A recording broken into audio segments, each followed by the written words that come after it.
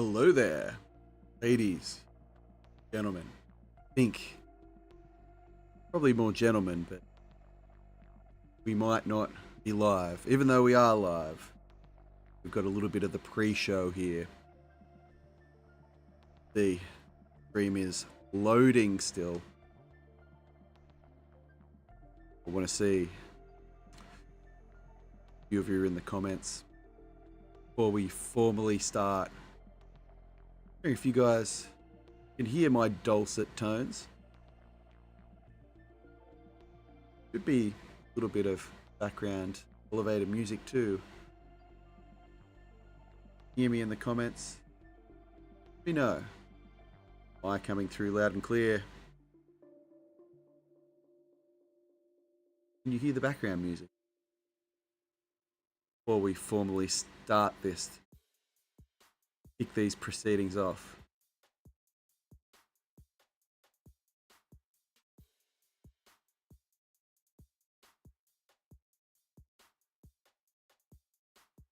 Wonderful.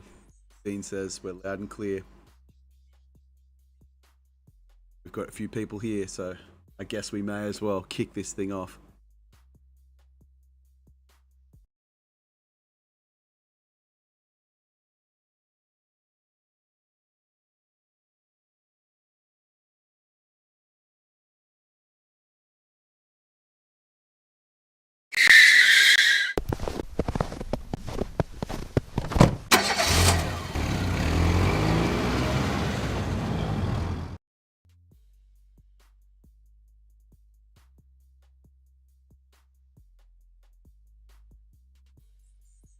Pushing that button right now. Ladies, gentlemen, I am Chuck Van, and we are here for our, is this the third annual New Year's live stream that we've done? I'm not 100% sure, but we're definitely here. It's definitely New Year's Eve, at least here in Australia. And we're here for another New Year's live stream. So on the stream this evening, so I'm gonna open things up with just saying hello to everyone, and also this is a live stream. I don't know how long we're gonna be live for just yet. That's gonna depend mostly on you guys, but and also how my brain matter keeps us together. But I just want to start off by asking one thing from all you guys. If you could drop a like on this video. Most of you are already subscribed to the channel, but if you're new here, we'd really appreciate a subscription. I'd like to put way more videos out in 2025.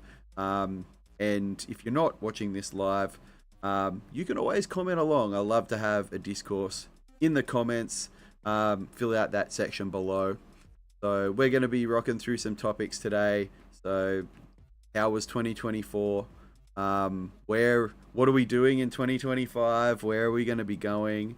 We're going to be talking about, well, some of those things that did happen in 2024 were for sure a trip to Japan. And I know that Luke Hayes is in the chat right now, so I don't know if Swanee's out there.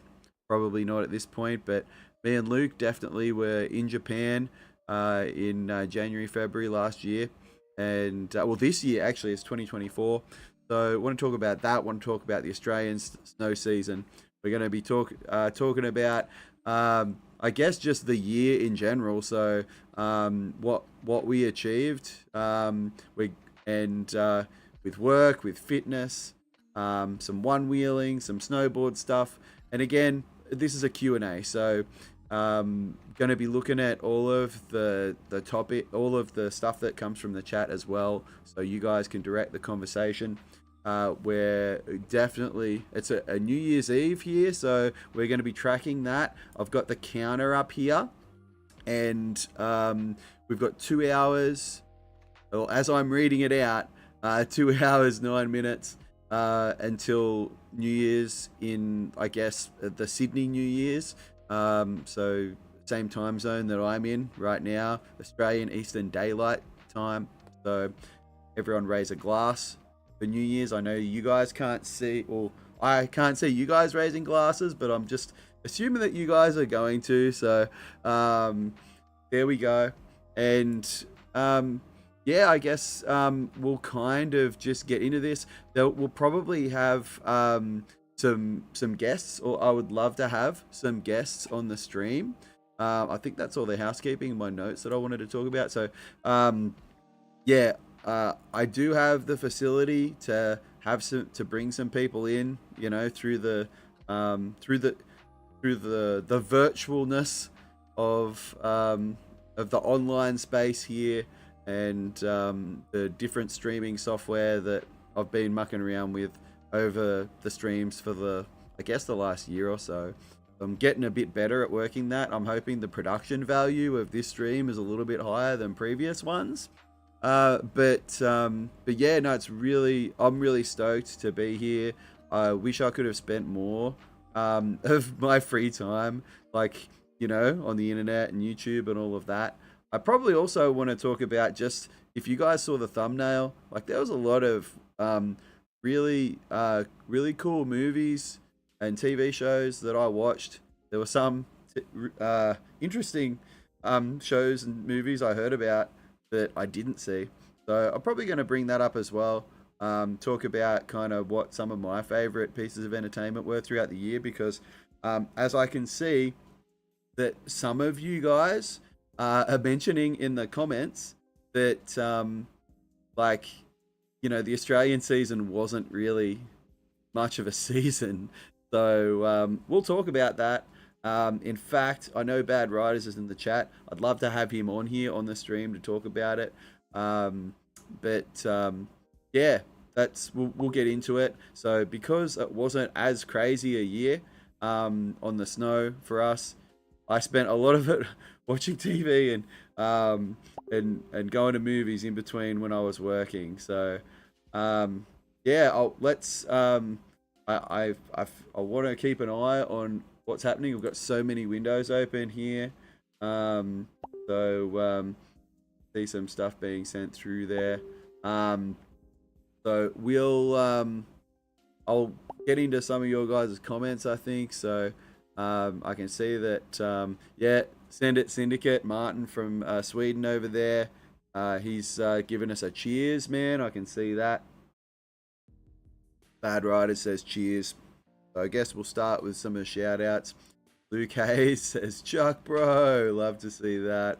Dean saying the Chuckster or the Chutchster.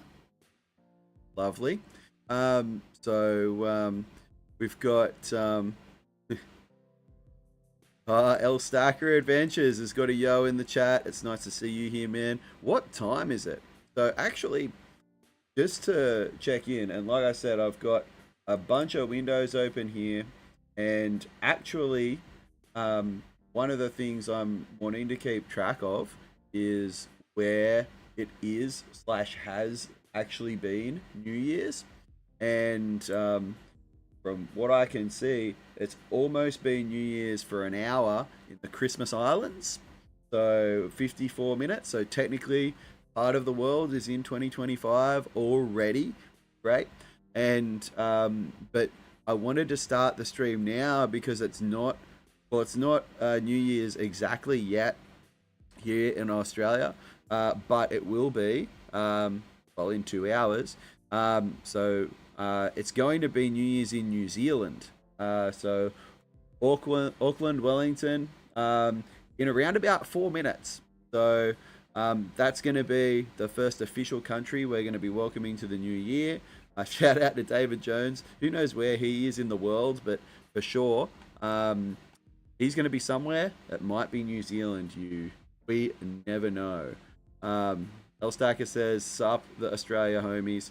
So I've got it set right now that when someone makes a comment, it just comes right up on the screen there. I can select ones to come up too. So, oh boy, the wild Elstacker appears. It's good to have you here, Elstacker. What time is it over there? I need to sort of scroll down to see. I don't even know. Not an international clock I'm looking at, but New Year's for, where are you? You're like MST. MST, it's not New Year's for 20 hours over there. You guys have got a long ways to go. What's up? Luke Hayes. Too many. Syndicate says it's 11:56.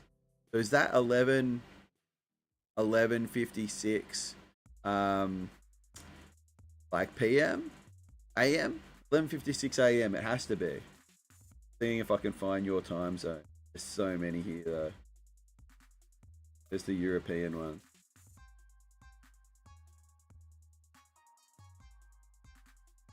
I don't know, I can't find it. But we miss you too, El Stacker. He says it's 4 AM.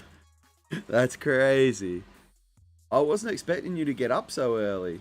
That's really cool though. I'm stoked that you're in here, dude. T-minus 12 hours and 4 minutes to 2025. Or the countdown is 2 hours, 2 minutes and 45 seconds as I mark that comment right there. So there's some comments up here I need to address. We sort of talked about a little bit.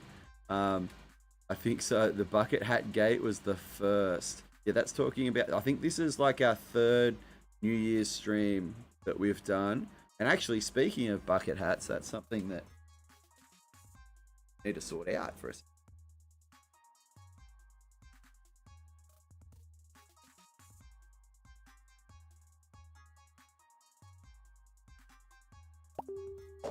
Can't be being on the stream without actually wearing a bucket hat, can I? That can't be allowed. So I think we're gonna start off. Got a whole host of bucket hats here. First one we're getting into. If I can even get my headphones around it, that's not even gonna work. Maybe we can go over the top of the headphones. Yeah, that's gonna work. Is our Grimace bucket hat for sure. Are there any important comments I missed at the top of the stream? Just Senate Syndicate. Just checked in from the slope here at Ballesta. Been shaping and riding an hour in the morning. That's awesome. Shaping the features. Have you guys got some jumps in yet? Or are you just like doing rails? I know it's still relatively early in the season. I think all the other comments. Thanks for everyone that was here early. The only other comment I really want to address. I've got to shout out Yannick. Yeah, In Motion SLB for being at work. That kind of sucks. I'm sorry to hear that you're at work. Not sure what I suppose it's in the middle of the day over in the UK at the moment. So, 2 hours. So we've got, what is it, like 40 seconds or something until it's New Year's in Auckland. So 30, 32. Actually, how do I refresh? Even oh, there it is. Yeah, gotta hit the button. So yeah, we got 19, 18, 17, 16, 15, 14, 13, 12, 11, 10, 9, 8, 7, 6, 5, 4, 3, 2, 1. Happy New Year's to David Jones and any of our New Zealand crew. I know there's a few that really want to go over to New Zealand. Me and Bad Riders were talking about it the other day. So, Elstaka says, ooh, so quick. What's quick? Want to know. Alright, I've got a private message here from Robert Fowler. And he says, Happy New Year, guys. Don't know if I'll be able to join the live stream. Well, a shout out to Robert Fowler. Happy New Year to NZ. And that's what we're going to do. I want to keep an eye on like all of the New Year's in the different countries. So actually the next one is going to be in an hour. And that's for it says here, for Fiji, a small region of Russia, and 7 more countries will go in about an hour, 58 minutes. So that'll be next. and then it's our time zone here in Australia. So much of Australia, it says. It's really good. NZ looks epic. Yeah. There's not that many epic resorts there though. Now it's New Year too fast. It really is. It keeps coming. So you guys have got a little bit to wait there in mountain time in the United States. Time to red. I don't even know how to say that. Aotearoa? Is that some kind of New Zealand thing? New Zealand resort? Geez, I'm not keeping up. How are you going with your cider there, Adam? I know you made some comments before that these aren't your favorite. I love these things. They're the most easy drinking, but I've got a bunch of stuff that I'm gonna be topping my glass up with as we go here. So see how we do. Just set my camera to catch the new aurora. Nice, excellent. Good to see that there's an aurora coming. And Luke Hayes is here in the chat. I did see a comment from him before that he was just cracking a beer. Someone just cracked a beer, he says. Great. The land of the long lost agreed. Bad Riders doesn't agree with me that the Mercury cider is easy drinking. Bad Riders says, are you high? I don't know what you mean. Not sure what you're talking about by that. What are your plans for... I need to turn this... So, what are your plans for NZ trip, Chuck? Bad Riders has plans for an NZ trip, or he's been looking. I don't think there's any firm plans yet.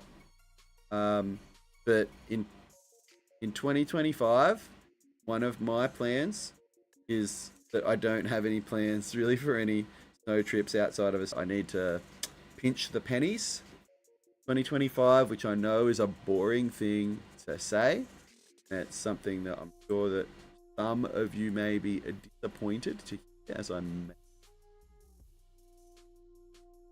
a little bit bigger. Maybe make. We got to show the one wheels in the background. Yeah, that's good. That'll work. So yeah, yeah, no NZ trip for me unless I somehow come across a bunch of money. Yeah, Bad Rice is saying to Dean, keep you in the loop. Geez, I'd love to go. I keep saying I want to go to New Zealand at some point, and I've been threatening it for years. I know that Robert Fowler would really love, absolutely, really love to have us go over there. But he's recently got married. I don't think he's going to be doing any trips really anytime soon either.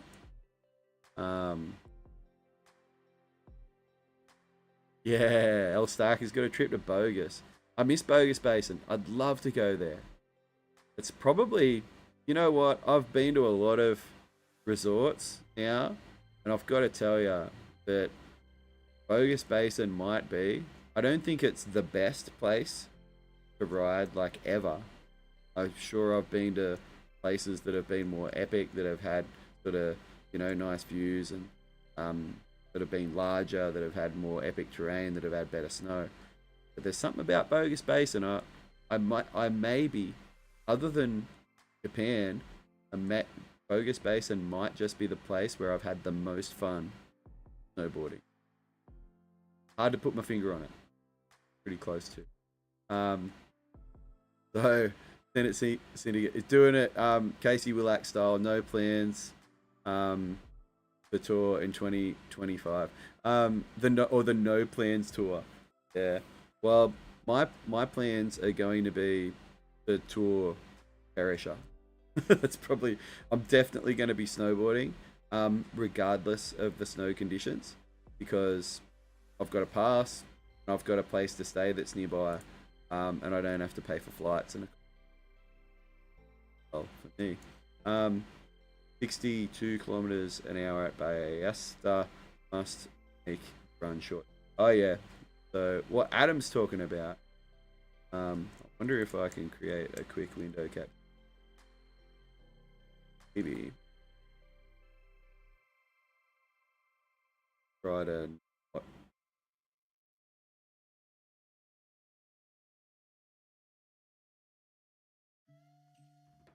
That one? Ooh. Yeah. Wish that's good to do.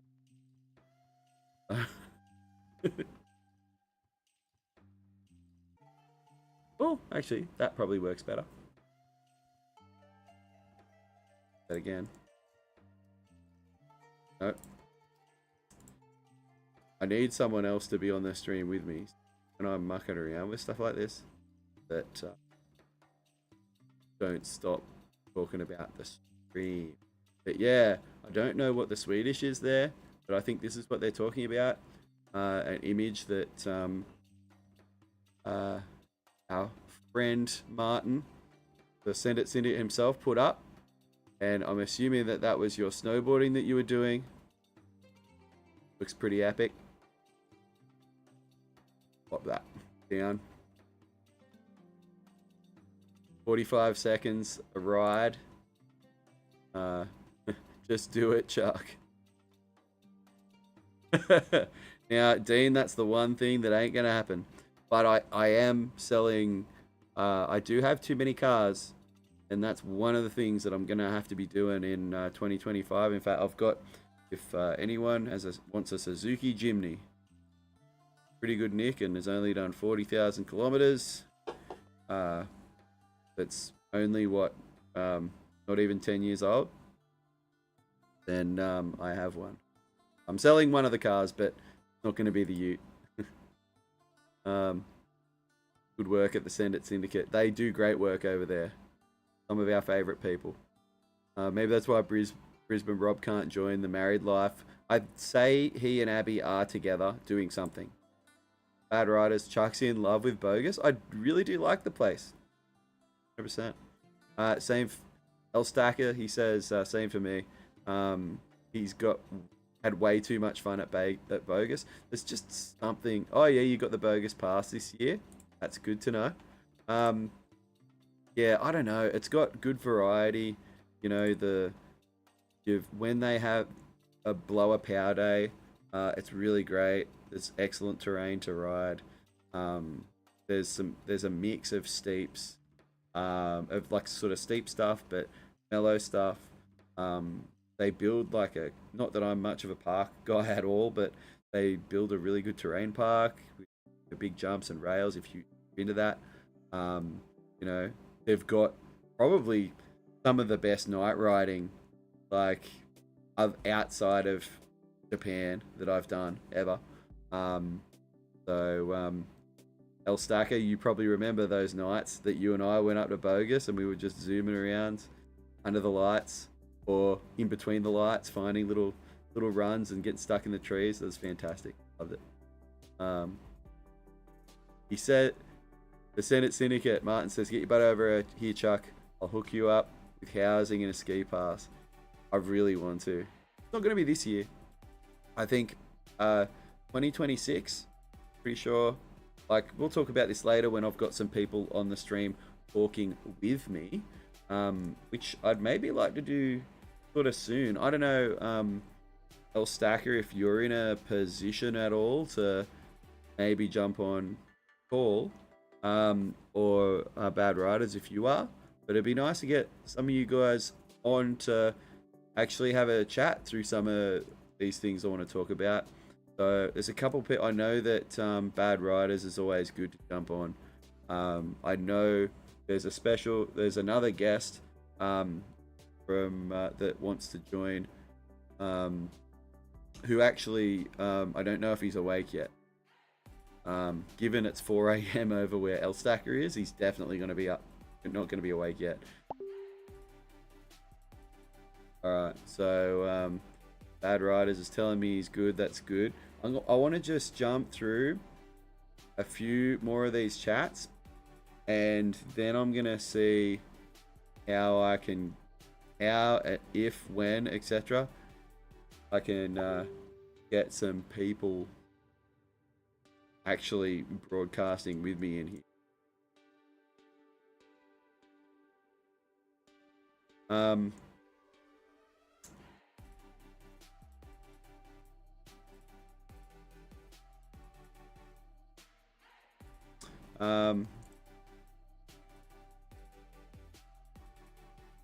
Bucks dropping the secret group chat. Yeah. Well, it's not all that much of a secret, but yeah, I needed some way to contact some people outside of the stream. So with Luke Hayes says he's got to agree with me on Bogus Basin. It's awesome all-round mountain. I couldn't agree more. It's really good. Martin, I knew it. He says, what is jousing? I meant housing. I knew what you meant. So there was that random comment you made on one of our chats the other day that was legit all Swedish. I couldn't understand any of it. It was only a simple comment though. Suzuki Jim, yeah. I'm gonna be sad to see that car go, but I can't be having so many vehicles. Like, I've got 3 cars, 2 motorbikes, a trailer, a boat trailer. It's just too much stuff. Boat's got to go too. That's a whole other subject. So Dean's off. Okay, I didn't see that comment earlier. Someone should have let me know. Happy New Year to you all. Must go play cars with the little one. Well, Dean, if you're still here, then Happy New Year to you. And if you're done playing with the little one, we're going to be here for a bunch of hours. So I'm happy to have all of you guys here hanging out with me, because probably 5 or 6 years ago on New Year's, all I'd do is go to, and maybe just drink with friends. Now I get to hang out with you guys. And Swanee's actually not here. He's up in Queensland somewhere. I don't know if he's going to be joining the chat or not.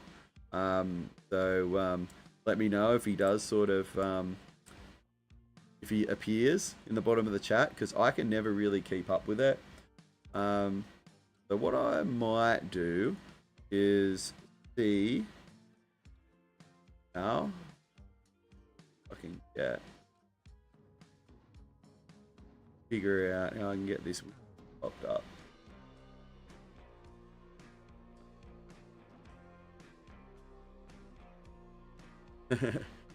Drink with friends, loose bucket hats in the shed. That was something that happened one year. Totally.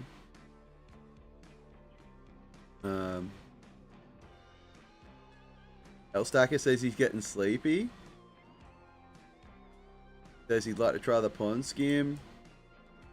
And we're finally here. Don't know if he wants to join the call or not, but I'm gonna try and get Bad Riders in here.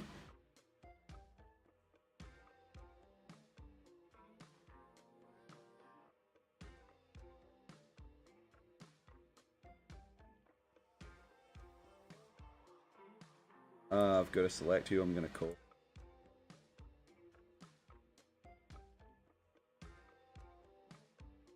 What are you up to, Martin? Suppose you can call. I'm gonna just start it with that.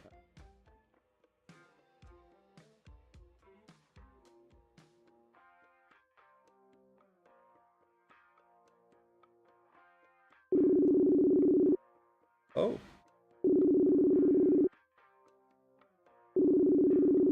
Actually, I think I might be calling Elstacker as well. Okay. Hey, Chuck? Yeah, I can hear you. I just need to...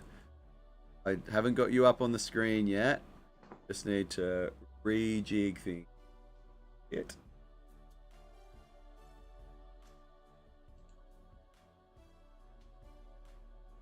Okay. We've got Martin on. Okay. No. Excellent. How's singer from Australian, Martin? All What'd you right. say? House nigger from Australian. Hälsningar, ja. Yeah. Any... All Yeah, right. cool. Wonderful. Your Swedish is getting better. I've been practicing, mate. I'm getting ready to come over. Yeah, that's excellent. Chuck's How are you just- doing, Ork? I'm just trying to get it all going. I know I'm pretty sure whoever's on the stream can like hear us, but can't see us yet because I'm trying to make it so that it doesn't look stupid on the screen. It's all technical difficulties, you know? What we have. Alright. I'm putting up a studio like that. Ah. Now we have a Christmas tree and boards. That's awesome, dude. That's simple. Yeah. I've got the exact opposite. I've got guitars. Oh, I can make that happen too. Here we have a. Yeah, let's pull. Let's go. And with a big speed. Excellent. It's a Hagström. Hagström. And the model is a Swede. Of course it is.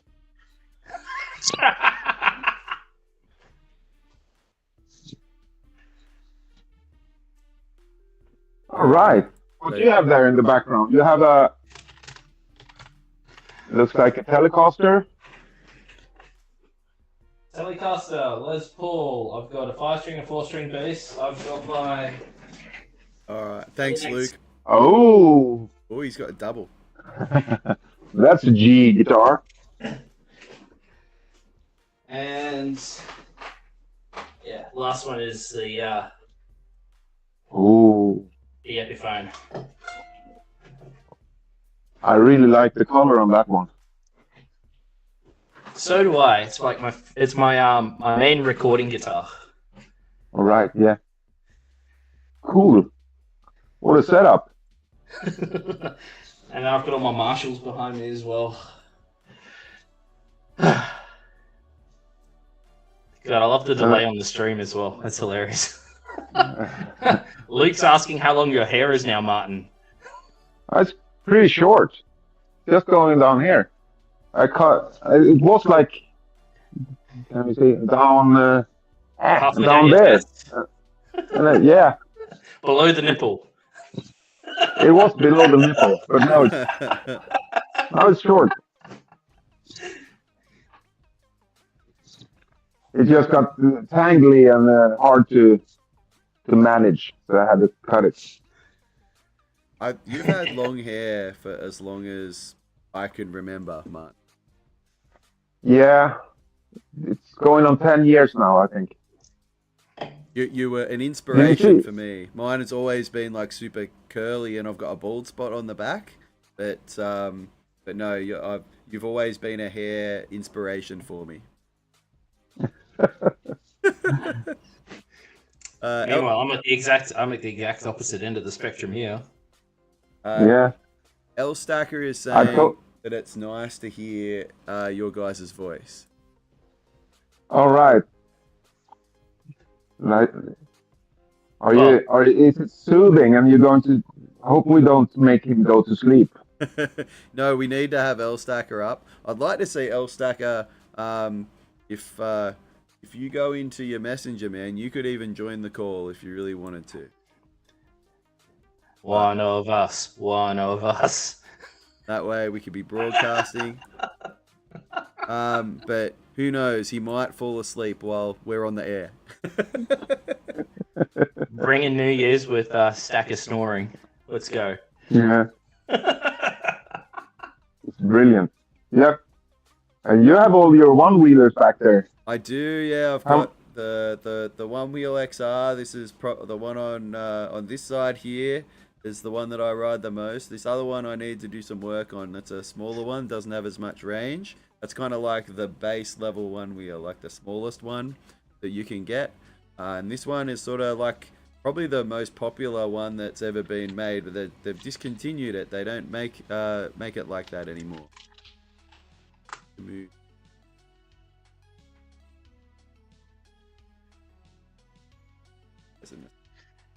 Hey Chuck, do you want to tell Martin the story about what happened with the proverbial third wheel? The third wheel. Oh, okay, yeah. So, yeah, What? it's What? not the kind of third wheel that you're thinking. So, no, I almost bought actually another one wheel. I was going to buy a third one, and I'd put an order in, but I realized that I couldn't afford it. So what I called up the place. I said, "Hey, I'm gonna have to ask for a refund." So I was gonna have 3 one wheels because they've come out with one that is like, and I should save the one wheel conversation for when Hans comes on here, but I reckon he's going to be really keen. But we can talk about it now. They brought out this new one, which has basically, it's like the best all-round one wheel. It's like, it doesn't have the most range or the most power, but it's like the most. It's kind of like with one wheels, it's almost like snowboards in the way that you can have different ones that do different things, that are good for different kinds of conditions. So, but yeah, I almost pulled the trigger on this other one wheel. That's why Adam is saying that it wasn't any good. Why it was a third wheel, because I didn't end up buying it. Yeah. L Stacker is saying, where is Hans? Hans is asleep. I'm pretty sure that well, I told him the time that we were going to start, but I think it's like mega early for him. I don't know, what time is it on the East Coast? Where is he? He's in Pennsylvania, so it's New York time. All right. I think they're like 6 hours behind me, so yeah, it's probably around 6 in the morning. Yeah, so probably is around 6 in the morning. So I want to keep an eye on the. Oh, you guys have disappeared. Need to keep an eye on the chat. Maybe Adam can keep an eye on the chat. I am. So, because if I bring it up, then it makes you guys all disappear. We've. Hi, Max. G'day. We've got little Catman Snow is in the chat. All right. Hello, Max. Hur är läget? Elstacker says, "Hey Max, let's go." Nice to see. So, what's been going on with you, Martin? I spent a good bit of time talking with Adam, like just yesterday, trying to test and make sure that I could do the stream like this and bring Was people that yesterday? in. Was it yesterday? I thought it was the day. No, it was the day before. It was Sunday. It could have been the day before. I wouldn't be able to tell you, mate. So. So yeah, I had a good chat, but so what's have you guys been able to ride much yet over there? Yeah, we had around in the middle of December we had a trip for 3-day trip with the Alpine Club and the Free Riding Club. We went we do it yearly to a place called Malovardo, which is up in the mountains from here. Because I don't know if you know, but I'm on the coast. Like, yeah. So the hill here is only like 120 meters high or something. Yeah. But up there's a little bit bigger, but there was not that much snow. We're like whole Sweden is on man-made snow right now. We have maybe 30 centimeters, 40 of natural snow, and that's been packed together. Yeah. Had strange weather, like really cold, really warm, flexing from around 5 degrees plus centigrade and down to minus 15 Celsius. Wow. So it's been strange. I also saw you did some kiteboarding over summer, Martin. Yeah, well, I haven't been really getting a hold of it right. Actually, on Christmas Day, me and my brother were trying it, and I actually kited with a snowboard, and That's actually got to cool. ride uh, well, 50 meters maybe, I was gonna one turn. I was gonna say, how did it go? Well, if you get a hang on how the kite is working, it's going to be really fun. I think it's I feel that I'm just on the border of the on the edge. I was going to say, you really have to engage your edges when you're on a kite because otherwise you got nothing to sort of keep you on the mountain. You're just going to get pulled Yeah, off the kite. it's you. I wouldn't do it on the piste like on the groomers. Yeah, You Mate, need just go a straight off. you'd yeah. need like a flat area, wouldn't you? But like, Yeah, uh, but we have the sea is freezing over now, so it's kind of perfect. And I have this mountain board that I'm mounting like skates on, that'd like be four skates instead of the wheels. that'd be And interesting. yeah, I've seen some Finnish guys do that, and it looks really cool. But it's well, 62 kilometers per hour will be like slow. Yeah. Oh wow. Yeah. Crazy. So it's going to be fun. But it's a project for the summer to be able to kite. Yeah. Are you It's gonna like get like a proper kite board for when the water isn't frozen, or like a wakeboard or something? yeah. I ordered. You know, I'm my all my friends calls me a board hoarders. I already got one. That's awesome. Yeah. We can't judge in this chat. We can't judge. No, yeah, I can walk like that way about 10 meters or maybe 15 meters. I've got a room that's got like 10 snowboards in it. There's two one wheels behind me. I've got two or three skateboards like just laying around. You know, definitely we're all board hoarders in here. Yeah, I got three three wakeboards. I got I think three or four stand-up paddle boards. I got a long surfboard. I got two short boards. I got what else do I have? I have a few skim boards. I have How many, how many skateboards have you got, Martin? it's not that many, maybe 10. 10? Yeah, but it's one of those free boards. I'm It's not two long surprised at boards. all. It's like three or four normal skate skateboards, popsicle boards. It's two skate And the squid. surf skates, and the squid. But right now I don't have too many snowboards though. I have and my daily driver is the Nitro Team, 165 wide. And I figured out I need those sizes. Like 165 is so good. I could Yeah. also I could ride park with an 170 also. So You're those are long boards. Jesus Christ. You're a tall dude though with like large feet. yeah, Yeah, like what are you, size 11? Size. yeah, 10 and a half, I think. Yeah, Yeah. And how many centimeters tall are you? Is 100, it? 193. I'm Holy crap! Yeah, almost 2 meters. That's crazy. I And mean, and now I'm light. I've actually lost 11 kilos since last season. that's amazing. So That's great. I'm Congratulations. I'm only 106 kilos. Yeah. Uh, Luke Hayes wants to know, you're only 106 kilo, but you got a lot of bone like density. You got like a lot of like tallness there. Yeah, Like He's got the Viking. He's fighting the Viking heritage. yeah. So like I've got less weight, but definitely the way it's distributed, because I'm 171 centimeters, so definitely bulbed out a little bit more in the front.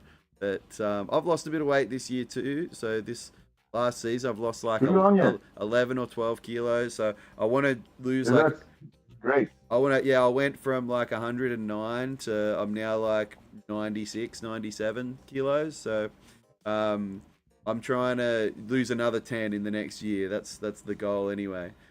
That's Luke, brilliant. Luke wants to know in the chat, when is the next Send It Syndicate video? Oh well, there was one. I actually sneaked in. Did you see the Wow Pow video? I haven't watched it yet, but I did see that it's dropped. I'm saving it for one of those times where I just like watch like 10 of your videos in a row and just comment on every single one. That was quite funny because we were there.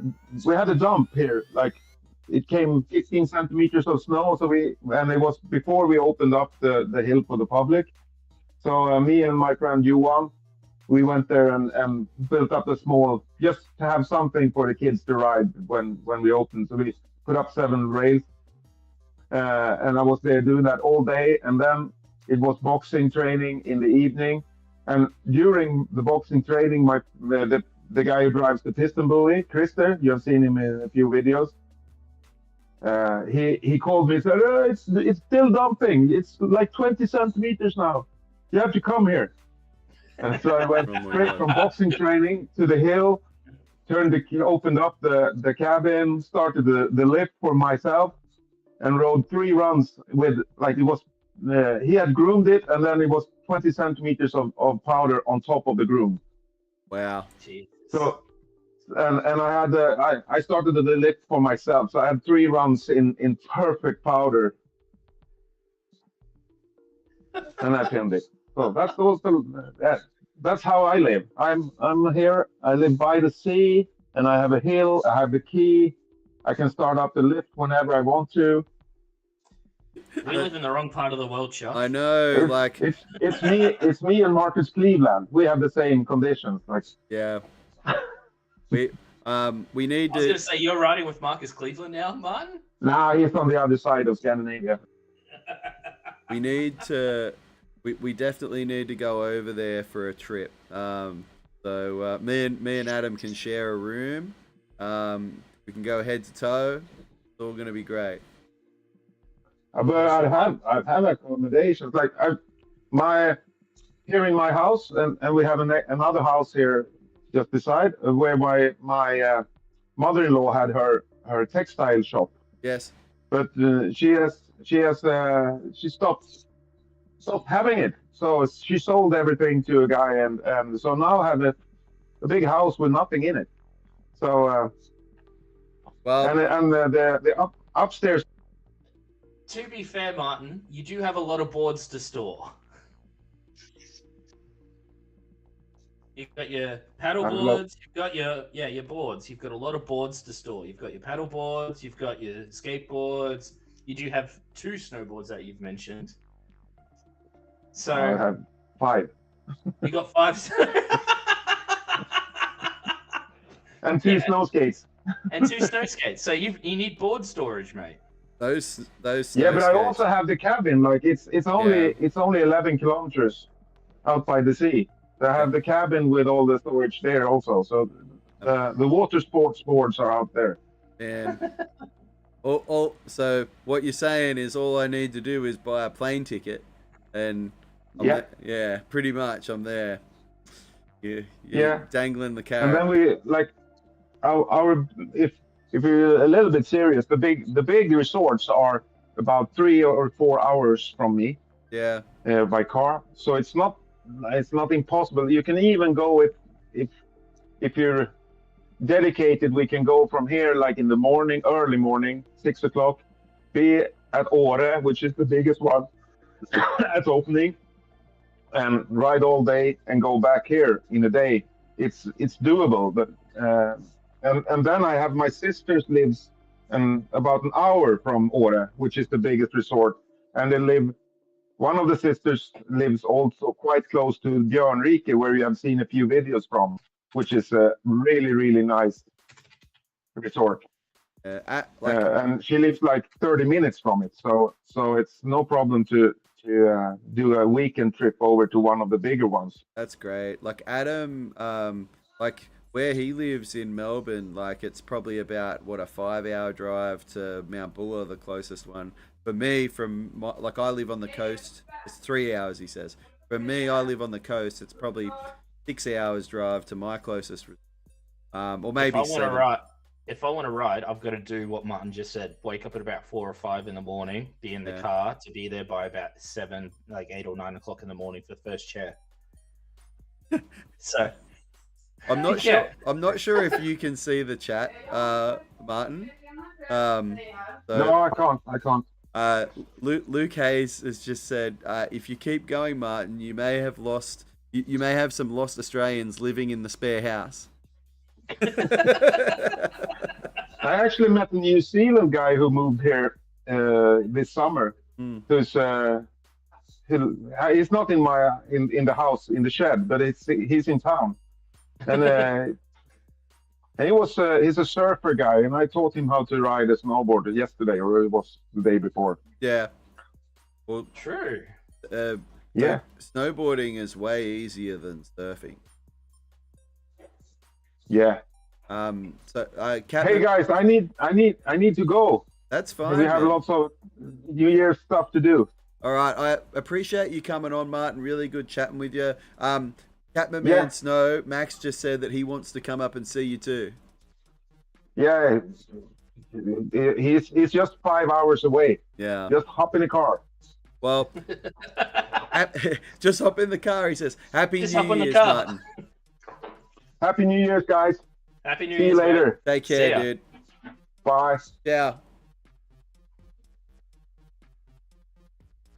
Peace. And now we get the fun angle. All right. So now, yeah, it's a little bit annoying with way that it goes with me. How do I even?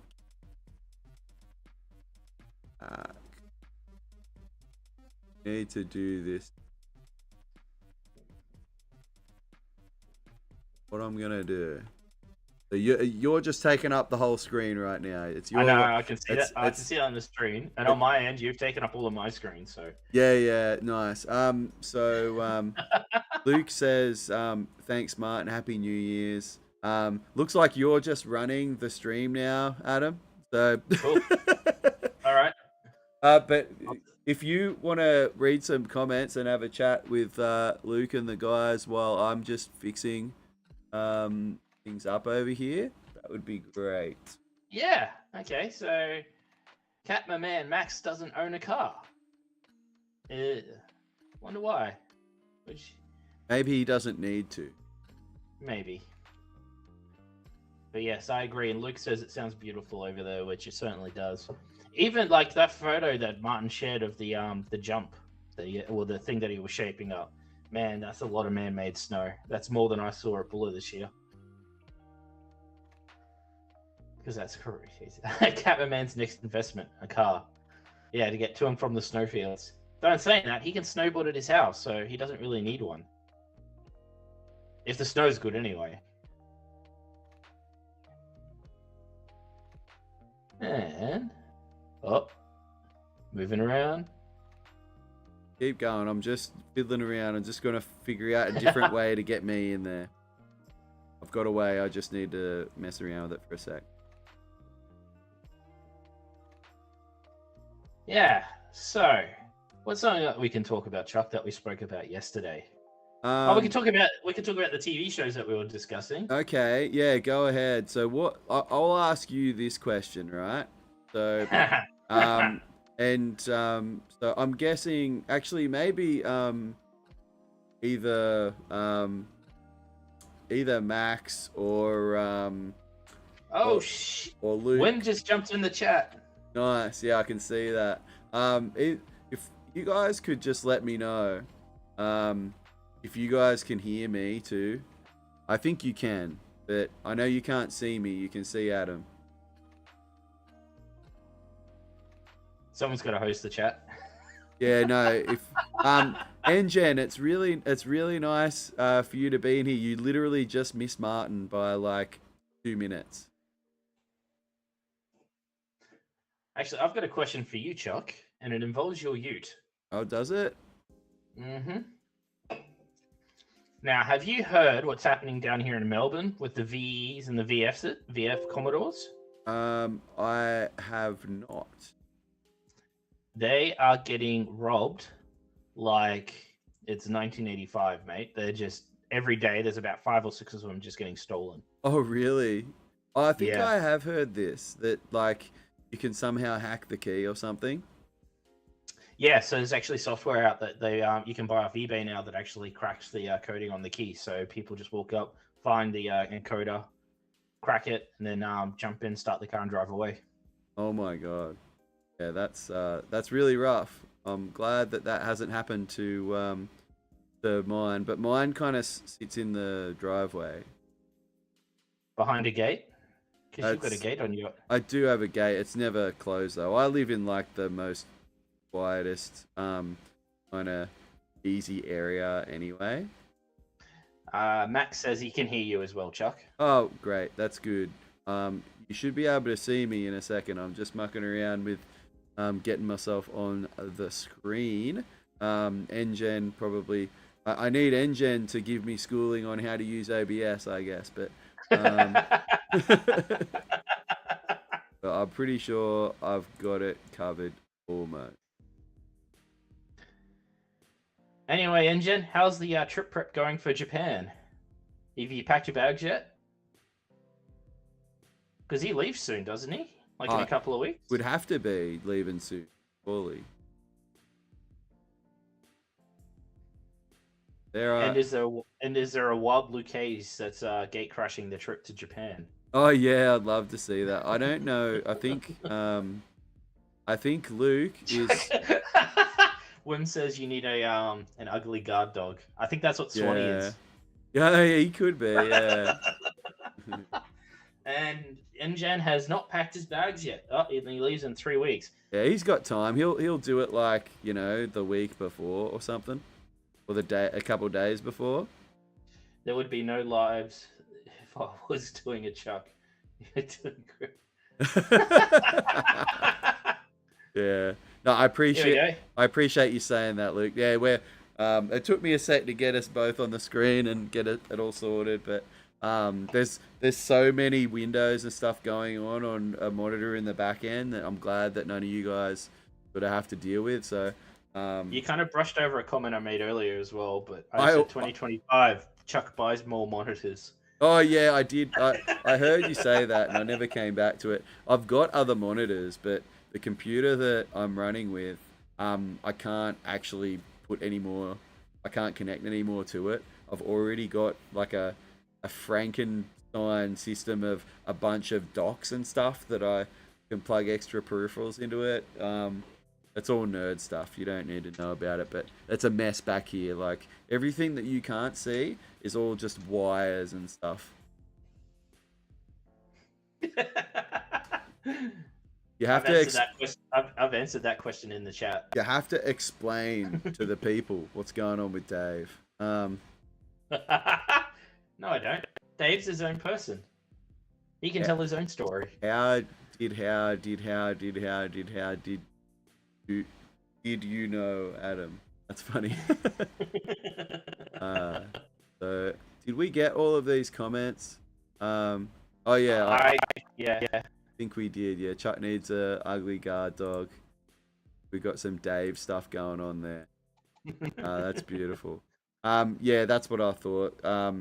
As much as I know that Luke, I don't know if you guys saw, but TJ dropped a video earlier today that had a bunch of like just footage from like last year when they went to Japan, and apparently they've got even more snow this year than last year. So you guys and Jen, William, you're going to be in for like a really good time, I think.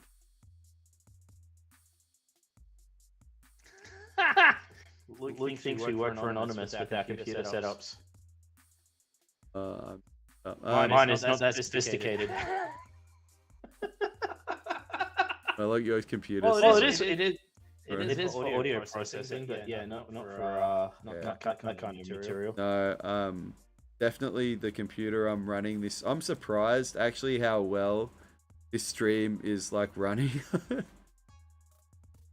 Based on the computer I'm running it off. I remember actually it's the same computer.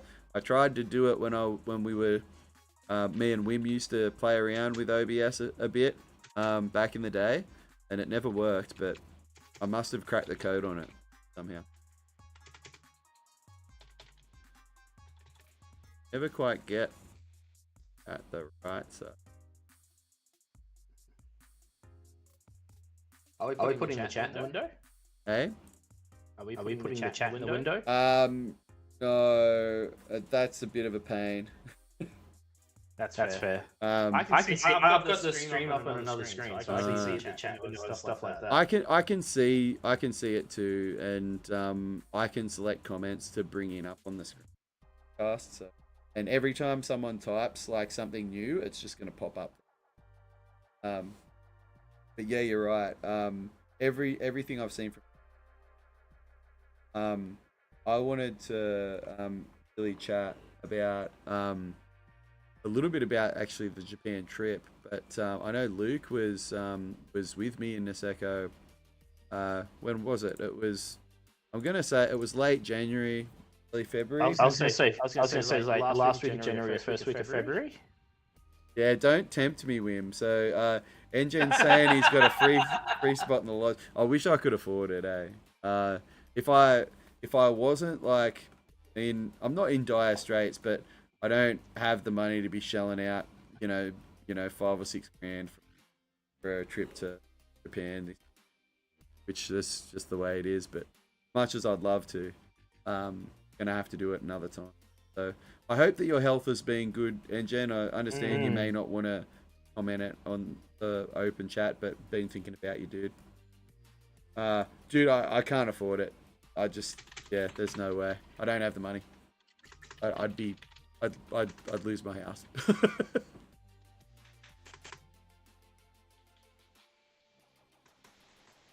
Be a yes guy. I love the way you said that. Yeah. I should be a yes guy. I'm a yes 420 guy, that's for sure. Actually, I really do enjoy that 420 Pro. It's better than the original 420 on the Groomers, but it's still a really wide board and short. You feel it's not as it's serviceable. That's a long.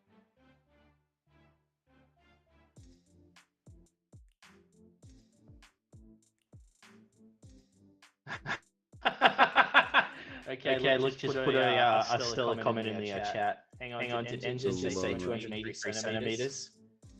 Maybe I'm going to Japan this year. And do you have a spare room in your house? Because I will probably get divorced, Chuck. Can confirm he does have a spare room in his house. I do have a spare room in my house, that's for sure. But usually that's where I crash when I come up there and hang out. That's where all the snowboards are.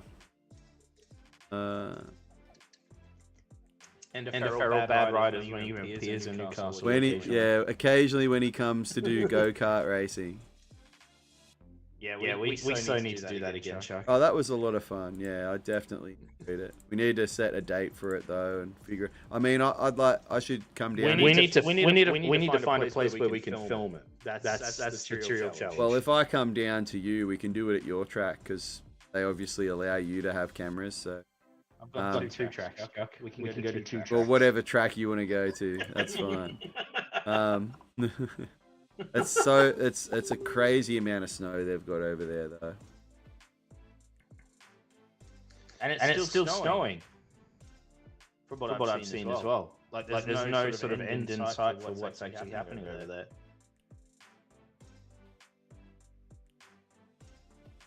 there.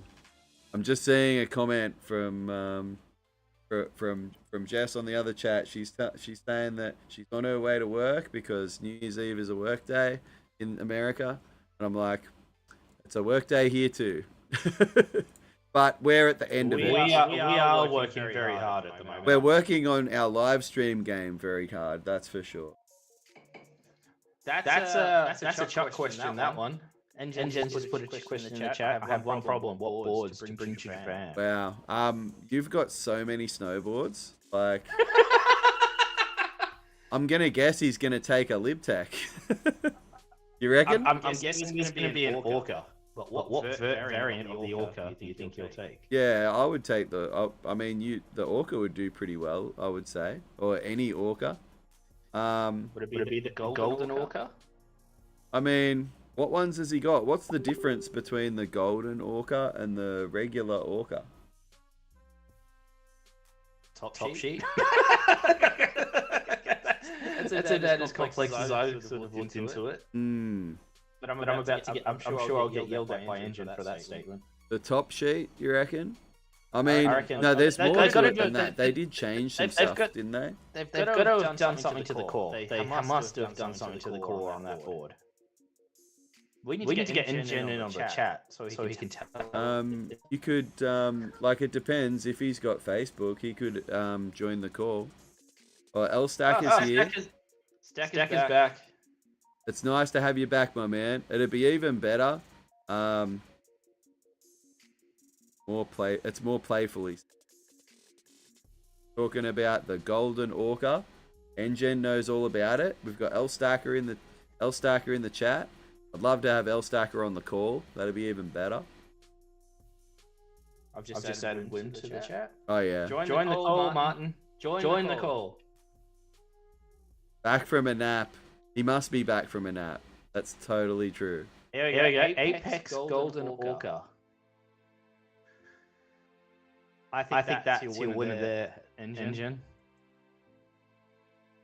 I just got a Nitro. Oh yeah, the power. Gotta go for that one. Isn't that the one that Kevin took on his first trip to Japan when he went to Hakuba? I think he had a Nitro. It was a power or a squash. It was one of them ones. All I remember it was orange and sharper than Wim's wit. Sharper than his wit. Yes.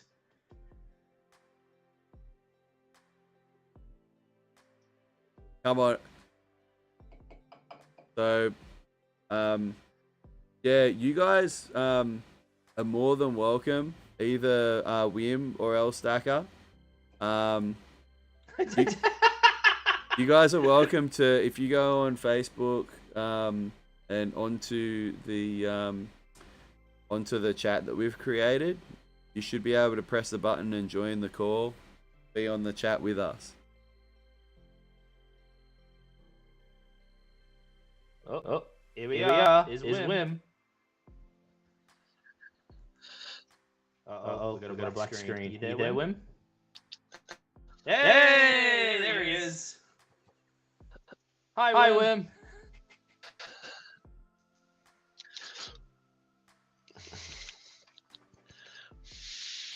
And the Apex loop. There he is. Is he? What's he doing? He's vaping around the place. The man himself. It's good to see you, my friend. Wait, just have to mute. Yeah. We can hear you loud and clear, my friend. But he's going to mute YouTube. Oh, yeah. Yep. Oh, I see. That makes sense, yeah. I don't know where to put the actual cat that's up here. I want a Nitro team. So Martin wants a Nitro Team Pro, but they don't make them in my size. Renegade would be cool.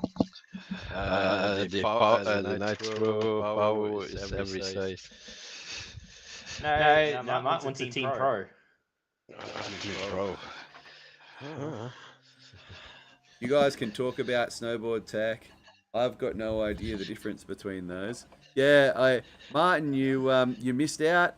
Literally, Wim came in to the chat like just after you left. Like, might have been a minute or two afterwards. Chuck, you're an expert on Japan. Yeah, you're an expert on Japan. How would that work in Japan? I'd hardly call myself an expert, but you've ridden there twice, mate. Yeah. How can you not be a pro? What I would say is, if you've got something that's got a lot of surface area, you want something that's volume shifted, because the snow there is really deep. So you want volume shifted. You probably want a bit of a taper, but just a lot of surface area is what you want on a snowboard for those sort of conditions.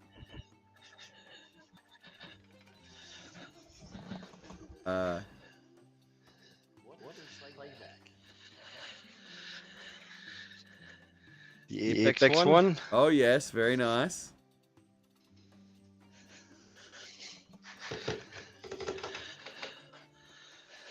Oh yeah, I think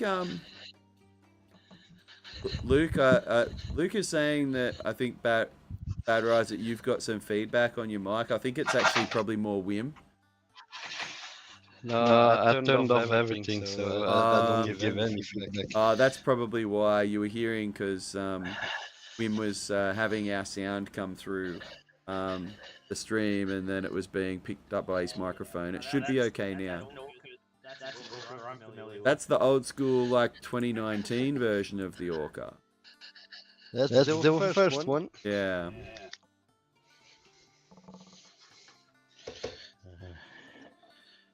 So I don't know how you say Adam, but I can hear you like 4 times when you say something. That's interesting. Am I got reverb going on here? How's my call audio? Like, am I coming through? You're coming through clear for me. I think it should be fine now that Wim has like turned his off, but it shouldn't be happening anymore, Luke. But maybe Adam, if you can say some more stuff, and then we'll see if it's still happening. Yeah, am I still getting a delay, Luke?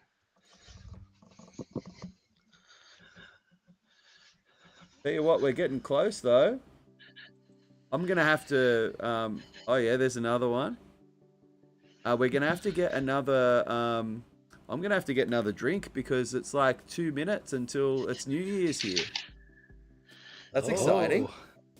What? Yeah, it's gonna be New Year's in like 2 minutes exactly. I'll be back. Are you sure? Yeah.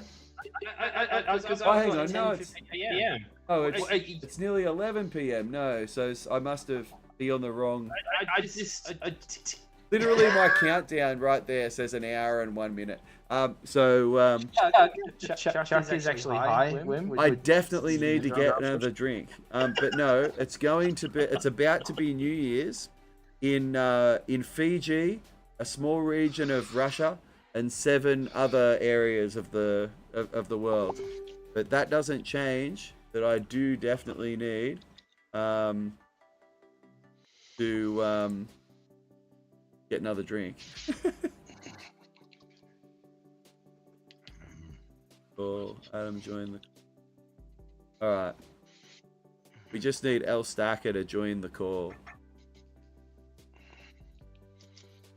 Yeah. So Martin's saying there's still an echo on Adam for some.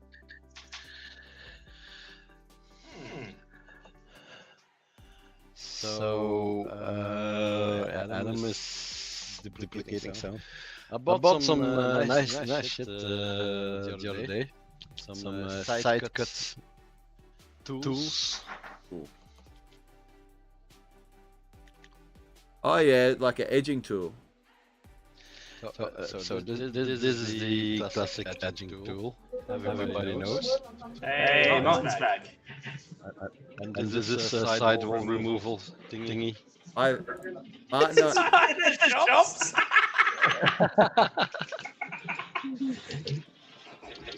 Let's go. Yeah.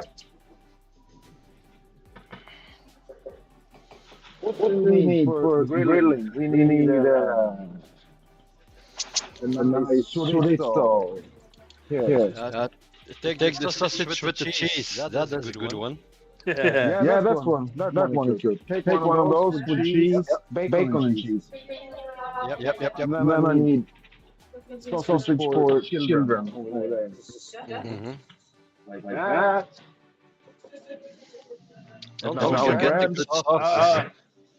Chuck, we've got a premiere from Snowboard Pro Camp. Oh, nice.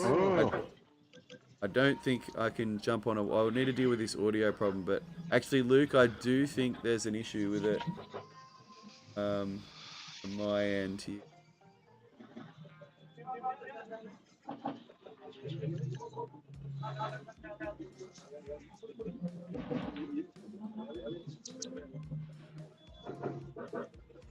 So Martin, how's the snow in Bastia? We were talking about it. It's mostly man-made. We have about now we have about 20 centimeters melted down, frozen, melted down, frozen. So it's the Crystal is doing a perfect job. So the groomers are really good. But outside the groomers, it's Any snow at the end of February? oh yeah. There's always like we have the January dump and the February dump. So we're expecting about maybe 40 to 60 centimeters more before the winter is over. The winter has just started. It's still almost pre-season here.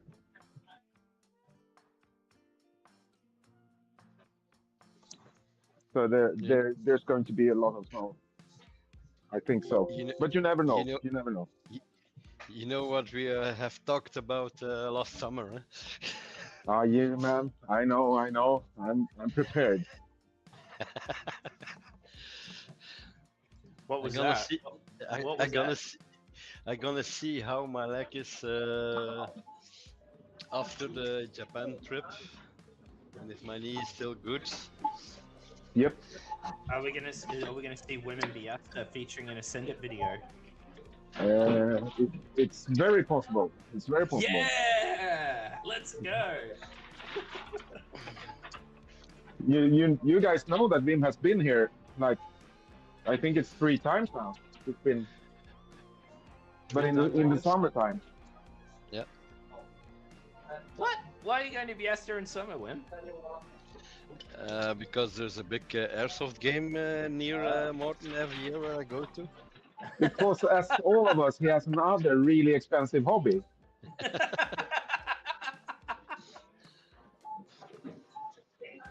Hey, look, let's face it, it's fun. Pelting each other with pellets is fun.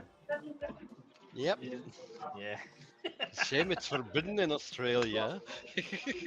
Yeah, well, airsoft is, but gel blasters are not. You can still buy gel blasters. Depends what state you're in.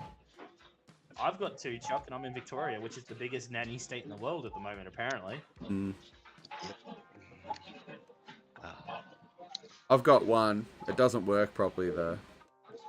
I use mine to shoot birds. I have a few. I bet you've got a whole bunch of them, actually. Oh, yeah. More than a few, I would guess. Yeah, I thought I fixed it. Yeah, the audio problem was on my end. Mm-hmm. But no, everyone should be coming through loud and clear now. Except for Martin, who appears to be at, like, the supermarket. Getting supplies for New Year's. Yeah. I'm pleased that you guys were able to join us for the stream. So it's going to be New Year's in Australia in about 55 minutes. So, I'm gonna have to leave you guys for a moment because I'm empty. I'm still going good. with mine, Chuck. What's that? I'm still going with mine. You're still going? Alright. That's good to know. Like that. Oh, We're out of the shop. Fantastic. I love this, what do you call them? Where you just go and scan the stuff yourself. You don't have to Yeah, the hassle with a counter. The automatic checkout. Yeah. Martin doesn't like talking to kids. Well, not when I'm on the chat for the whole world to see. I was going to say, we could all be talking to the cashier on your behalf, Martin. Yeah. And here we have the car. Oh, I have to show you this. This is my adventure car. It's a Toyota Yaris. Can you see it? Yes! And here we go. Hey! Hey, we got a wing. That's a wing. We have a nitro team. We have a mountain board. We have a kite belt, and a saw. My friend asked me, "Are you going on an adventure or are you trying to do a burglary?" Maybe a the bit of above. both. Yeah, All of the above. Yeah. one or Chuck, the have you other. still got your mountain board? I have it. It scares me though, so I don't ride it. I'll be back. I'm gonna get a drink while Martin drives home. You guys You don't talk. have to ride boards that you have. Exactly. There's no. You just need to have them. You can have them, but you don't need to ride them. I'll be back in a few minutes. You guys can talk amongst yourselves. So we're currently live in a Toyota Yaris. Yep. Sweden. Yep. We've got. That's the best car I ever owned. What's a Toyota? It's brilliant. It starts even when it's minus 35. Yeah, but how do you get on the roads? When it's really slippery, you need to go backwards, because it's like a rear drive car. Yeah, because if you go down from the bridge, it's a little drop you have to make, eh? Yeah, but I have studs in the tires, like winter studs. So, and when I was taught how to drive a car when I was 18 by a teacher at the driving school, he was from Gällivare, which is like 400 kilometers north of here. So, and the first lesson he had was how to get out of a pile of snow. Yep. I have seen the photos of Sweden. That's a good life skill to have, actually. Yeah, especially up here. I can show you how it looks like when I'm driving. See if I can turn this camera around like that. Here we go. There's some frost on the window here. And here we come over the bridge. And down there, this is my house. Oh, that's awesome. Yeah, So there's... it's very nice in the summer. Yeah, It looks really nice in the winter. That's my wife's car, the BMW. She drives a BMW. I drive a Toyota Yaris. And here's your house, Chuck. This is your place. I'm looking at it right now. I can't wait. It's looking like that. I'm there. I just need to get a plane ticket. And this is gonna film out the front of that one. Quite a few. This is our old mill. Here I can store all my boards. It's an old mill. That's the boat. That's the perfect. wakeboard boat. Elstacker says he's back, and he says, "Who have we got here? Some more special guests." Here's a few fun projects. That's Robert's ramp, Vim. It's already out. Yeah, but I haven't rebuilt it yet, so it's in 4 parts. And then I got those parts also, so I have 2 ramps now. You have 2 ramps? And that's what do you call it? Glass fiber, like what do you call it? Glass fibers, glassing. Yeah.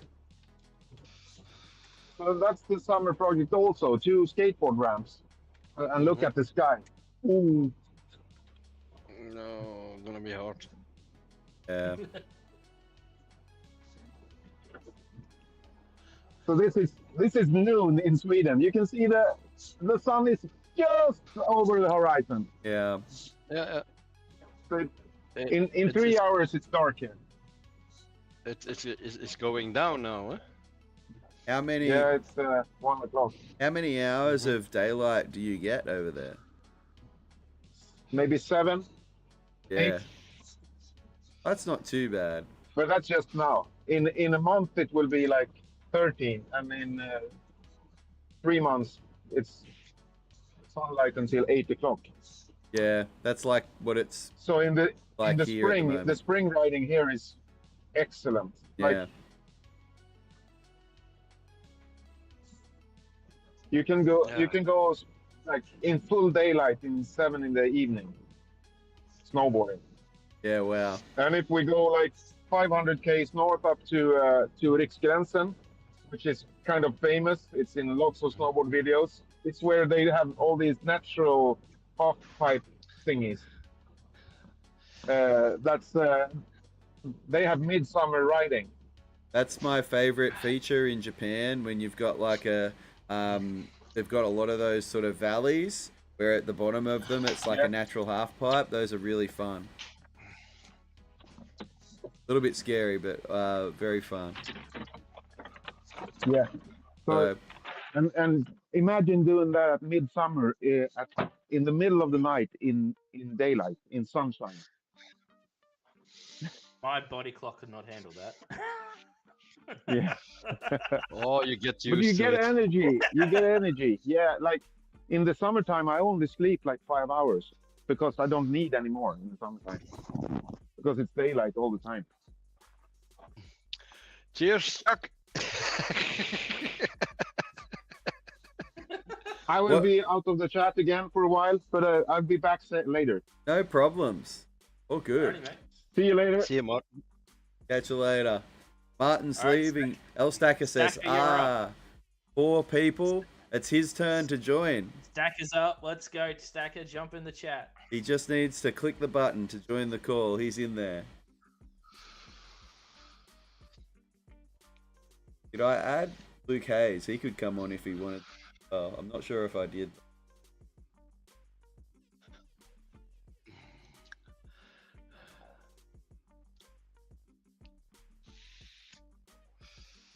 Oh No, no. you didn't.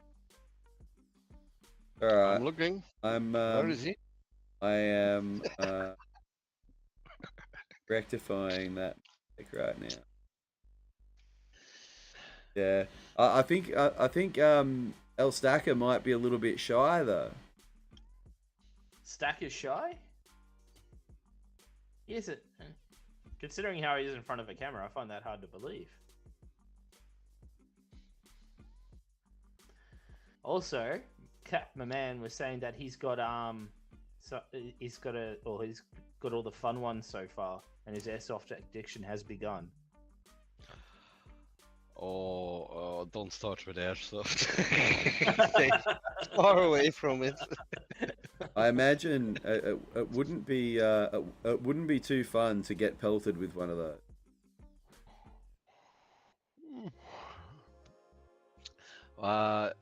Depends. You regulate the output power.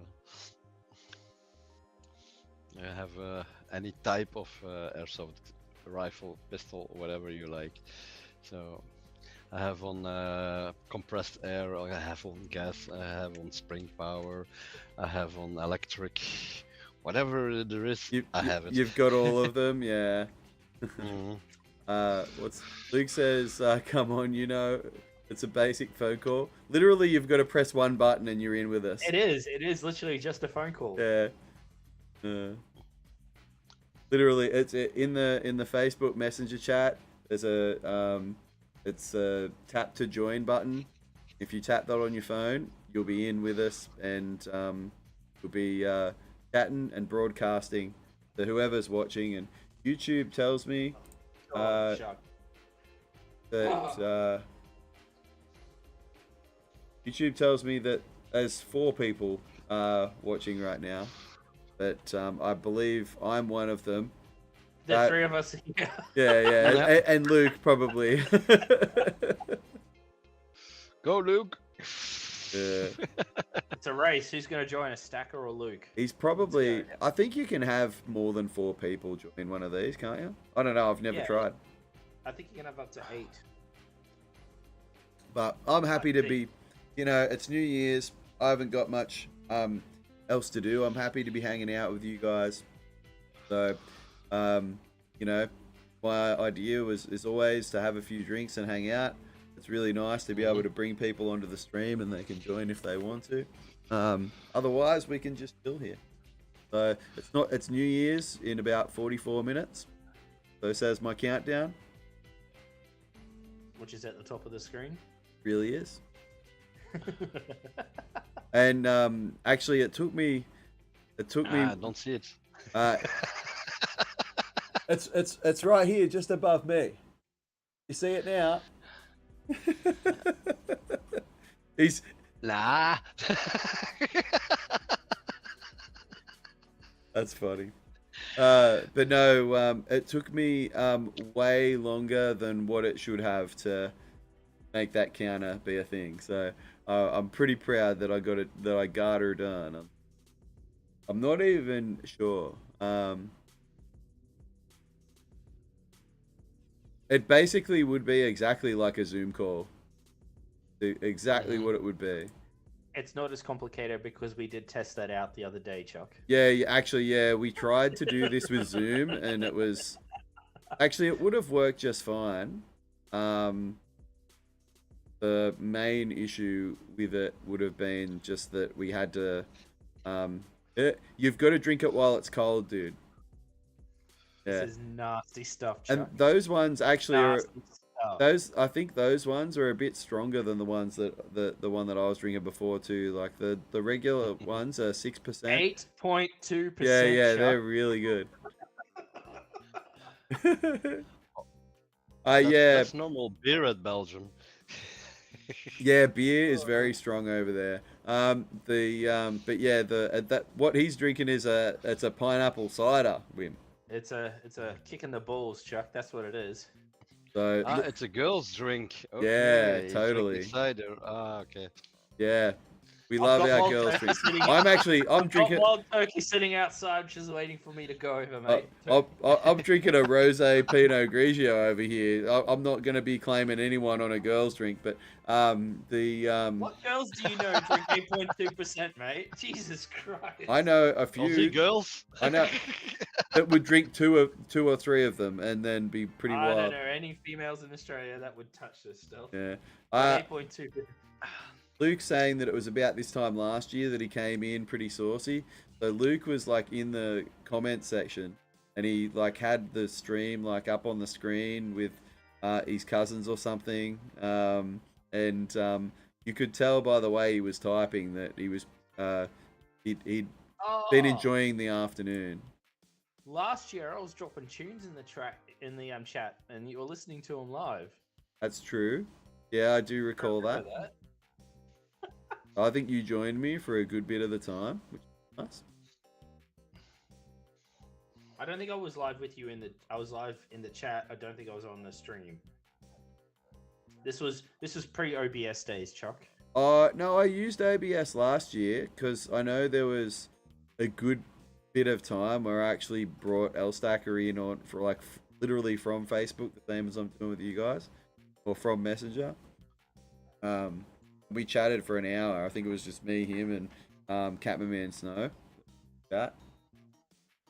Let's take a look. All right, we got Chuck in. We're gonna go to lives. I was using OBS last year. I know. Winter is coming. We got 2 live streams together that we did. We got a Merry Christmas and we got a New Year's special. Yeah, that was last year for sure.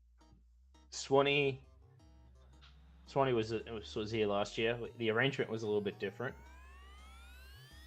Yeah, Swanee's not around at the moment. Swanee was uncharacteristically wearing a shirt. It is uncharacteristic for him. Swanee's not often wearing shirts. He doesn't believe in them. They're not this time of year.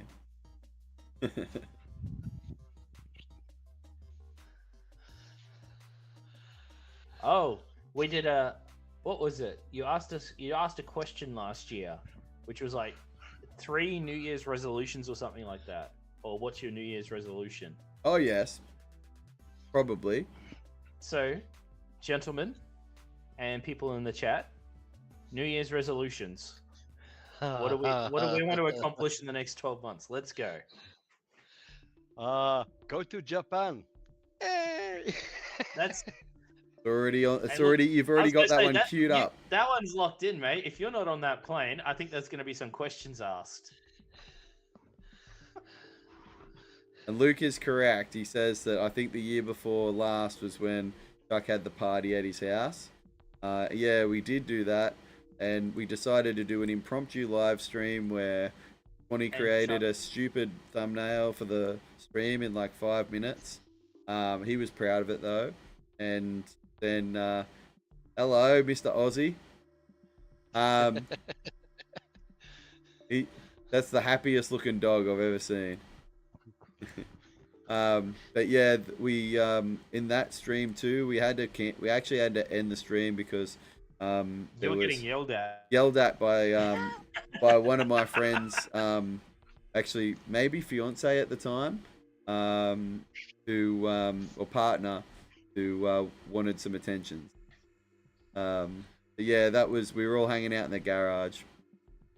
I'm stoked that you do get like to go to Japan finally, Wim. I think you're gonna really enjoy it there. Yeah, we fucked up last year with TJ that he didn't close his system, but yeah, we're making it up today. What happened? I just needed the approval of the doctor. Oh yeah. To Japan, and I asked him to wait like for 2 days and close down the booking system. Yeah. Just for 2 days, and it didn't take. So somebody else took my spot. Oh, bummer. That's why I didn't go last year. But yeah, last year was only for 1 week. Now we go for 2 weeks. So yeah, for less the amount, it's we have been very lucky with the airfare and the lodging. So we are going for 2 weeks, and it will cost us 4,000 euros. Okay, that's 2 weeks. I think that's not too bad. I don't know what the conversion is on that. Adam's looking it up, is he? Yeah, Adam is already hitting his keyboard. I'm just making a statement, but well, from what I understand, because the belt what do you guys use for currency in Belgium? Euro? Euros. The euro. Yeah, the euro conversion to the US dollar isn't that bad. No. Would you say it was No. 4,000 euros? Yep.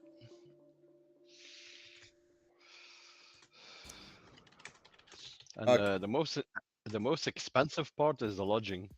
Yeah. It's only 4,000. It's literally like $4,163. So it's $1.04.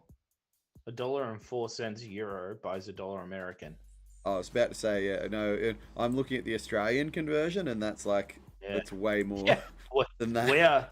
We're at 60 cents, mate. $1 US buys 60 cents Australian. Yeah, that's horrible. It's like 6,700 Aussie dollars. I'm gonna get political here and say thanks, Trump. Yeah. It probably didn't help. Mm-hmm. So Luke Hayes says, Engen, so you glad you're getting to go after last stuff around, you'll enjoy it. Yeah, so it's good that you're going to be going this year. And you guys are just going with the 303 crew, aren't you? Are you guys going to link up with TJ? We are trying, but we are not able to make contact on WhatsApp. So yeah, I don't know what's happening. I'm gonna try with through the twins once more. He's been very coy with his travel arrangements. Yannick and Narav going on the camp? No. I tried to get them to go with us, but Yannick just started with a new job, and Narav has his girlfriend. So yeah, that's an excuse. Luke's asking where you guys are staying, Engen? We are staying in Niseko, but not in the town center, just outside. Well, it's like a 20-minute walk from the center, are we? And there is a bus passing next to our lodge. So we'll go bussing into Niseko and then go on the lifts. Yeah, the we did a little bit of busing last time. I'm not gonna lie, I probably wouldn't recommend it. Where the bus system is not the best, but it depends on where you're at. Like, are you staying in like Kuchan, or is it like in the Niseko village somewhere? What's the name of the place? I'm just curious. I have to look that up because I didn't book it. Um, Leave the hard work to other people. this year I only just paid shit. I just looked. We all booked together, and that's Yeah. always a big amount. So one guy had a card who can just book everything at once, so he booked it. So And then you guys just paid him back. That's the Yep. the way that it normally happens with the group trips. I was going to say, you've got enough people going with you, Angen. Have you guys hired a car or got a van or something like that organized? No, we got a private shuttle from Sapporo to Niseko. Yep. To make it easy, so it's already booked. That's good. So, yeah. It's a bit of a drag being on that bus. It's not too bad, like the coach ride in from. We always seem to get it from Sapporo, the coach, but not the nicest way to go. We were original with 6, but one guy broke his leg a month ago. That's why we still have one spot open.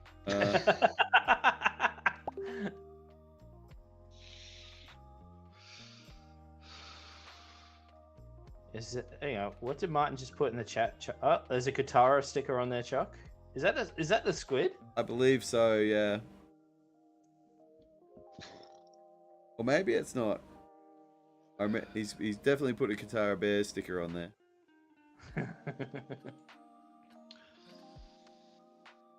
I'm just. It looks like it's got a channel system in it. Oh, did you see that? Kevin's riding a Burton Custom for his park board this year. Yep. It's a nice choice. A bit aggressive, but it's a very good board. Huh? I've always heard like nice things about the board. How would he go pairing the clues with the channel system though? Did they ever button this? No, they're just with the same discs. They had 2 extra holes in it. I'm wondering how the clues will be this year on the test event. Last year was the straps. I don't find the straps top notch, and the hardware is also below par. The bindings ride well, the system does work, but yeah, hardware and straps are not there yet for me. On the clues? Yeah, the clues. that's an interesting statement. I know Kevin, obviously being sponsored by them, has to push him pretty hard, but yeah, you always see half of my job as a moderator on his channel at the moment seems, especially on his live streams, because there's hardly any other mods on there usually. He's just, he's got a pretty strict rule. He wants all the anti-clue sentiment sort of hidden. So yeah.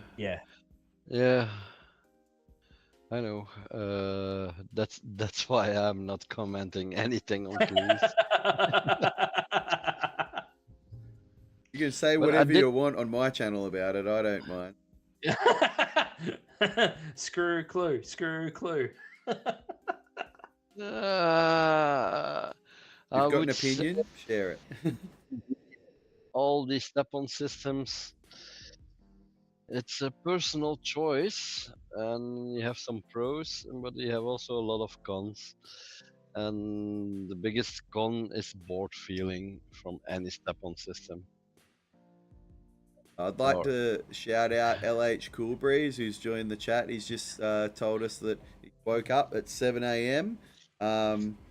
I'm gonna guess that's USA Eastern Standard Time, 7 a.m. So nice to have you on board, Lindsay. Nice to have you. I hope you've been doing some good windsurfing, or you've been going over to Colorado and doing some shredding. Let us know in the chat. Thanks for joining us. We've got Adam Bad Riders. I guess to my right, and is it your guys' left?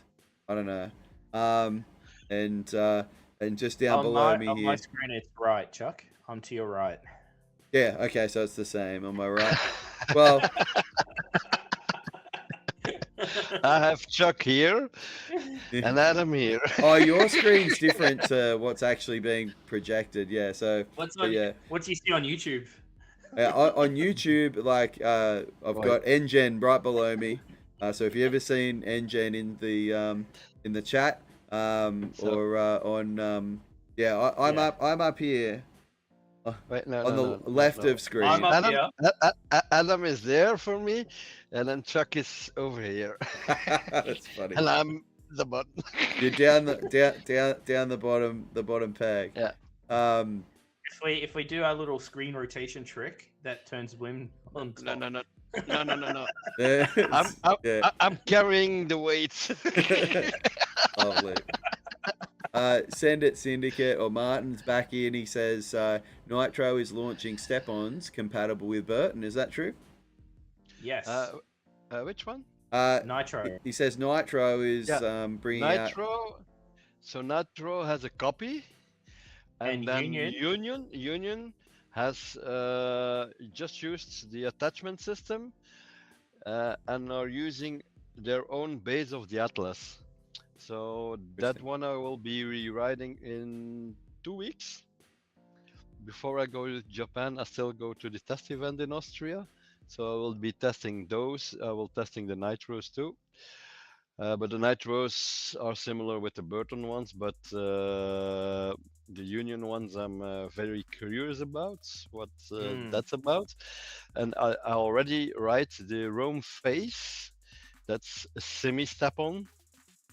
So, and it's like a katana with a high back who falls open, and you adjust like a flow? the toe strap. Like a flow? No, it's not like a flow. It's a little bit different. It's based on the Supreme, but it's a little bit different. You still have to strap down the toe strap, the heel strap.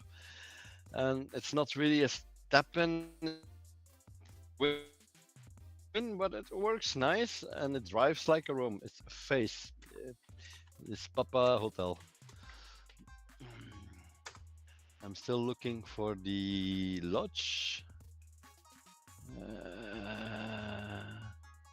LH Coolbreeze is just putting some comments in the chat saying that apparently Perth Motorplex was going off this past weekend with car racing. I saw that. I was just looking it up. My dad and I used to go see sprint cars. They used to have a track up here, like in Newcastle, and we used to go there like once a month. I haven't seen the sprint racing though, but I know that it's really big in different pockets over here. I don't really follow it. I follow to a lesser degree the V8 supercars over here, but that's more like touring cars than it is. Or is that something? Are we going to see Chuck entering in the V8 Super Utes this year? Yeah, I don't think my Ute is gonna.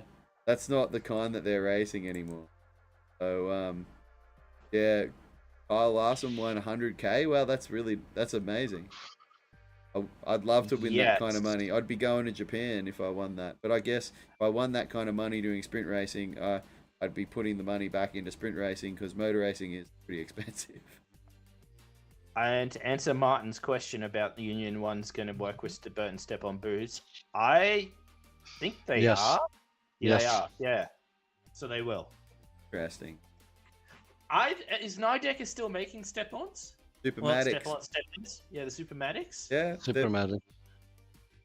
If I was gonna buy a step-in system, I reckon that's probably the one I would go for. But I feel horribly betrayed. I hear they're very. I'm not buying any of them. There's nothing wrong with my strap bindings, but they're still very expensive. But I hear they're very heavy as well. Supermatics are heavy, and because of the opening and closing system, there is a metal bar running from one side to the other side, who makes the binding quite stiff in the base, and it feels a little bit dead when you ride it. It feels a bit like a hard boot, but the system works. I tested it and it rides, but I'm missing a bit of board feeling with the Supermatics. Yeah. So when you're talking about board feeling and stuff, Engine, are you talking like torsional, like edge to edge, or just overall like reduced chatter and stuff like that? No, we're not talking about reduced chatter or something. Is your board bends in every way, and that's giving you feedback what's happening with the board.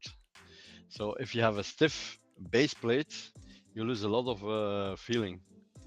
Like the bindings I'm driving for this season are the new Falcors, because they are so nice. They are very damp. They take up all the vibrations, but you still have the board feeling, because you still have also the mini disc, and it's a little bit more floaty. If the stiffer the base, the more direct everything becomes. That's also true, but you lose a little bit of board feeling. The feedback you get from the board, what is board doing? I'm still using my the Stratas. You've got Union. Yeah, you've got Union Stratas, don't you? Yeah, so they run off the mini disc, and I mean, I don't think personally I don't notice much of a difference between the mini disc and the standard disc, but they're also a pretty soft binding overall. So yeah, I don't know how I'd feel going to a heavier, stiffer binding, but Cool Breeze. Actually, we were just talking about this not so Chuck, long ago. Can you create a poll in the chat? Probably. No, I'll have to have a look. Let's do a poll on which step-on technology people prefer. So we worked LH Cool Breeze. The topic of clue bindings did come up. Earlier on.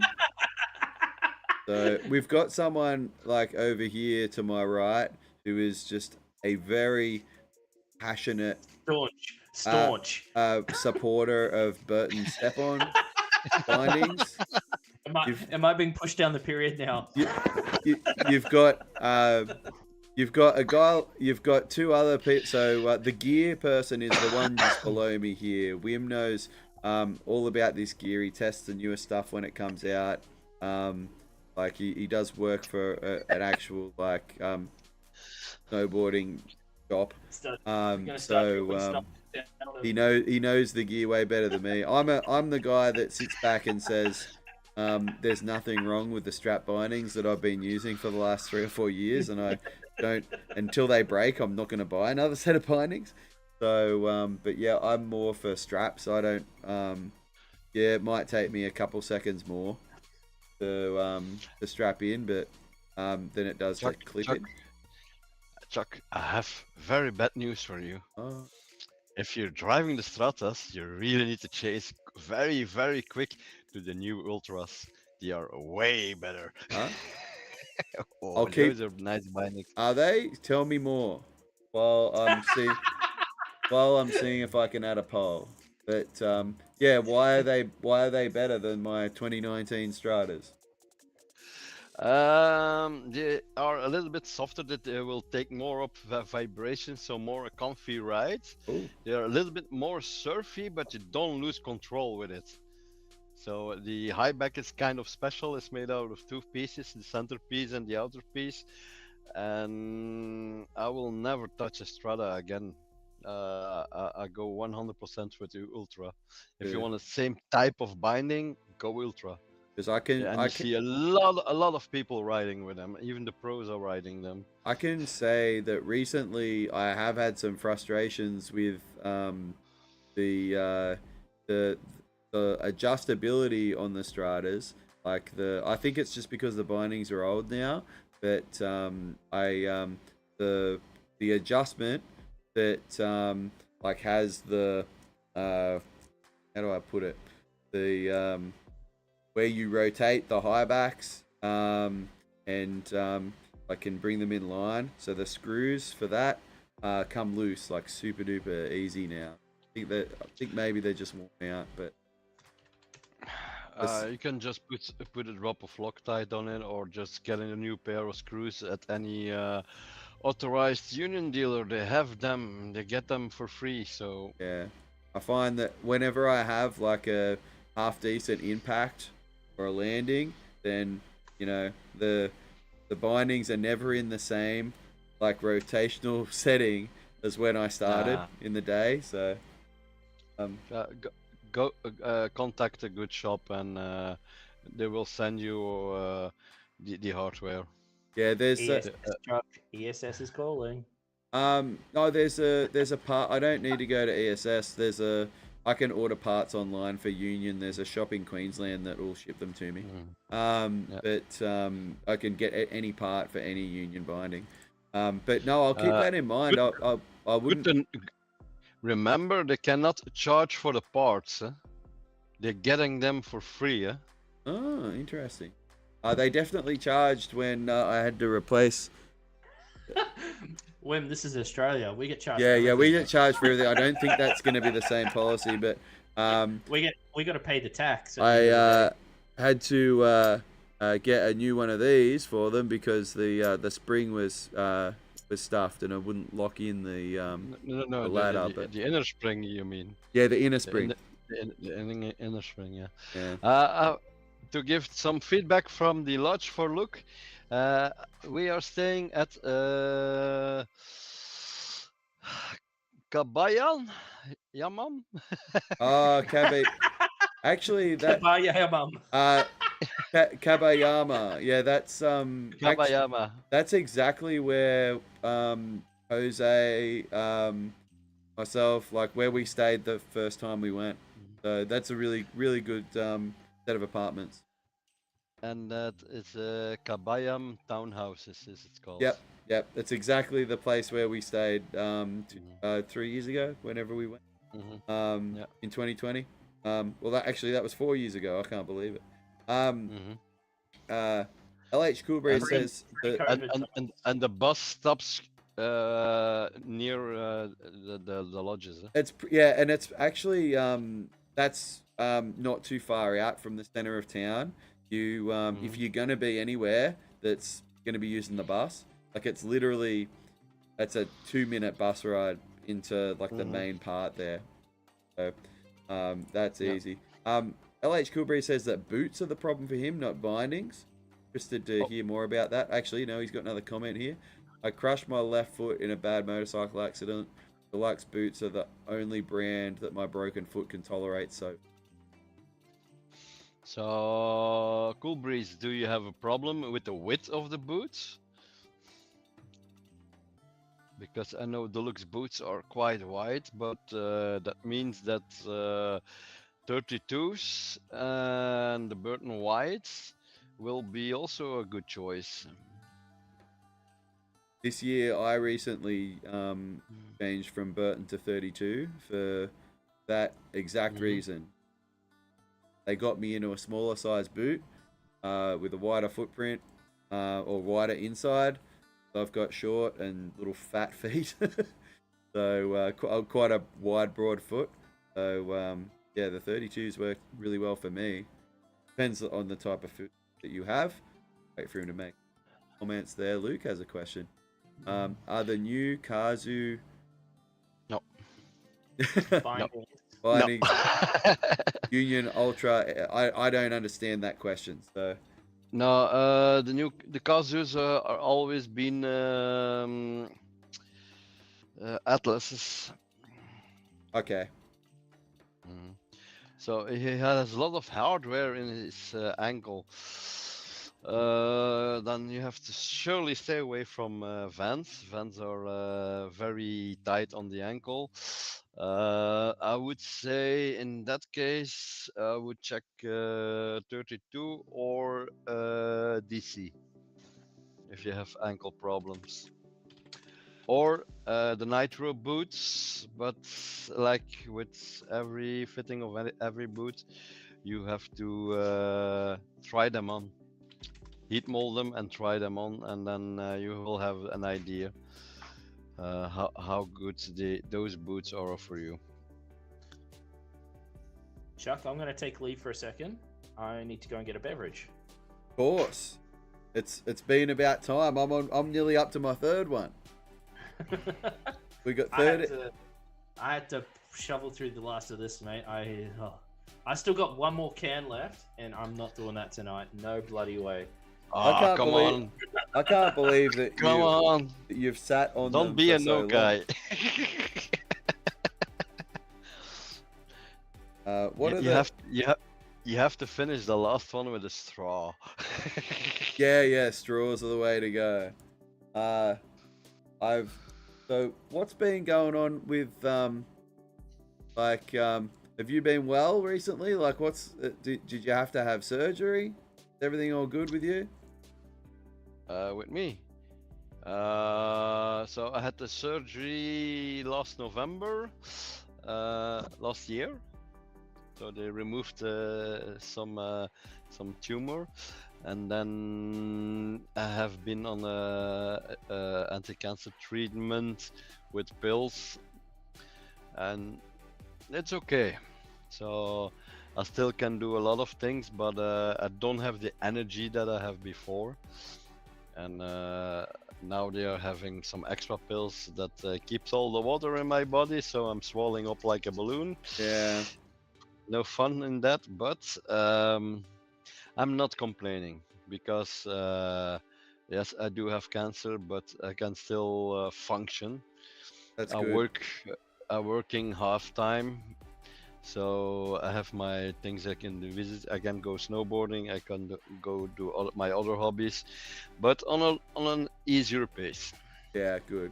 So So, are you working? I'm working. I no longer work in the shop. I'm still advising in the shop. Yeah. I'm still helping out with LipTech as ambassador, but due to the segment pay I get, I'm not allowed to do shop work or something else except of my main job. Yeah. So, no. I'm still very well alive. I'm not done yet. I love to hear it. So I wish I could come to Japan with you guys. It would be such an experience, and I love going there. And sounds like where you guys are staying, great, great spot to be. 2 weeks is a good period of time. So, yeah, I'm super jealous. I'd love to be there. So, Cool Breeze says if it wasn't for the deluxe boots, he wouldn't be snowboarding. So it's good that you found something that works for you, man. 100%. Yep. And that's what it's all about. Like everybody's feet and body are different, and preferences and the way that they want to ride. So I don't think there's one like perfect combination of gear. Like, you can't just copy and paste from one. You've really got to get the stuff that's right for you. And sometimes it takes you like some trial and error to find what that is. So what it is. Yeah. If you go to a good shop, they can help you if you give them the right information. And that's also the hard part for working in a job, is trying to find the gear that the person in front of you needs and don't want.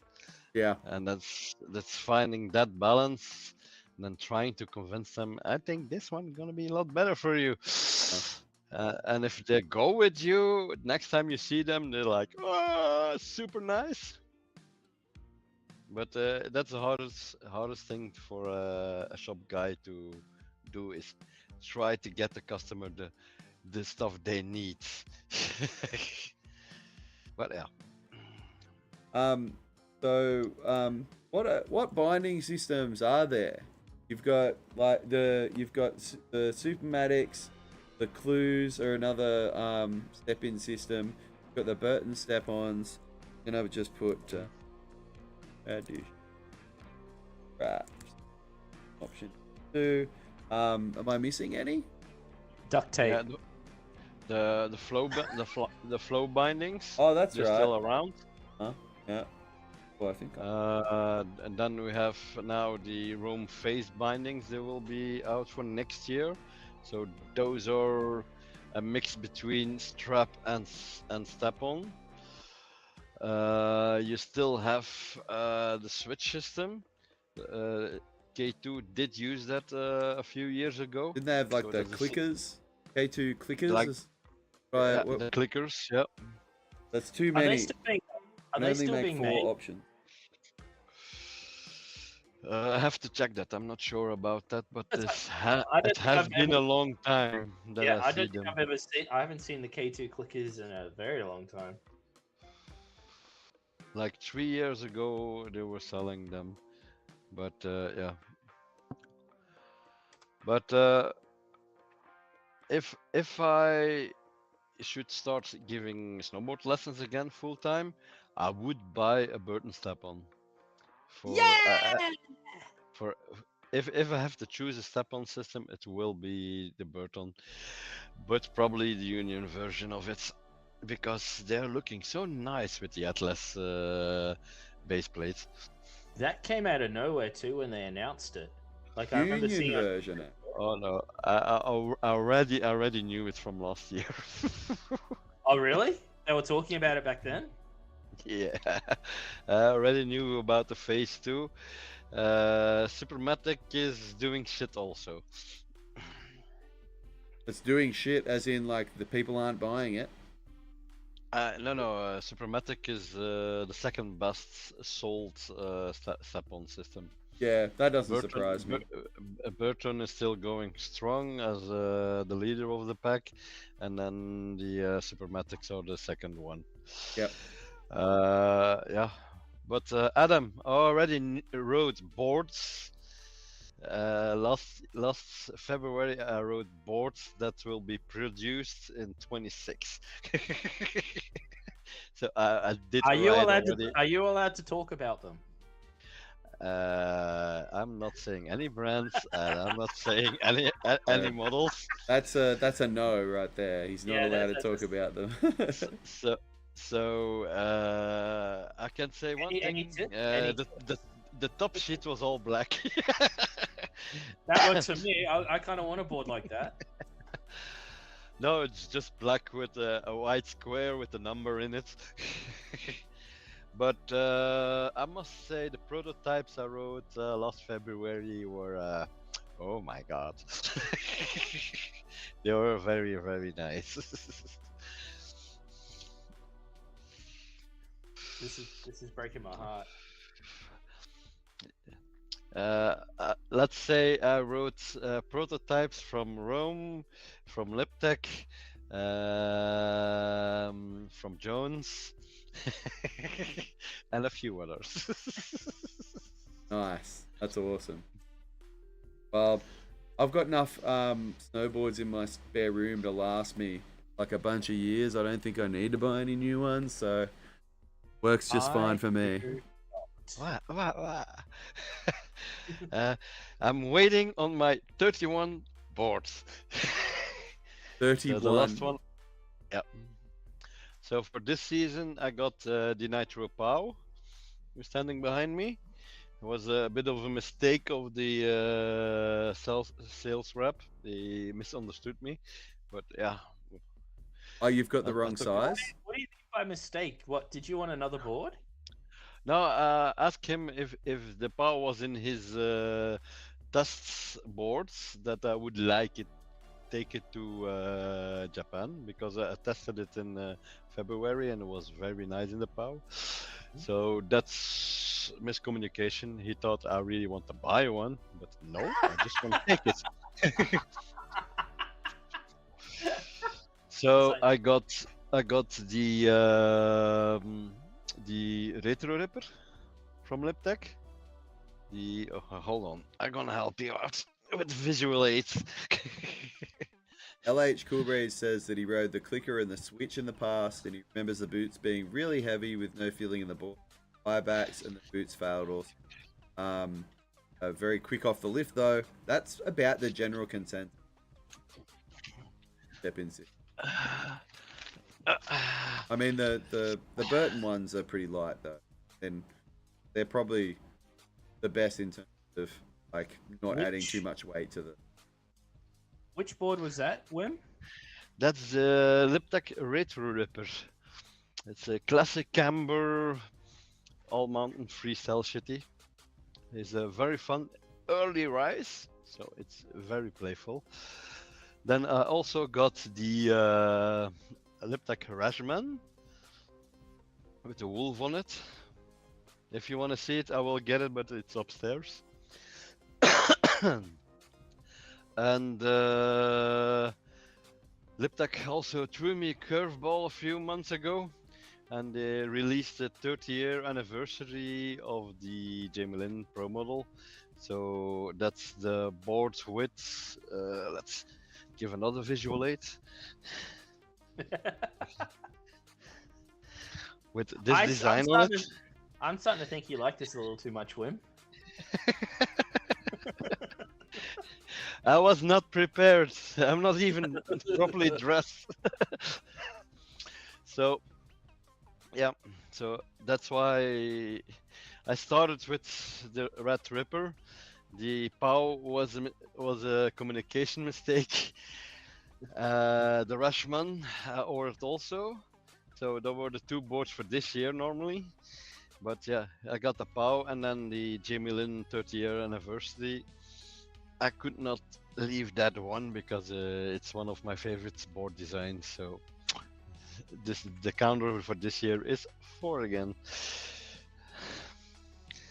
Last year I only bought one board, and that was the Apex. How much was that in Europe? Because I know over here we're talking well over a K for the Apex. Apex was shy of 1,300 euro. Whew. It's an expensive one, but it's my daily ride. If I don't know what to pick, I pick the Apex. It's very smooth. Now I'm balancing between the Rashman and the Apex. The Rashman is also a very sweet ride, very damp. A lot of control, a little bit of playfulness, but not too much. So yeah. I see. Look what he's asking. Gonna interrupt because we've got almost 1 minute until New Year's over here. El Stacker is saying that he needs to go back to sleep, but I'm pretty sure that it's like daytime over there now. Wakey Wakey Eggs and Bakey says Bad Riders. It's on the screen right now. 16 hours to New Year's, says LH Cool Breeze. Everyone's saying wake up to the L Stacker. We've got No. L Stacker, it's 5 a.m. at L Stackers. Yeah, it is pretty early. And then Is that Idaho or his new spot? that's West Coast. El Stacker's in MST. MST, that means it's 6 o'clock. So that's the. And he's a pacer. He's used to being up at 6 o'clock in the morning. I don't think he gets up that early, honestly. From what I've witnessed, he's a painter, right? So Yeah. he probably does. He probably gets up reasonably early, but maybe not that early. From my experience. There's a question from Luke Hayes. Although it's New Year's. No, now it's 2025. Yay! Let's Happy go. New Year, guys. Happy New Year to everyone from Australia. It's nice Cheers. that we've got here. I'll cheers Happy New to. Year's. We'll guys. raise a glass to anyone who's in the chat and listening. So Happy New Year's, Luke. so Luke's in I Sydney. am not doing that, Chuck. I am not So- doing that at all. and we've just gone over. We're 33 seconds into 25, which is nice. So and that's the thing. We're all saying goodnight to El Stacker, but it's the morning. Probably just rolled over and gone back to bed though. Happy New Year to you too, Luke. Boo. For all you Aussie guys, have a better year than 24. In terms of snow, geez, I hope we do. What Yeah. snow? What snow, Chuck? We got snow, just not a lot of natural snow. A lot of it came out of the guns. So I can hear in the background people have been letting off firecrackers for basically the last 4 hours over here, but I can hear a bunch of them going off. They've been threatening to arrest people who are letting off fireworks, especially illegally. Oh really? I mean, Yeah. what do you mean No, the illegally? Like that? It's like Legally, like it's illegal like everywhere unless you're actually at a proper event, isn't it? you get a permit or you have license to actually do it. But Yeah. no. They the local fire departments put up a post this afternoon saying if they get called to any grass fires and they've got people there lighting fireworks, there will be fines and arrests made. That kind of makes sense. I get it. They're kind of traumas bound by what happened in the Grampians earlier this week. Yeah, there's been some fires down there. Yeah. Still burning. There's quite a few getting around. That will be so. Our next countdown. I'm just adjusting the countdown. The next place for New Year's to happen is Adelaide and Broken Hill in Australia. So we've got 3 or 4 different time zones in Australia. So well, actually, technically Queensland went at like an hour ago. Yeah, Happy New Year to you, Luke Hayes.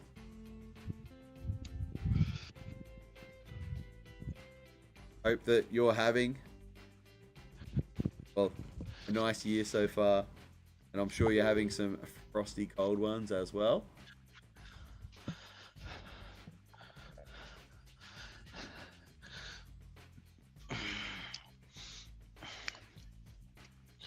So I have seen Luke sent also another message about Scotty Stevens. The Scotty board is no longer with us because they don't make it anymore. To have a good replacement, I would say the Rome Party mods is a good replacement for that board. It's also a flat, if I'm not mistaken. And the Capita Resorts win. Oh, he almost said it. He almost said the Mercury. Let's go. No. It's you will never, ever hear me say that the Mercury is a bad board. Yeah. I mean, it's from all accounts that I've heard, it's a really good board. Yeah. You had a chance to ride mine, Chuck, didn't you? Didn't I give you a chance to ride mine? I mean, you may have offered, but I didn't. I haven't ridden it yet. That needs to happen. It needs to happen. Need to get you up to Perisher. So, Stash the guy, hey, my crew guy, Stash, he's riding like Mercs already for 4 years. Rode them to hell, really, and I mean he rode one day a top speed of 126 keys an hour. Holy gosh! With an average on the slope of 100 key. So that board moves. It's a nice board. I like it too. It's not a lip tech, so I wouldn't buy it. But of course. That's great. I'll be back, guys. I'm gonna get a drink. I have only 2 boards in my collection that are been ridden that are not lip tech or Mervyn made, and that's the Nitro Power now and the Slush Slasher of Capita of Spring Break. So well, Capita by proxy, but yeah. Yeah, it's a Spring Break, so it's not a Capita. But yeah, Uh, the Merc is a very very nice board. That's also why it keep on being in the collection of Capita. It's already a long time in Capita collection. But I must say the Mega Merc, no, I don't like that board at all. It's Really? it's way too stiff. If you like to have a hard carving board to go ballistic with, go ahead. But it's not my type of board for the simple reason you don't have any torsional flex in it. It's just jumps. Didn't TJ daily that board last season? No. He had it in Japan. Yeah, but I think he prefers the Super DOA. Right. If I'm not mistaken, I'm not perfect. Yeah. No. Maybe those guys are, but I ain't. No, I, because I've got the Mega Merc, and I still prefer my Mercury over that for daily riding and stuff like that. I totally get what you're saying, because there's to get that thing from edge to edge, you've got next to no torsional stiff. You really have to work your ankles and your knees to get that thing to turn like well. Yeah. It's fun for an hour or 2, 3, and can really go light speed within and fuck everything else. But no, it's all fun until you actually have to engage an edge. Like that's how I viewed it. Yeah, I like boards that turn well, and the Mega Merc isn't turning well. Before I wasn't even a big fan of the Katsu, but the new model, this year's model, is so sweet because they softened it up a little bit in the middle, and now it's a nice board. But yeah, the new Yes boards, the collab with Lobster and Yes is producing also some nice boards. So. Yeah, I was gonna say because they've had that whole social media push with the that lobster film or that subtle drop thing that they did like earlier. Well, yep. That and the new Yes rebranding as well that they've done. Yeah, about that. What rebranding is that? I haven't heard that. They did a carbon copy of the old Burton Channel system designs. Yeah. No, designs. Other designs. The design is Copy. If you look at how the mystery is built, it just changed the colors, and the colors are also things that Burton has used in the past. Okay. Same color scheme. So it was like, oh, it's nice. It's quite retro. And it's like, oh no, it's brand new. Those are Burton shit. The sales rep was like, no. This is Burton shit you're showing me.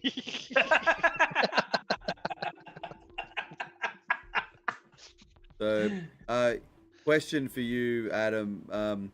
LH Cool Breeze wants to know, what's it like in 2025? You don't see my comment underneath it? DOA or Super DOA? No. What LH Cool Breeze asked, what's it like in 2025? I put a comment underneath it. Hot. Someone forgot to turn the damn oven on. Down in Australia, it has actually been quite warm. But it is summer here. Oh, no white Christmas for you guys. We never get a white Christmas. Oh, actually, it did snow like at Selwyn and Kosciuszko a couple of weeks ago, but only enough to dust the ground, and like it's not uncommon to get like drops of snow this year, but in the mountains, but not enough to like ride on or. Chuck, that is not snow. They are ashes of all the fires. It's just ice. Well, down where Adam's Legit. at, Legit. That's what it is. Yeah, ash from the fire. Yeah. look in the group chat, and I've put a couple of photos up from the fires and stuff that I took. LH Cool Breeze says 40 degrees C. We have had a couple of days that have got real close to that. Like just up here. In Belgium, it's moist, wet, cold, windy weather, so it really sucks to be outside. Yeah. That sounds so lovely. No snow. You can come and take our weather away. I'll take that all day, every day. Yeah, you can dress for the cold and for the moisture, but Yeah. And the furnace what you guys are in, okay, you're never gonna see me in summer in Australia. Fuck that. I don't like heat. I like the cold. Yeah, I must admit, I totally agree with you. And the humidity is what really gets you though. It's awful. Yeah. What's the? We've been getting that tropical moisture coming down from Queensland because of all the lows and highs and stuff we've had blow through. What's the percentage of humidity?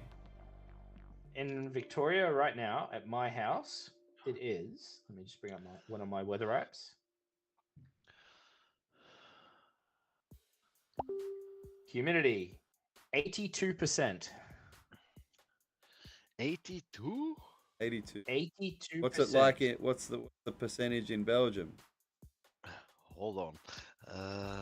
I've just googled it for Newcastle, and it's higher than where it is at Adam's place. We live on the coast. Hold on, guys. I have a dog who went on a solo walk. Oh no! Be right back. Yeah, the dog's about to. Oh yeah, the dog's got out. To be fair, Chuck, I do have a boat ramp that is 20 minutes from my house. Yeah. So at the moment, it's claiming that it's like 20 degrees, where I'm at. Which actually, that's 68 Fahrenheit, so that's not too bad. That's actually quite a nice temperature. But 88% humidity. Yeah. So I'm at 82% humidity. It's 16.9 degrees apparently outside, but I can confirm. And here we go. Someone to rub it in. Martin's back. Are you ice skating right now? What is happening? He's playing ice. He's playing ice hockey. He's Oh. got a stick. Oh my god. We're sweating. We're sweating here, Chuck, and he's out here like just busting a move on the ice. I mean, you're sweating. I'm sat in my lounge room with all the windows closed and the air conditioner on. Don't say that, Jen, says Luke Hayes. Just bought the bindings. Now I'm gonna have to buy the new cars. You might have to. Kan du filma mig lite? Du bara håll den här så här. Du behöver inte ta av dig handsken. Here we go, guys. Are you with me, guys? Yeah, we're here. Yeah.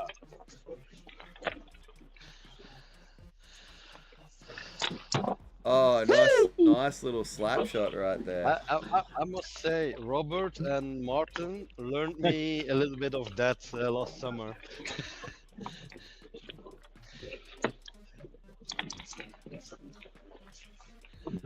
But okay, let's check for the humidity. You're full screen, Martin. Not for us on YouTube, Chuck. I don't think. It will be in a couple of Can't seconds. really hear you. Oh, there we go. You're full screen. We can see all your face right there. Professional filmer Andreas. Nice. Martin, how you doing? Are you guys actually playing hockey right now? Are you a good skater? Yeah, well, it's like free skating with right now. But I think there's a game on later. Nice. First ever live stream hockey match. Let's go. Is that your is that the same helmet you wear snowboarding? Yeah. I don't have any special gear for this. And have you got like a nice sharp set of skates or what? You're pretty good on the skates? I'm joining Mark. Hey. Nice. There's an ice skating rink not too far, like from where I live. Yeah, it's the village rink. Yeah. I mean, So, ours is an we indoor have- one because it's too hot here. We have an indoor one too. This is we've traveled like 11 kilometers to our friend's village. So we're going to have the party here. So this is, they just made it themselves. So this is a natural ice rink. Oh, nice. Yeah. So it's like a No freezers here. It's just like a gravel area, and then they pour water on it. That's awesome. And they drive over with a Zamboni or? No, it's just like somebody with a wet rug and scrapers, and then you go over it with your skates. Mm-hmm. But it still looks very nice. Hi, Hans. Oh, Hans So left. this is the reason why people are good at hockey here. Everybody skates. Everybody skates. Yep. I suck at skating, but I can sort of do it. I love ice skating. I love it. And if way back in the background you have one guy with a red helmet over there somewhere. He's quite good. He might be professional when he grows. He plays for one of the better teams here. And he's also a snowboarder.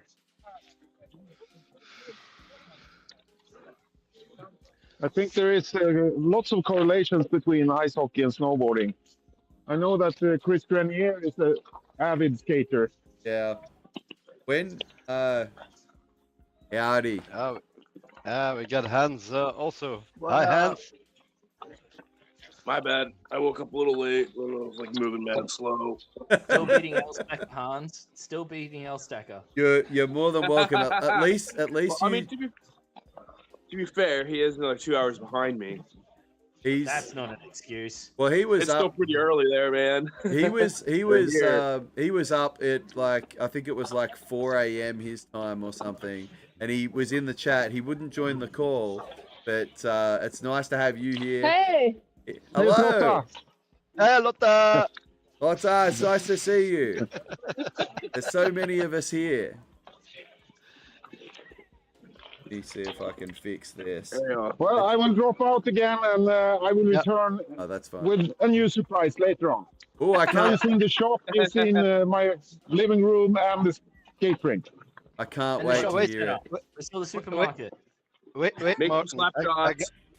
I gonna show the guy something you gave to me. Hold on. That's better. Last summer, 2 summers ago, I got this. Hold on, I have to move back. Martin made this for me. Hey. Holy crap, that's awesome. That's sick. Still got it, Martin. Still love it. Thank you.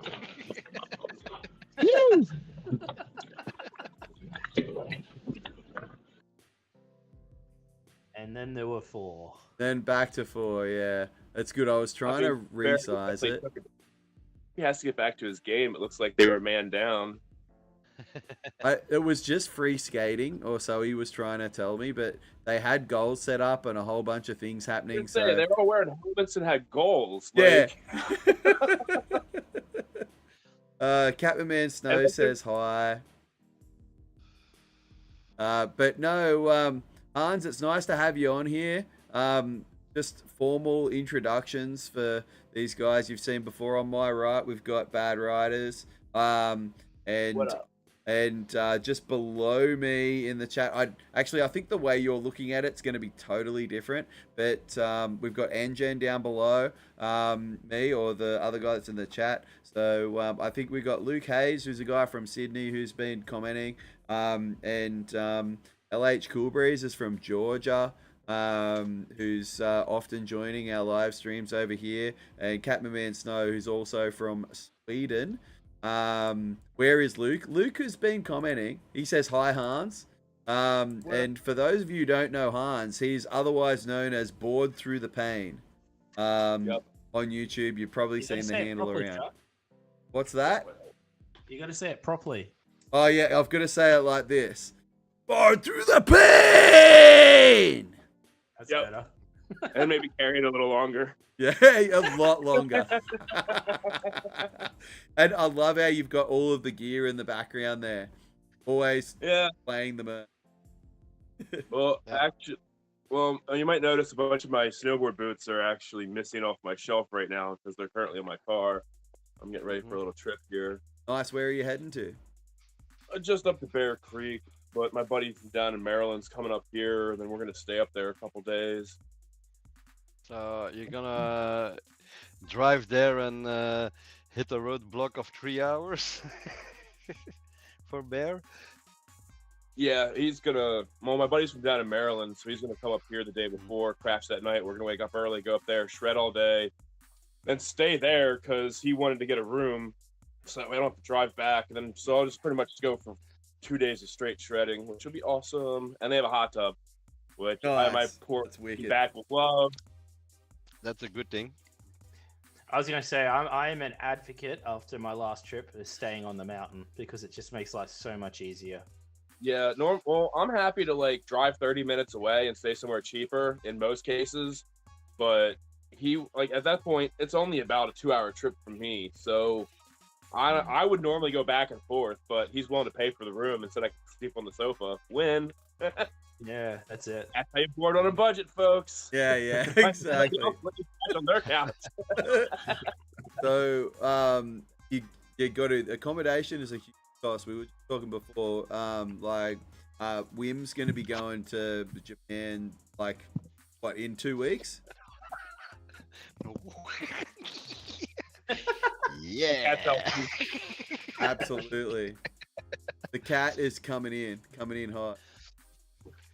But but yeah, like he was just saying before, like the biggest, if we're on top of flights, on top of everything, then if you can save money, and that's the way to go. I stay like an hour's drive away usually, or an hour and a half drive away from the mountain when I'm going. Got to do it. It depends on the drive too. Like when I go down south to Snowshoe, it's a 2-hour drive back to my cabin, but it's a 2-hour drive through dangerous switchbacks with like no guardrails, and it's just really sketch, especially if the weather's bad. Like I rather just stay in the little town down the bottom of the hill. Absolutely. Hans, no pain, no gain. Yeah, right. True story. I've just done the drive so many times, and it's like super skeevy. Hotel 30 minutes away, so and they have my cabin doesn't have running water, so after a long day of shredding, the hot shower is really really nice, especially if you're stuck with a bunch of stinky dudes. Mm-hmm. That cabin Hey, gets really... Bored through the pain. Absolutely. You guys ready to talk about the Japan trip coming up next winter? Or? Not next winter, no. Well, this winter coming, like Engen's going. He's there. He's getting on a plane. He's booked. He's booked. Just to be clear, 2025 to 2026 season. Yeah, we haven't talked about that. No. There's We gotta get through our 2025 season. yeah that we haven't even spoke about. We have sort of, but we've got a whole season of winter ahead of us. Fingers crossed. Every time I talk about it, Adam's like, "What season? There was no season in." We're hoping there is a season in, and he's talking bullshit. There was a season. There just wasn't a lot of natural snow in the season. A lot of There was blood. no snow, Chuck. Chuck, Last every two- resort closed early. Literally, every resort closed early. Every resort closes early every year. The East Coast here was an absolute nightmare the past 2 years. We had no measurable snow in Pennsylvania at all. And north of us got snow early season, and then it just rained and washed it all out. Oh man. Which unfortunately now what's happening again. we had a great start this winter, but now, like, I think Killiton got something ridiculous, like 3 inches of rain, and just melted their whole base. Oh man, did Blue even open? Yes, Blue's open. Blue actually has the 14th or 16th best snowmaking system in all of North America. Yeah, nice. That's awesome. So they don't really need to have natural snow. They make their own. I really enjoyed the day that I spent there till I ruptured a disc. Oh yeah, no, that was at Round Top. That wasn't at Blue. Oh, it wasn't. It was yeah. Did That was Round Top. we end up going to Blue at all? What about Blue? Did we go there? No, it was. I must be confused. Yeah, That checks with Hans. That's what's happening right now. Blue was the Icon Pass, and you had Epic Pass, I believe. That's So true. we went to the Round Top, which was the closest Epic Pass mountain here. In that case, my question goes to Round Top. That been open at all? Yes. Round Top though is nowhere nearly as good as Blue. They just opened like the week of Christmas, and they're already like, oh no, all this rain. We're currently semi-closed. I They have have to, like they have 3 runs open, but they'll tell you it's 6. I have to say that I'm loving. Sounds like Australia. What are you saying? You know, you realize you don't have to make comments in the chat. You're like right there. I'm keeping it live. Let's go. I was eyeing off the graphic on that camper book background.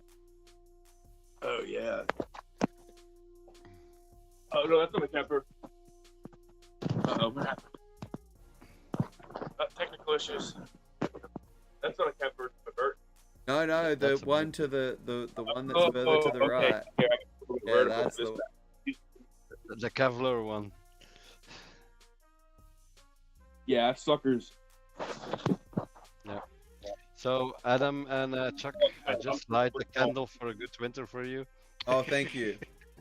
Thank you. Oh, Tell us we about. need it, mate. We need it.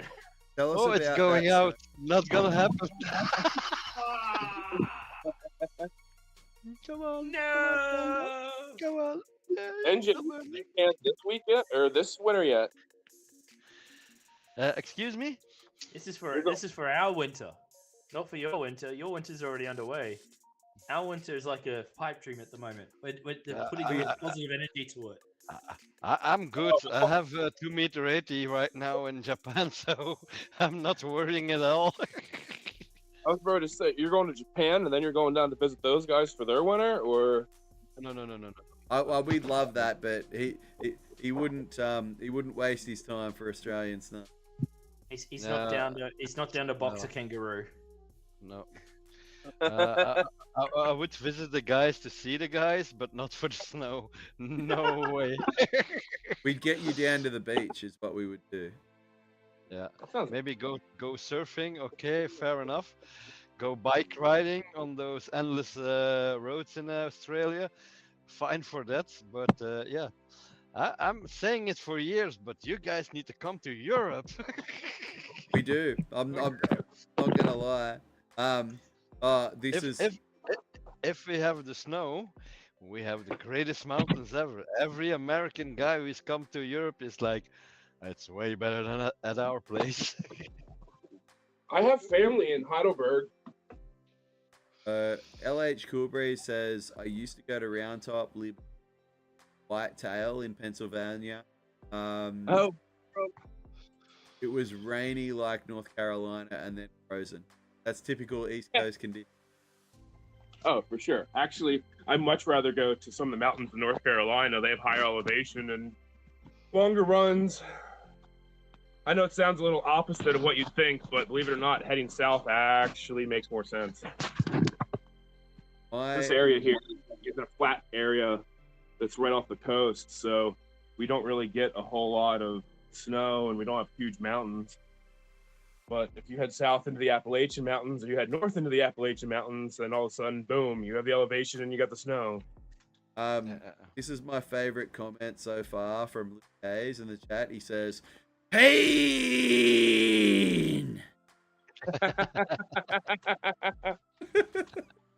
Most excellent. Yeah. So we got 30 seconds until it's Adelaide, another major city in Australia. We're moving through the Is it? zones. Is it, Chuck? Yes. Fairly certain. Hang on, I'm checking my list. Checking it twice, just like Sam does. Actually, we missed it. It's now already been for 50. I need to go to the... Happy New Year's, Adelaide. No one likes you. It's already gone through Adelaide and Broken Hill. And now it's going to be another half an hour before Queensland reset our time. Daylight savings time is a nightmare in this country. But it's the same in the US though. Do they have daylight saving in Europe? Doggo! Yes. They do? Yeah. He's so fluffy I could die.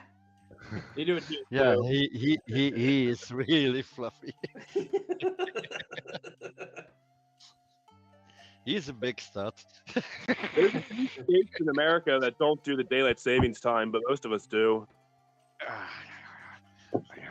Allez, Here's in no. all health. I have friends that No. live in Arizona. No. Luke's comment gets a star from me.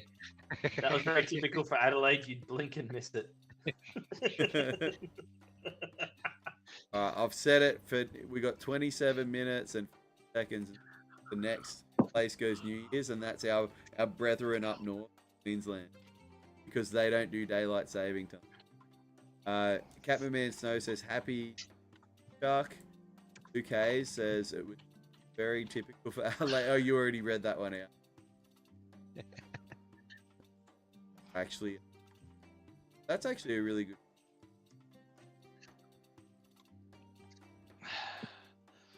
Beach Mountain. So in America, there are 169 active volcanoes. That does not. So I The know only Hood one is on. continually Hood is active on- is the one in Hawaii. Well, most of them are actually in Alaska, but I know Hood is on an active volcano. Well, I mean, the one that's constantly erupting is the one that's in Hawaii on the Big Island. Kilauea. Yeah. Well, there's Yeah. a couple of them. There's three of them. One of them always erupts, and the other two are like occasional. They're like hot spots that occasionally go. So to answer your question, Han, because I know how keen you are to go to Japan. What are your plans? Well, I was kind of hoping to schedule something with you guys, see when you were going, maybe do like a group thing, kind of like we did with Casey Willax and all those guys way back. We all go in together on like a room and board kind of deal. I don't know if I'd we'd love be to able to get- team up with Casey. I'd He love to just- gate crash EJ's camp. I would love to gate crash that. I don't think you could gate crash it. You got to pay money. Oh, I think if enough of us go, we could make it happen, Chuck. I mean, people are paying like. I'd be alright. But Screw them. Let's go. Chuck, what do you think we gonna do with our things, guys? yeah, that's exactly what you guys. It's when you guys are there, you're gonna find out where they Hey, are. and- DJ! yeah. You were like, oh no, the Belgians. They're here. They're taking over. But yeah, no, I I'd paid to be here. Shut up. absolutely. We brought beer. But yeah, no, I mean, I'd love to go back there. I'd know whether we've lost Hans, but I'd know whether it's going to be. Martin agrees. It's all in for gate crashing. That's punk ass. Luke says that it's all black and grey volcanic rock at Mount. Let's bloody go. Luke says, don't know daylight savings, Rex. The curtains, that's why Queensland doesn't do it. The curtains. Like Yeah, daylight savings wrecks the curtains because you have to close your curtains at the night time because of the sun and whatnot. that makes a bit of sense, I guess. Hood is awesome, all black and grey volcanic rock. Yeah. I've never been to Hood, but yeah, maybe one day. But I could not do the summer camp there. I'm going to put that up there now. why not? Yeah, I'd go for that if like I live in Australia. Their summer No. camp is when in our peak winter. Though in saying that, last year their summer camp had more snow than we did. yeah, the melting snow was probably in better condition than our like peak snow. Just saying. Hey, wake up upstairs. Dude, Actually, Luke, how much? Just out of curiosity, how much did you pay to go on the summer camp with TJ? Because he went one year, didn't he? He did the Yeah. summer camp. yeah, he went there. I think that's why he's broke now. He went there and then went to Japan with us and went to the US with us. I think he went Yeah, to the US twice in the same year. Went to the Yeah, because he went to summer camp and then he went with you guys. yeah. It was When you definitely did within the epic- same 12-month period. The epic journey through the eastern state or the western states. That was a lot of fun. For TJ's camp, it's $500 more for me for 1 week. Yeah. And now I go for 2 weeks. So Yeah, and definitely like I mean it would be a great experience like on, but at the same time you could definitely Yeah. do a trip with a group way cheap. Yeah, that's So, all we inclusive. are- That's all inclusive, though, isn't it? Doesn't include flight. That No. doesn't include flights. Yeah. But I am thinking to return to Japan in 27. Yep. I'll Um, tentatively put my hand up for that. Yeah, me too. So that's Hands in up, 2 let's go. years. yeah. 2 That's in years. 2 years. I mean So I'd like to try and go in 20, but I don't know. I haven't got any so So- Martin says that he and Swee Rob, I assume that's Swedish Rob. Can- Robert, I can't roll my R's properly. Rob. They can set up a Fiesta camp for €10. Mhm. 10 euro. That's meant to be good. We got riders who can teach, but as good as TJ. And if Wim comes, everything's. He's making some You're claims there. You're If going to say it- bad riders. Yeah, we've got riders. Morton, if Igmar Backman is coming, I'm there. 100% sure. No shit, man. Do you know who Ingmar Backman is? You guys. Oh, I don't. I Just do not. look it up. Promise you, the first thing you're gonna see is one fucking huge methods done on a quarter pipe of ice. Yeah, right. I saw some video of like some guys in the US, I think. Full just- Jesus Christ. Adam's looked it up, I haven't. So. Yep. These guys That send You out go a throw link. back from 1996. This dude is throwing the biggest method out of what could be the most undeveloped half pipe I think Yeah. I've ever seen. Yep. It's ballistic. I saw that photo first time in Transworld Snowboard magazine, Transworld, yeah, that's where the photo's Yeah. hosted.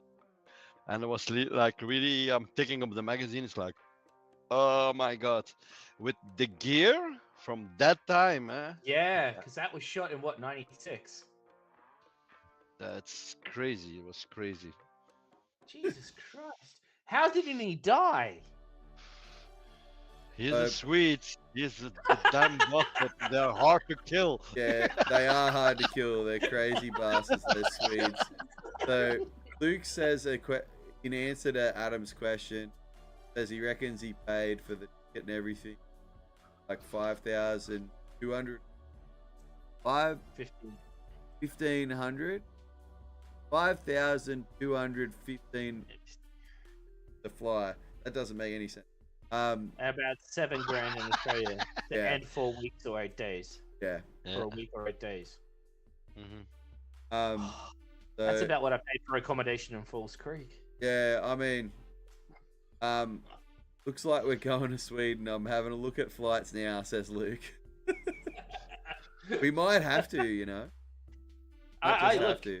Well, look, Wim think, can meet us over there. We can drive hell up no, in wait. like, it's No, like no, 2 no, hours no. north, isn't Wait. it? We're going through Belgium. We're staying at Wim's house. He's going to make us a barbecue because he's already threatened to do that. Yep. That's how this trip is planning out. We might fly into France so we can meet up with Emilian. So that's where we'll land in Europe, the main continent of Europe. Land in France. Emilian can come to me, huh? Yeah, we're kidnapping. We're it's kidnapping Emilian. He's coming with us. So from Emilian to me, it's a 6-hour drive. Chuck, that's like me driving to your house, mate. Well, if you're driving, but, yes. But driving from my place to Martin place is 24 hours. I was gonna say it's 2 or 3 hours north. Yeah, it's a little bit north.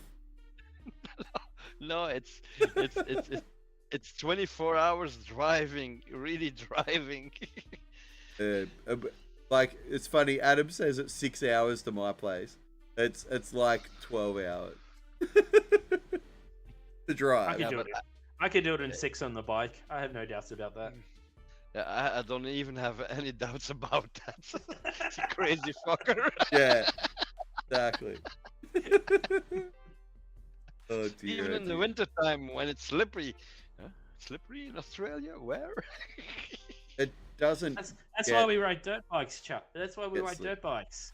You got to learn how to slide that rear around a little bit. So, Catman Snow, Max says that he's coming. I assume he means on 2020.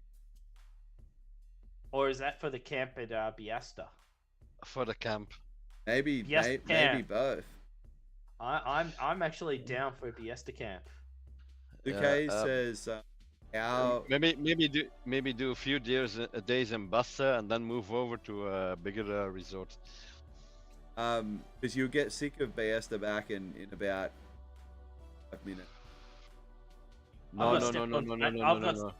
Like 2, 3, 4 days with the right crew, I don't fucking care. As long as we have fun, yeah, I don't mind. Let's go. That's And true. I've got step-ons, Chuck. I don't have to bend over at the top of the run every time. Yeah, he says he's down for the camp moment.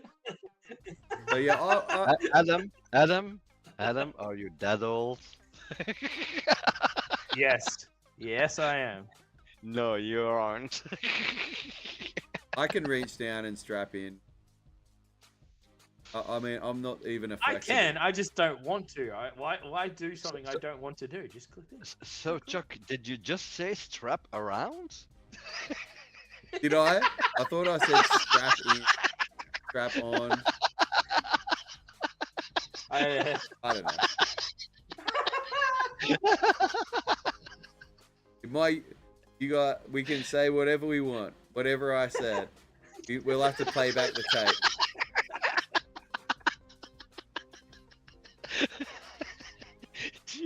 You guys have dirty minds. And I love it. You're welcome. Absolutely love it. Blame your cider, Chuck. Blame your cider. Yeah, it is the cider. Adam's getting a bit crazy up in here. And Wim's been drinking way too much of that pineapple juice, whatever it is that he's drinking. Sorry. Right. It's not even the full strength Sprite. It's like the 0 sugar Sprite. Yep. We need to make a note of that. We need to make a note of that, Chuck. Sprite makes Wim loose. Yeah, Luke says that he's down if there's rails, and they do have rails. They love, Yep. And they do like for the tiniest little hill. I mean, you've seen the videos, like it's on the Send It Syndicate channel. Like with the terrain they have, like they put a lot of work in to make the most. I heard that to adjust. Yeah, I don't know what I'm. Luke's got a party going on. We got 7 people in. Yeah, nice. You guys just. What are you up to? he's on the internet chatting with us. Is he really? Oh yeah, he's sending a picture. Oh, he's got some snags on. He's on the Barbie. Oh, who is that? Is that Luke? No, that's not. That's Martin. That's Martin. Martin. Chuck, guess what I did this year? What did you? I smoked sausages. No, that probably doesn't sound very good for. I don't care. It was actually amazing, and because of it, they were amazing. Yeah. What I was referring to. Martin shit.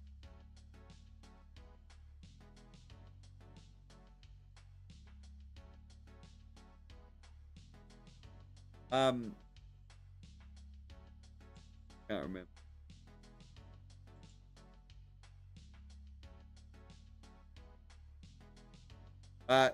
Luke, I know you haven't sent any pictures. And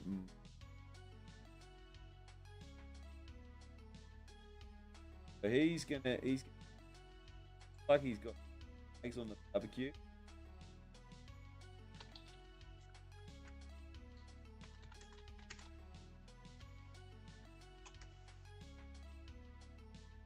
Martin's sharing this picture with us, like they've got like the open coal there.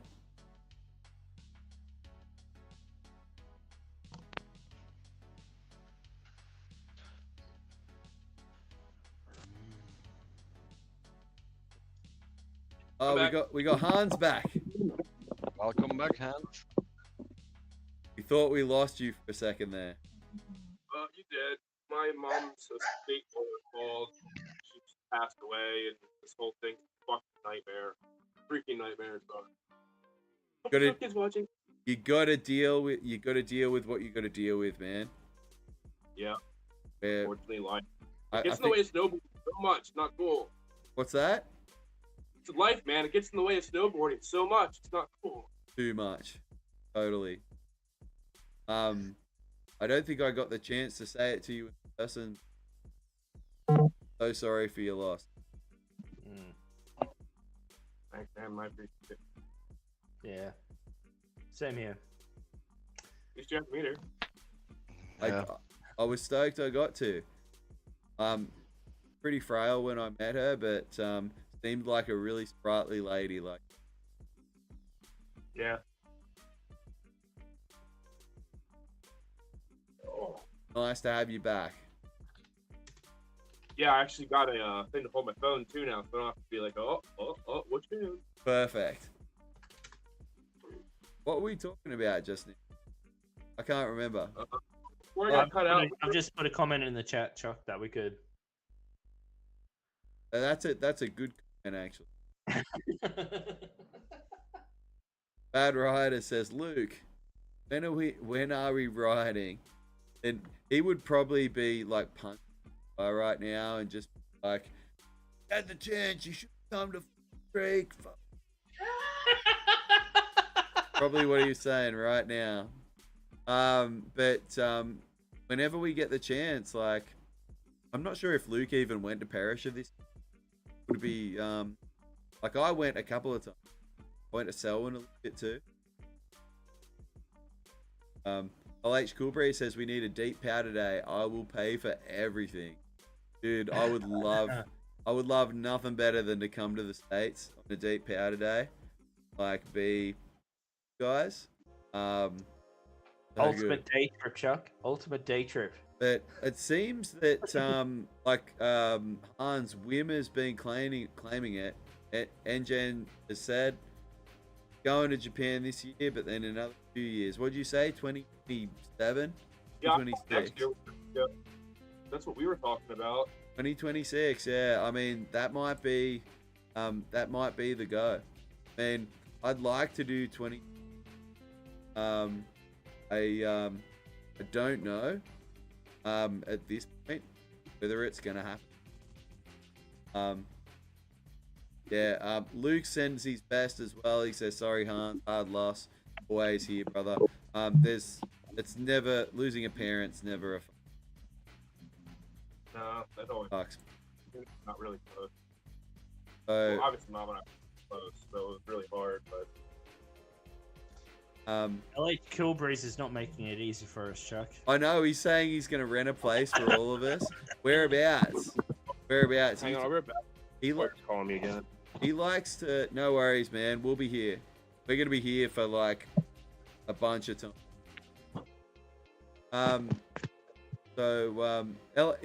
Where are you talking about? Breeze likes to ride in Colorado. That's definitely where it was happening. That will be bloody expensive. But he rides in a resort that's not like one of the main like kind of south. Like a good bit of debt. It was the reason when we were there, we weren't able to really meet up with him because he had like a day from when we were in Summit County to drive to where Kevin was to meet him. So kind of He was in Tahoe, wasn't he? Yeah. It was, Yeah, because that's where you got your Palisades. It was a whole that day was. I wouldn't take that back, but the whole situation. The stack of face shots where he was just straight lining and just getting face shots but straight lining. Yeah, the behind the scenes on that was pretty crazy. Like we have a place to stay. We booked it like the day before. We're staying in this really shit hotel in Salt Lake City. So there was a Luke Hayes would be like, damn, knows what I'm talking about that. But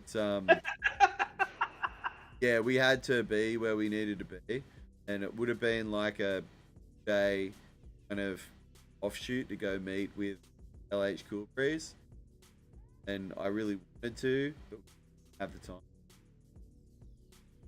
Sucks, but he's like, pick a place, dude. Yeah, that'd be so nice. I'd love to go across. The place I would pick is Bogus Bay. That's where I want to go. Bogus Basin. Luke says a bunch of time have. I think he's got a bit Yoda on that. Bunch of time. Bunch of time to have. Yeah.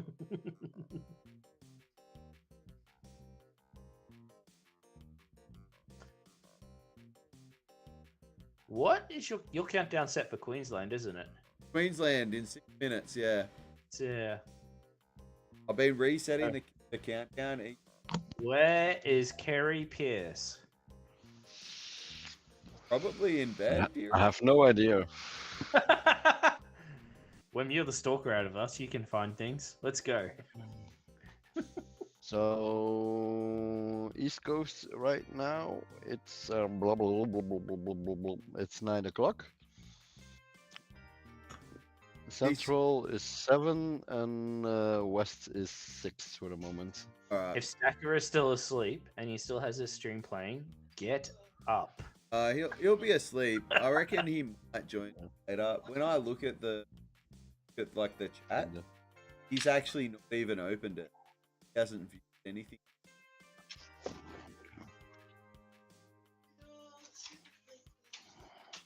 Poor form, Stacker. Poor form. Idaho with El Stacker would be awesome. Would But be. that's the dream. But that's also something that I know that it's it's like a unicorn. I mean, like, I managed to do it a couple times. Yeah, it's a very different vibe. Any other place I've been. the whole Boise experience. El Stacker, it's definitely fun individual. There's some crazy mountains actually in Idaho that that's really Bogus Basin is. We end up going to these places. Back. There's a whole bunch like the North Idaho. Really nice. The best days ever, says Case. Places we say were the best.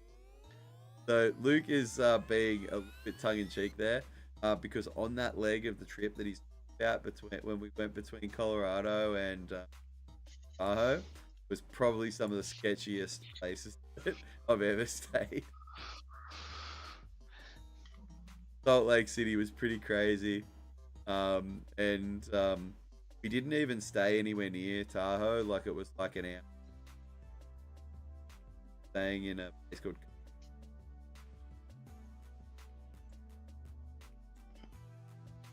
But Luke got through. He had a bunch.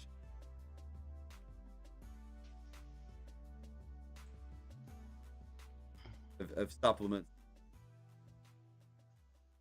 You got Sun. Did you ride at Sun Valley? No. Sun Valley. I wanted to go there. It's a pretty place. It was on the Mountain Collective Pass, but I was there.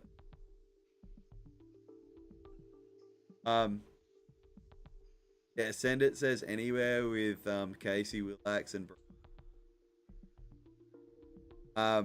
those guys definitely are really fun to be around. Get the chance to meet up with them, but it's kind of really hard to do because they really operate on it. Like they don't have a schedule, they don't make plans. They really do everything. Really hard to.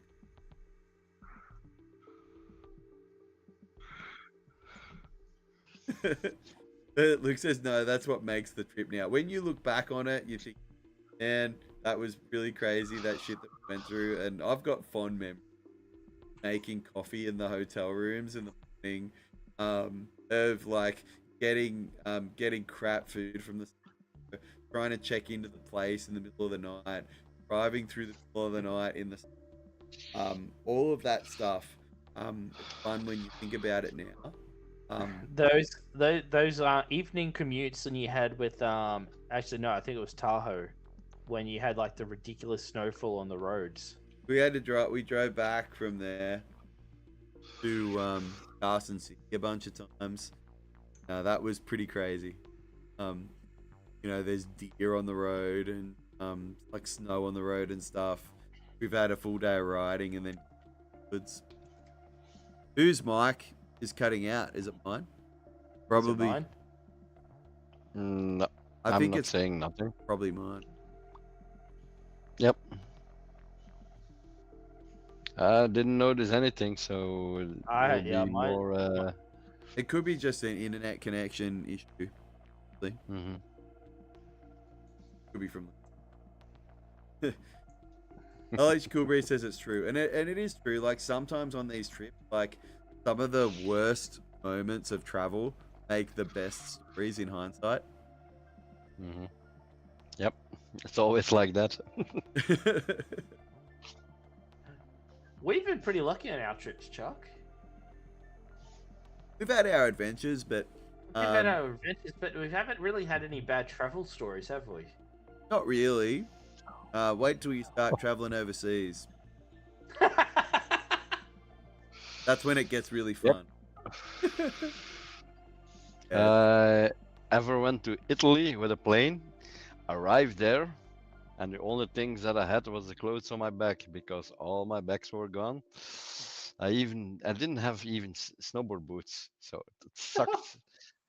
That happens. And then you get a dump of 1 meter, and don't have the right boots. Just Italian things. Just Italian things. That happens. You know, because I have really small feet. Was at the Rome Lodge, and they only had woman size for me. So I snowboarded one day with women's boots, and the next How day did I they? was How do they next day I compare? was just next day I was just looking at my feet, and it's like I'm not riding today. All my feet were swollen just because they were too narrow on the ball of the feet and on the heel. My feet were completely wrecked, and the guys were like, "Yeah, we're going out See you guys. off slope with a guide." I was like, "Fuckers."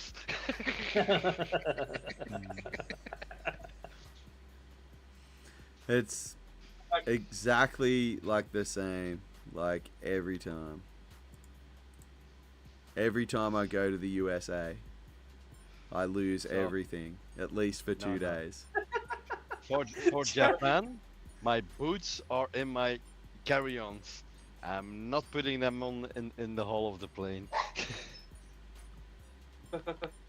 I wore my helmet back to Colorado once. Everybody's like, "Why are you wearing a helmet?" I was like, "Oh, you didn't know the pilot's first day?"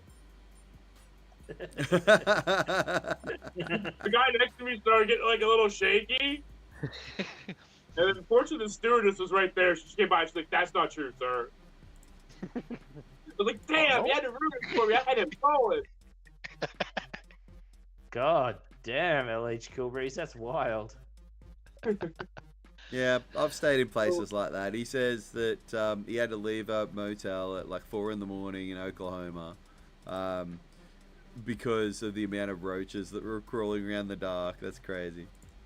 Oh, Wow, roaches are not really an issue.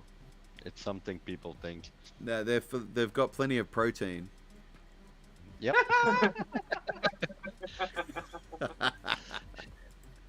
Why do you think they have so good hot sauces in America? Yeah. really large infestation. The amount it can pollute the air a little bit, but otherwise, nah. There's definitely more of a creepy, crawly, gross thing. Hmm. Mice are actually probably more likely to get you sick if you're living with them. Yeah, totally. But yeah, I definitely couldn't sleep in a room full of roaches. Spiders would probably be worse for me. I could deal with roaches, but Hey, Chuck, have we checked in on our poll Yeah. from an hour ago? I mean, I made the poll, and I could only put 4 options, so we've got 7 votes, and it actually had, because I'm the creator, it didn't let me vote, but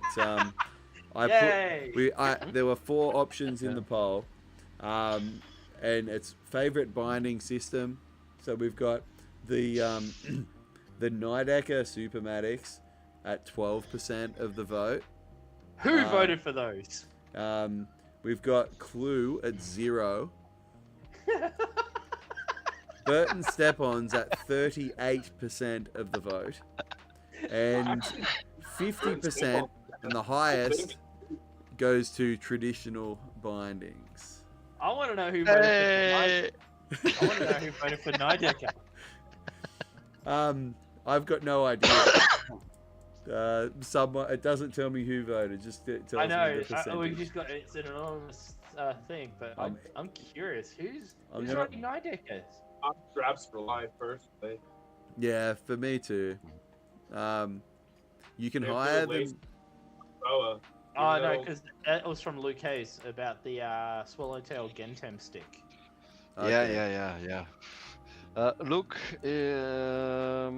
not gonna promise anything, but He probably already has. No, not the swallowtail. But if I have the chance, I surely will do. So, Engine, where's your favorite place to ride in Europe? Any mountain with snow on it. The one where the lifts work? Yeah, something like that. I'm not a You have to earn your turns, guy. I'm just going on the lift and go. Oh, fuck you all. I was thinking, or like Maybe the home mountain, or The problem in Europe is we have so many good resorts, all so close to each other. I like Connertal, I like Stubai, I like Saint Anton. I Lax. can Lax. It's fun too, because the quality of the ski resorts in Europe is that high and that cheap for Americans. So what? um, My family Heidelberg, and I spent some time in Austria at a little town called Reutte. They had a cog railway that took you up to the top in the summer. And I'd imagine yeah, that's what they use for lift in the wintertime too. yeah. So it's hard to pinpoint one. If you like free riding, go St. Anton. If you like park riding, you can go to Winkel with the Absolute Park, or go to Lax, or go to Hintertux, or go to Stubai. We have so many options. It's not Well, like in America. It's we have everything centralized. I have to drive 8 to 10 hours to get 90% of all the resorts in the Alps, and there are oh, many of those. So, for me, yeah, I don't have one resort that is really like, oh, I will go there every day. No, we have well, so many. a lot of people like would pick their close. Like, there's 3 mountains around here. I like Bear Creek the best, so I always go up there. But Yeah, but they're all equal drive. It's just my favorite. They have the so better lift. They're capable of moving people to the top of the mountain faster. They're not always crowded. Like, they have a little more elevation. But I guess you guys have crazy elevation over there.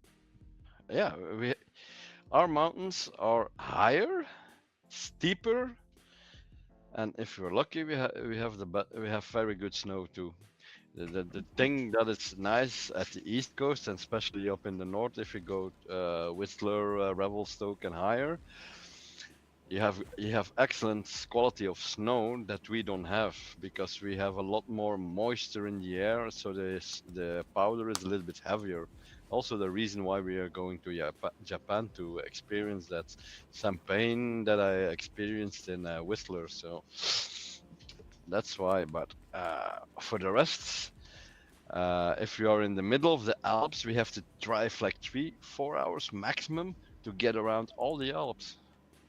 Yeah. So that's enormous. And then I mean France, Switzerland, Austria, Czech, Bulgaria, Italy, and so on. It's Well, Whistler's it's on the all west. centralized. Whistler's on the So, west coast, so they get entirely different snow than we do here on the east coast. sorry, I was saying West Coast. East Coast is the ice coast. Sorry, my mistake. Never been on the East Coast. On the West Coast, I did. Honestly, you're not missing much. A real good powder day, perhaps. Killington or Jay Peak is real nice.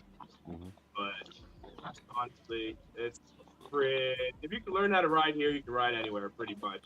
The closest place you're gonna get champagne snow to here is all the way out in Colorado. And if you like snow, then you gotta try Steamboat Springs, Colorado. They stopped there for 5 days. They got Mhm. 84 inches of snow in 5 days. They were Yeah. packed back in overnight. It was absolutely Mhm. insanely awesome. The snow was so white. I love it. Yeah, but when we were in Whistler, we did like 6 days of hilly skiing. Oh, it's so awesome. Yeah, but but I'm talking about close to 20 years ago, 30 years ago. Sorry. look forward to Yeah. it. That's all. I'm not the first generation of snowboarders, but I'm certainly in the second one. I did ride with boards with tight rubber bands and hard boots and things like that. So I have seen the whole evolution. Hi, Martin. Hello. Welcome back. Yeah. I might put you in my pocket and just be on a sound link here. Nice. So you will not see what I'm doing because I need both my hands. What are you? I think there's a game on. You gonna be playing, are ya? Yeah, Nice. looks like it. Looks like a gang of hard-faced kids here with Oh, you're gonna determined die so hard. eyes. You're gonna die so hard. Yeah, look at this one, for example. She's determined. Oh, Awesome. Bless you. she tricked me. Shout out to LH Cool Breeze. I think he might be leaving us. Happy New Year, dude. Yeah, cool, Breeze. Happy Have a New good one. Year. Happy New Year, Hey, man. but I was thinking about what Wim said about the accessibility in Europe. It's kind of different here for us.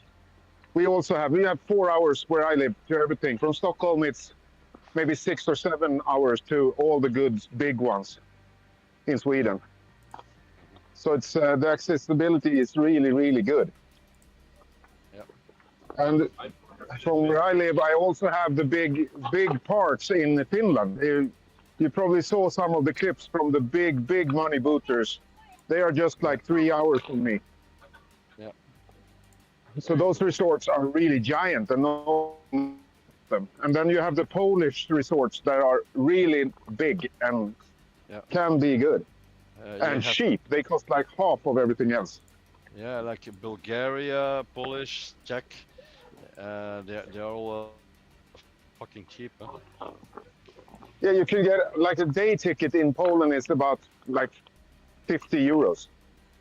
Jesus. Yep. Yeah. A day ticket here in Sweden is maybe 80 euros at the big resorts. Yep. At Fiesta, it's 20 euros. There we go. So That's right up my alley. Yeah. Hans, just take a plane, come over, and we show you around. That's It's where me, guys. I will just start the lift. Yeah, Very cool. Like I said, I could crack with my family. I'd fly into Frankfurt, chill with my family in Germany and Heidelberg, and you come over. yeah. If we drive to Austria, we're passing in Heidelberg. Yeah? Drive otherwise Stuttgart or otherwise to München. Just we go up it. Heidelberg is like 5, 6 hours from me. Cool. That's not bad at all. No. I can smell a Euro trip on the breeze. Yeah, but I always said it. If you guys come to Europe, I'll show you around.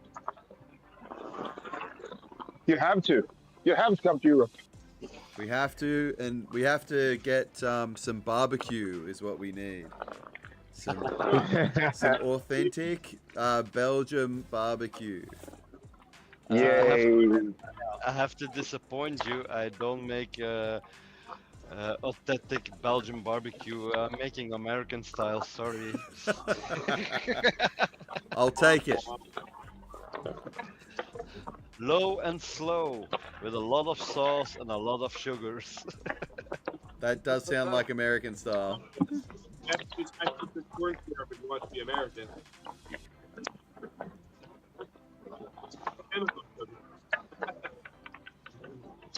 Yeah, I would fit right away in America. I don't have a skateboard, a snowboard, I do airsoft. Do you enjoy a good cheeseburger? Oh yeah. Yep, you'll fit around it. Waking up and I would eat cheeseburgers, no problem. I want to know what Adam's eating right now. Is it like a slice of pizza or something? Yeah. Probably just with Is that Adam, you didn't put on the green stuff? Oh yeah. Is it Another cool is it like a Another cool Domino's? thing, except for barbecue, is everybody I know here has a sled. Everybody owns a sled except me. But so go out and do like backcountry stuff here is so easy, Yeah, right. I thought and you it's said not that slab. steep, so the avalanche hazard is quite low. Yeah. So it's and it's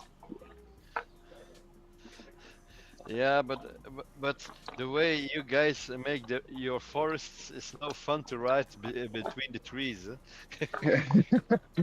you mean it's a bit dense. A little bit. Yeah, but if we go to the mountains, the scans, there is no trees. So Yep. In between the trees is my favorite kind of riding, though. Usually. No, Yeah, I love riding. Sweden you is can get Sweden is a bad you place can to get snowboard between trees. if we go to Hemavan, which is like 5 hours from me, we can go and ride fjällbjörk. It's birch trees that are miniature. They're like stunted because they grow so high on the mountain. So they kind of 3 meters tall and crooked, and that kind of riding is so fun because they grow in like bushes, and then it's snow between them. Yep. Sounds amazing. Most of the woods is like filled with underbrush. The trees are so tight you can't ride through it. But No, they sow. If they cut them, they sow them. They don't plant them in rows or anything. They just sow it, and then let it grow. And then after 10, 15 years, they clean out the little ones. yeah, you come through and pick up the underbrush. That way it's actually It's almost always we leave also leave a few big ones that are called sowing trees, which naturally resow the forest. yeah. The forests in Sweden are so nice. It's a nice country. Cannot say anything else about it. I love the country. Maybe a little bit better snow would be a big motivator to move there, but it's still a nice country. Yeah, you still have the Alps. The Alps are like crazy, crazy, crazy good. Yeah. And also very nice people. All the Swedes I met, I love those guys. But we have also Norway, which is so close to us. Like, it's almost the same country. And they have really, really cool mountains. Yeah, true. But to be honest, they are a little bit off, the Norwegians. Even when they're mad, they're sounding happy. Yeah. That's so funny. My brother, way, way long ago, was working in Trysil, which is a resort in Norway. So I was there visiting, and we were quite drunk and we were going to take the bus, the shuttle bus. And there were some drunk Norwegian guys from Oslo there and trying to pick a fight with us. But it was they couldn't do it. Are you trying to fight with us? It's so funny. When we said, fuck off. It's what people sometimes say about Australians, actually. Your Australians are still okay if you compare them with the Norwegian guys. Oh, really? We're much more chill. Yes. I think Swedes are kind of a semi-German. We have lots of German accents and words that the Norwegians don't have. So we have been much more influenced by medieval Germany. So we're more like them. Yeah. But above Sweden, you have an even more strange country.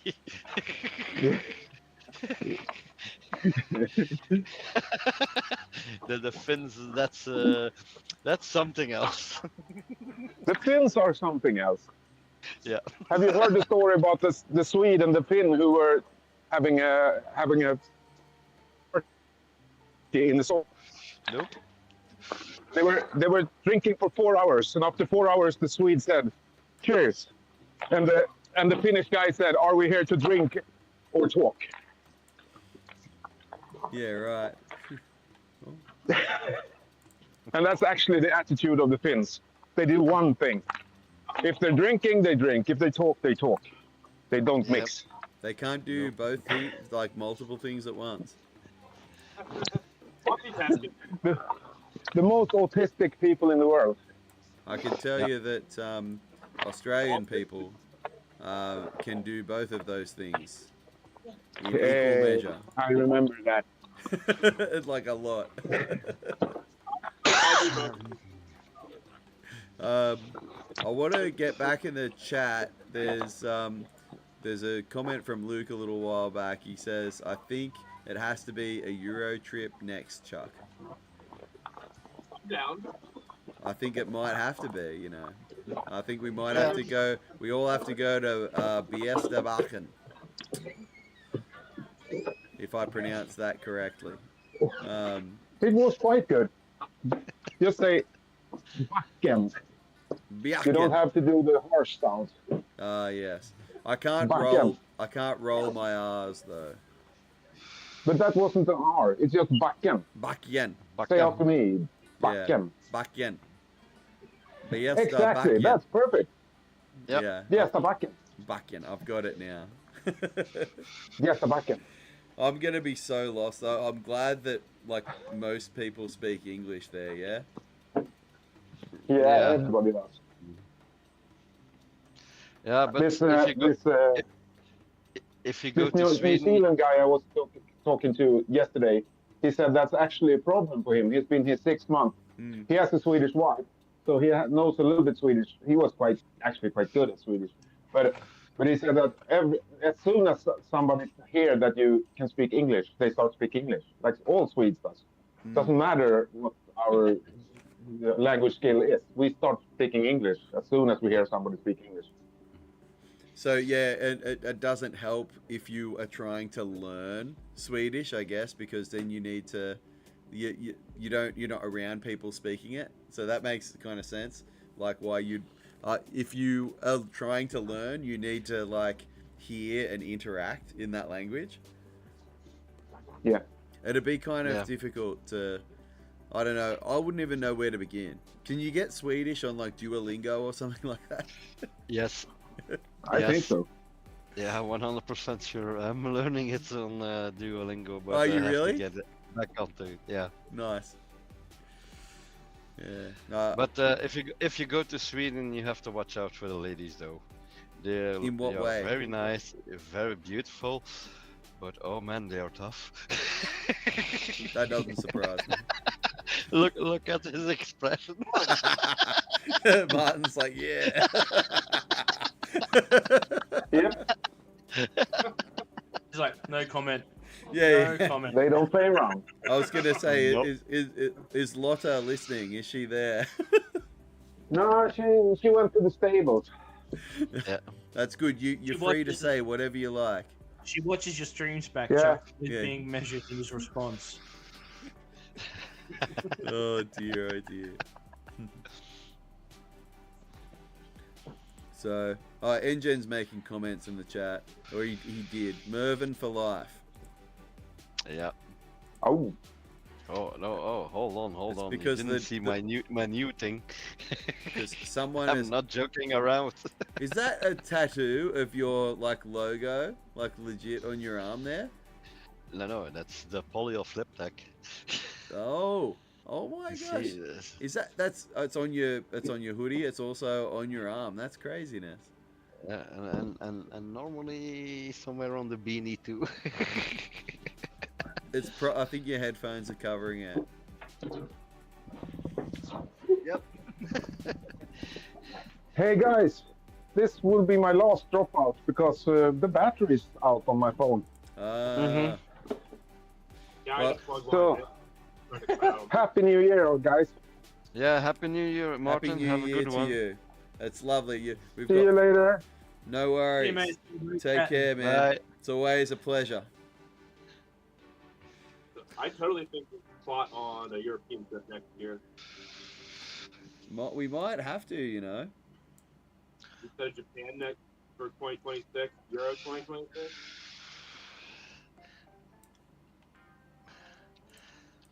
Yeah, it's doable. For me, it's doable. Yeah, right. But yeah, we can put on a nice agenda. I We think can it. also we can also introduce you to some good indoor slopes too. Just first do an indoor slope and then move up to the mountains or go to Martin, whatever. See, that's the craziest thing for me is like I can't wait until like we have an indoor slope available, but I know it's going to be ridiculously expensive. When it, No, they charge so much money, and it's like, I think, $60 for 2 hours. yeah, Jesus. Price of a lift ticket at Bear Creek for the whole day for 2 hours. yeah. That's a quarter of a lift ticket in Australia. No, Yeah. in Belgium it's 50 euros for a whole day. Mm. What was the day pass last year, Chuck? $200? Oh, at a resort, Yeah. like in Australian dollars, yeah, about 200. So For a day pass. That's for one day. why? That's is it- And that's- crazy. That's just a lift pass. Are they on the Epic Pass? They are, but we've Uh, just had a price increase now. So the early bird special for the Epic Pass is $1,000. Jesus. Yeah. That's 1,000 Australian dollars. So, hang on, I gotta do the conversion on that. Yeah, but Because our dollar is so awful. It's weaker than the weaker than my last beverage. Yeah, That's no, not hard. exactly. It probably is. I don't doubt that. AUD to US. Adam, you just ate a pizza. Time for the second can. Exactly. Yeah. So No. what was No, it? no, Early bird, no, no, 1,000. no. Yeah. That's So that's New Year's. That's New Year's 2026. All right. the Australian, so the Epic Pass in Australia is about $620 US. Oh, that's not bad at all. Yeah. I'm used to between- Wow, The but a like a single day pass is about 125. Sheesh. Yeah. That's dude, that's what Brown Top's charging $80, $75 for a day pass there. It's Yeah. insane. That's converted to US dollars, obviously. Yeah. That's I've got the converter in front of me. So but with like what is that in euro? What did you say was 50 euros for a day pass at the indoor slope? Yep, And that's for the whole day. that's 8 hours. But 8 hours. if you're there, if you ride 6 to Probably 7 4 hours, Right. you're no, you're done, huh? Yeah, you would Because be. it's all the time, huh? See, Big that's snow, small. That I got bored after 2 hours. I was so. like, all right, I hit all the features. Mhm.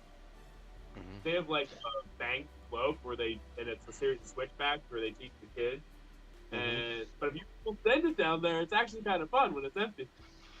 Yeah.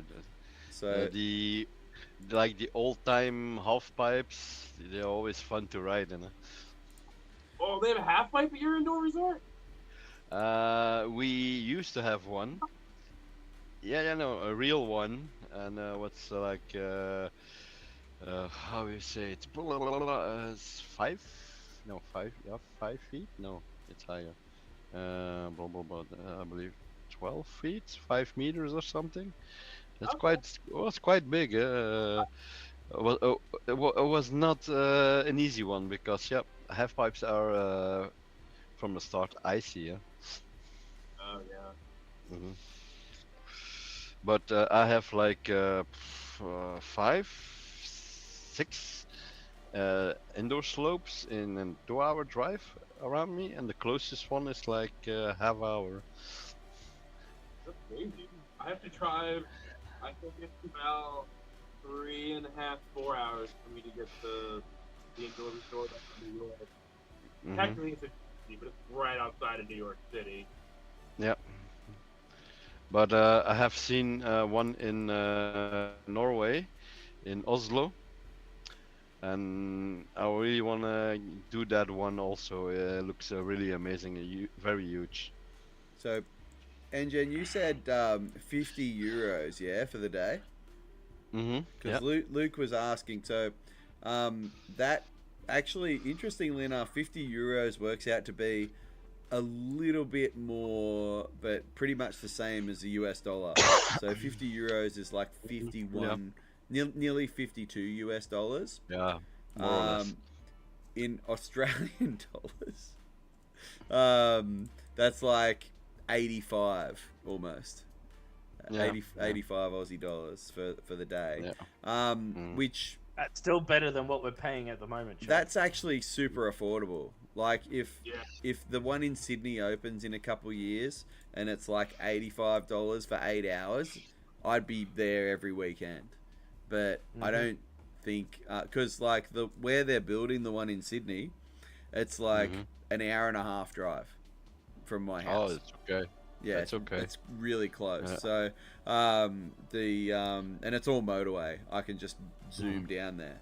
Yeah. But I'm afraid they're going to be charging like hundreds of dollars a day. I was going to say I'm expecting between $160, $180. But I reckon it's going to be like the one in New Jersey where they charge by the hour. I reckon you'll do like a 2-hour session. It'll be like $200 or something. Mhm. Yeah, that's way Yeah, too but much. like for a 4-hour session, we pay like 27 euro. Yeah, that's nothing. Yeah, I'd be down Yeah. for that for sure. And then you just go there, you pay the evening fee, and then go 2 hours, 3 hours, have fun. But it's a pretty big Uh, slope. I think what they're building in Sydney, it's going to be like like a 300-meter slope. So it's a little bit bigger than Big Snow, but not basically the same size. So I'm looking forward to it opening. I'm going to go at least once, but it doesn't open for another 2 years, I don't think.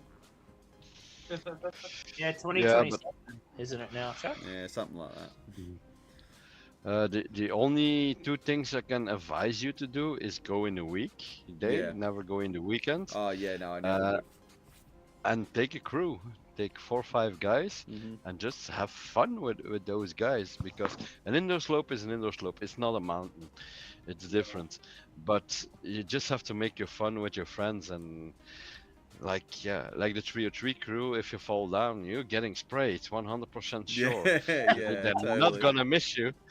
The 303 and- crew spend their whole time just spraying each other. That's all they do. And going fast. That's what I understand it as. No, we don't. That's how you sold it, Ben. That's how you've sold it. Yeah, the problem, you probably seen the video of Yannick, and then you see. I have actually. A wild wind just go. Yannick was trying to film me, and it's like, yeah, I'm gonna film you, and then I was waiting on the button. Where are you at? I couldn't follow. It's like, we're not even driving fast. We're just cruising.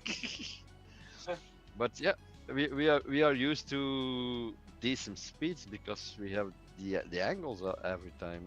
And like the European slopes to like what you're used to, there's lots of like sort of open groomers. There's no trees. Like the piste, like I know there are like, you know, I don't know what you guys are riding, probably a lot of black runs, but I see a lot of videos. I've been watching a lot of Malcolm Moore videos recently. I know he's like in France, I think, and Alpe d'Huez. yeah, and like looks like there's lots of like sort of wide open terrain, lots of like wide piste. So I imagine that's the kind of stuff that you guys are riding, like steep, sort of wide open, unless it's like, you know, double and triple black runs. Yeah. We have just blue red and black, Yeah. and we don't give a fuck what it is. Yeah, you guys just go for it. We just go down and then it's like, oh, it's a black one. Oh, so, okay, no problem. We just go. Like we have the extreme slopes, like the Black Mamba and the Harakiri, and what else? And everybody's like, ah, they are fucking steep, and we are like, meh. You're just riding them, and it's like, yeah, it's steep, but it's still rideable. As long as you got your turn shape right, yeah? Early edge change. Yeah, the first time Kevin and TJ were in Austria, we were just like showing them, yeah, we just go down here, and the lift guy was saying like, no, you can't, and we talked with the guy 5 minutes, and then we just go, and Kevin and TJ were just looking like fucking mad Belgians, just dropping in and going. But that's snowboarding, just ride things, and if it's steep, yeah, who cares? As long you have a safe way out, if you fall down, you don't hit rocks or trees, there's no problem. You're just gonna slide, right? Yep. Burn through the arse of your snow pants. The 303 record is 36 kilometers an hour on his ass. Not me. Not me. 36 kph. I love it. Yeah. How far? That's the speed of a moped.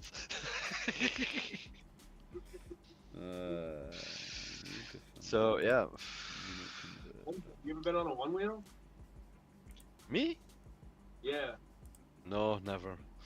I know a lot like snowboards, man. You might actually like it.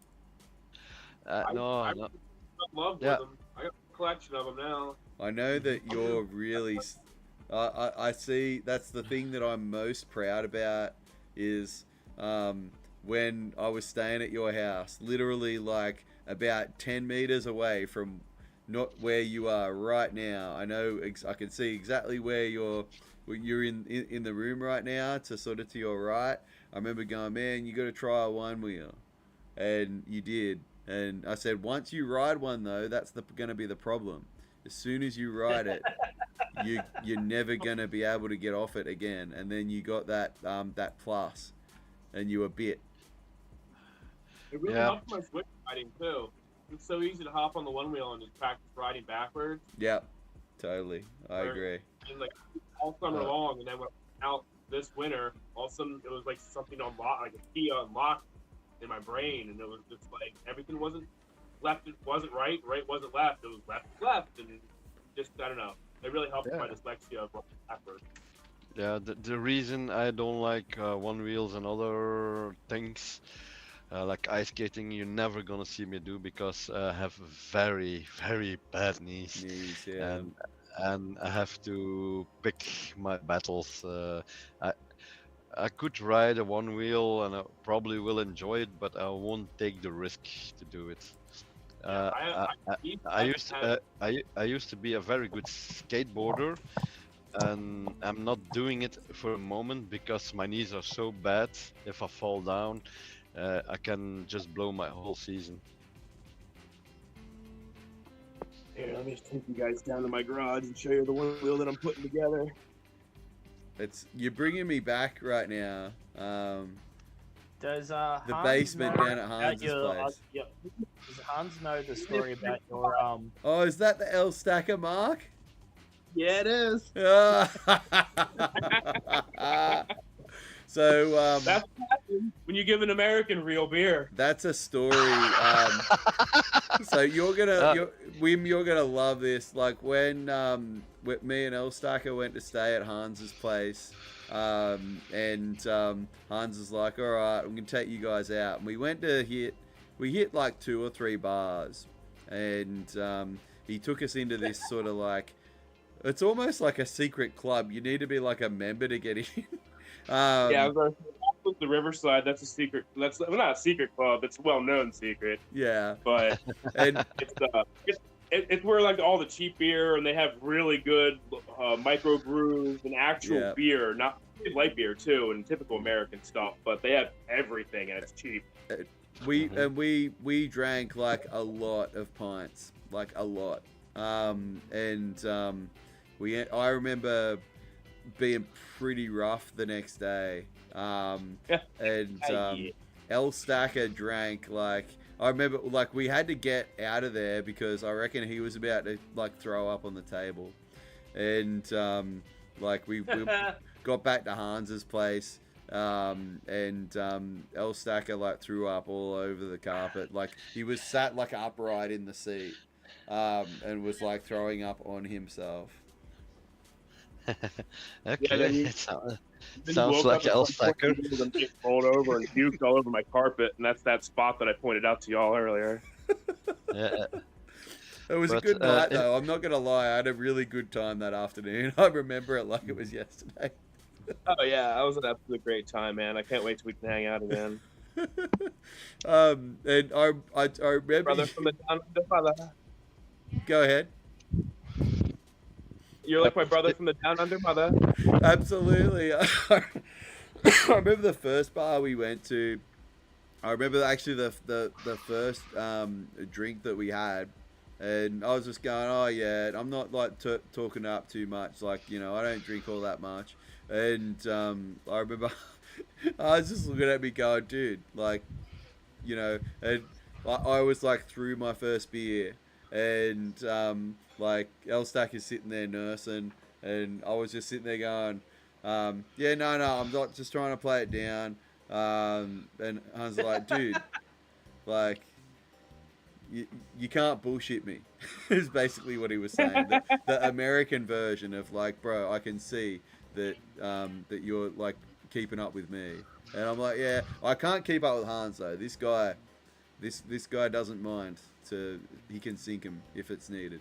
That's for sure. Although Luke, for a little guy, like, I think that's where I seen El Stacker. That's where Luke Hayes is still like watching everything we're saying. I reckon you and Luke could get on real well. But in any case, we're down in the basement. Oh yeah, yeah. That's right. We got hammered and came back and playing in my garage. We were messing around in there for. I saw your little diorama. He's got like a little like pretend ski town over there.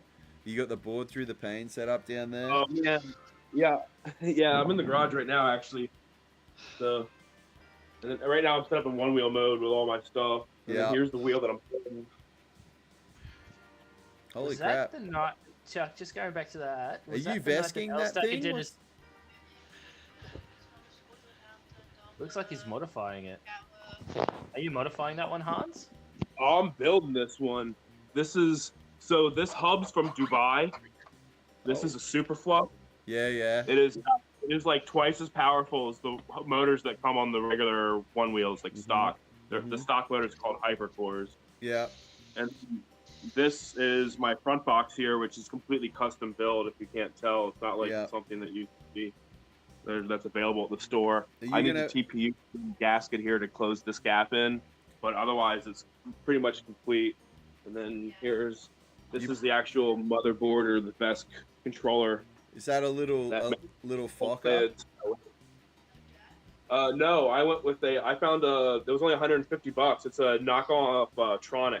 Okay. So I have to, there's certain things, like it's got a larger adapter on it here instead of the typical XT60. So I had to make a XT60 to XT90 adapter. And then I had to upgrade the bullet pin connectors here as well and make them slightly larger so they fit. But I saved $150 by being willing to do them the extra little bit of work. And I know about electronics, so it wasn't that hard for me. Nice. And you've got a one wheel that's going to be far more powerful than the standard ones you can buy. Yes, I'll be able to go about 35 miles per hour or something like that. That's too fast on a one wheel. On a one wheel? Yeah. Yeah, I'm going to sprain my other knee, bro. That sounds like my kind of one wheel. Yeah, I actually have knee pads that have like big metal braces built into them so I can't twist my knees when I fall. Chuck, you need one. I don't want one that goes that fast. Like, Just because you have the power doesn't mean you need to use it. yeah, I know. Like the comfortable, honestly, like the comfortable speed for me is like 16, 17 miles an hour. Like that's about, like, probably around 15 to 16 is where I like to cruise. But that's because you're used to getting dumped off your board after that because you're riding stock future motion stuff. Yeah, that's true. Like this thing behind me here, that's about like I'm getting at about, it starts pushing back at around 17, 18 miles an hour. And I don't want to mess with it after that. I don't want to get dumped. I haven't been dumped yet. I don't want to be. Yeah, man. You think getting dumped by your girlfriend sucks? Just try getting dumped by a one wheel. No way. The cutest, the funniest thing, like when I was explaining, I had Stacker over here, and he was riding the Pint, I was riding the XR, and I was explaining to him pushback. He was never going fast enough to even get pushback on the Pint, but I said, dude, if you feel it pushing you back, don't try and go faster. Don't push it. And I said, look, because if you do, it might shut off on you, and then you're gonna die. And he goes, what do you mean? Why would they make it do that? That should not be a thing. That's fine. He's like, why would it do that? It just shouldn't do that. I'm going, bro, it's physics. You can't, like, it's got the thing's got a limit, and then I was gonna say there's a limiter built into them, isn't there? Yeah, and the limit.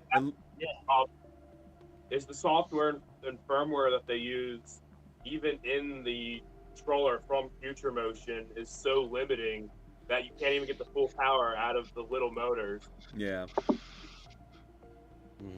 That thing looks like it's going to be a beast when you finished it, though. Oh yeah, I'm so excited. I actually wanted to put a big tire on it because it has torque to move the larger diameter tire, but it just doesn't quite fit. Have you got is that a 6-inch tire on there? Yeah, so it's it looks like a Burris. That actually is a Burris Trail Pro. So a little while ago, Float Life and Burris got together and they made the Trail Pro.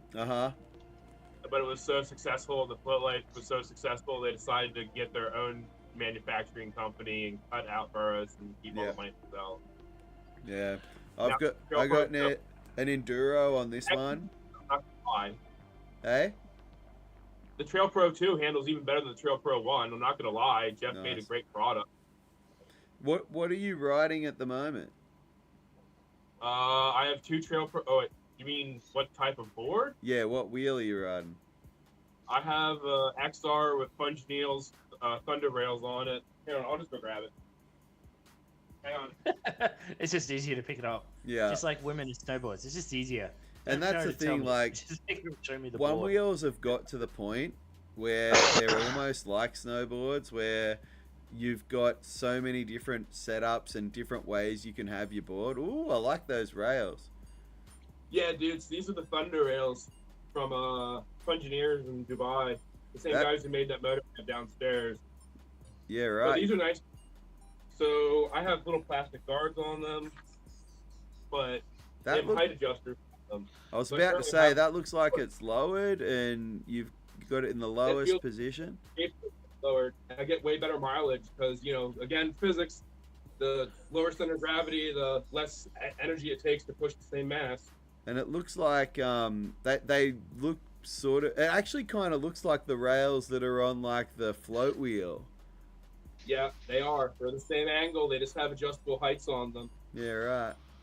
Huh. And then I have a Hoosier tire on here, which is slick. Again, I do everything I can for maximum range. I get 13.5 miles off of one charge, which I'm not sure how many kilometers that is. Yeah, that's not too bad. I'm actually 13.5. That's about 20, almost 22 kilometers, which that's pretty good. So Yeah, it's an original XR battery. The battery is not going to be replaced. I have over 6,000 miles on that board. that's better range than what I'm getting out of this. Like, what are you riding it on though? Like, what's that? Well, that's 13? and gravel. Yeah, okay. Yeah, right. I'm getting a bit better than that, but that's on pavement, on like sidewalk, on like You actual probably hear as many miles on your board either. bike My trails. board's been beat all up. Yeah. Oh, this thing actually hasn't got many miles on it for like at all. Like it only had like it had less than 100 miles on it when I bought it, and I haven't put that many on it. Well, make sure you take it out at least once a month and run it down a little bit, and never leave it sitting full. Never leave it sit empty. Always leave it sitting about halfway. Yeah. No. I'm if anything, I've let it sat probably too full a few bits. But that's one of my things for 2025 is trying to get out on that thing like way more regularly.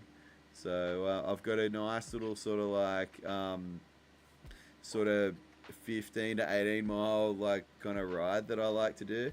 So it's like around the lake. There's a bunch of like nice bike paths and stuff. So yeah, I'm gonna get out. I want to get on the wheel way more.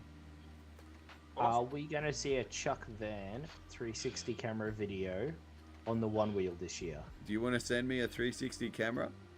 You have one in your house. Do I? Swanee. Oh, he's got the Yes. the X3, X4. yeah. Oh, X4? Is it the X? He's got the X4, I thought. Didn't which was the latest one? Is it the X5 that's come out now or the X4? I'm pretty sure he's got an 4. X3.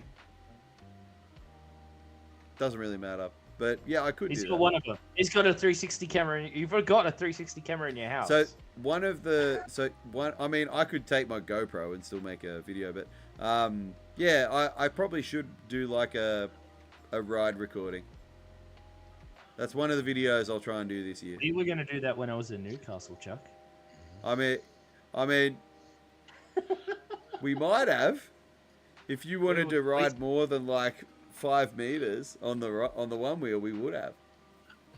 I was going around the corner. What are you talking about? I got him on the pint, and he was like, "This is weird, dude." It's very unnatural when you first get onto it. It's like nothing that you've ever done before, but once you sort of like really like lean into it and get into it, forgive Yeah, I the was pun. going to say, like, you got to load up that front wheel or the front legs so much. Like it was a little different, you know. I mean, it is some things, but it felt like snowboarding just hands down the closest sport to it. Yeah, totally. Yeah, I'm coming from a wakeboarding background where you load up the rear leg a lot. Okay, Yeah. So you're a good powder rider. Yeah, definitely. Yeah. I skateboarded right away too. I started snowboarding when I was 14. I didn't wakeboard until just about 5 years ago, maybe 6 years ago. But the first time I got on board was too small for me, and I still popped right up and had no problem. It's the exact opposite of snowboarding. You know, the force is pulling you. Yeah, so basically, because you're being pulled from up a high, whereas on the snowboard and stuff like that, you kind of got to lean back a little bit to sort of counter the pull. Similar to like when you're on a rope tow and stuff like that. Yep. Yeah, it's definitely a little bit different. Like you got to lean forwards a little bit, but not too far forwards.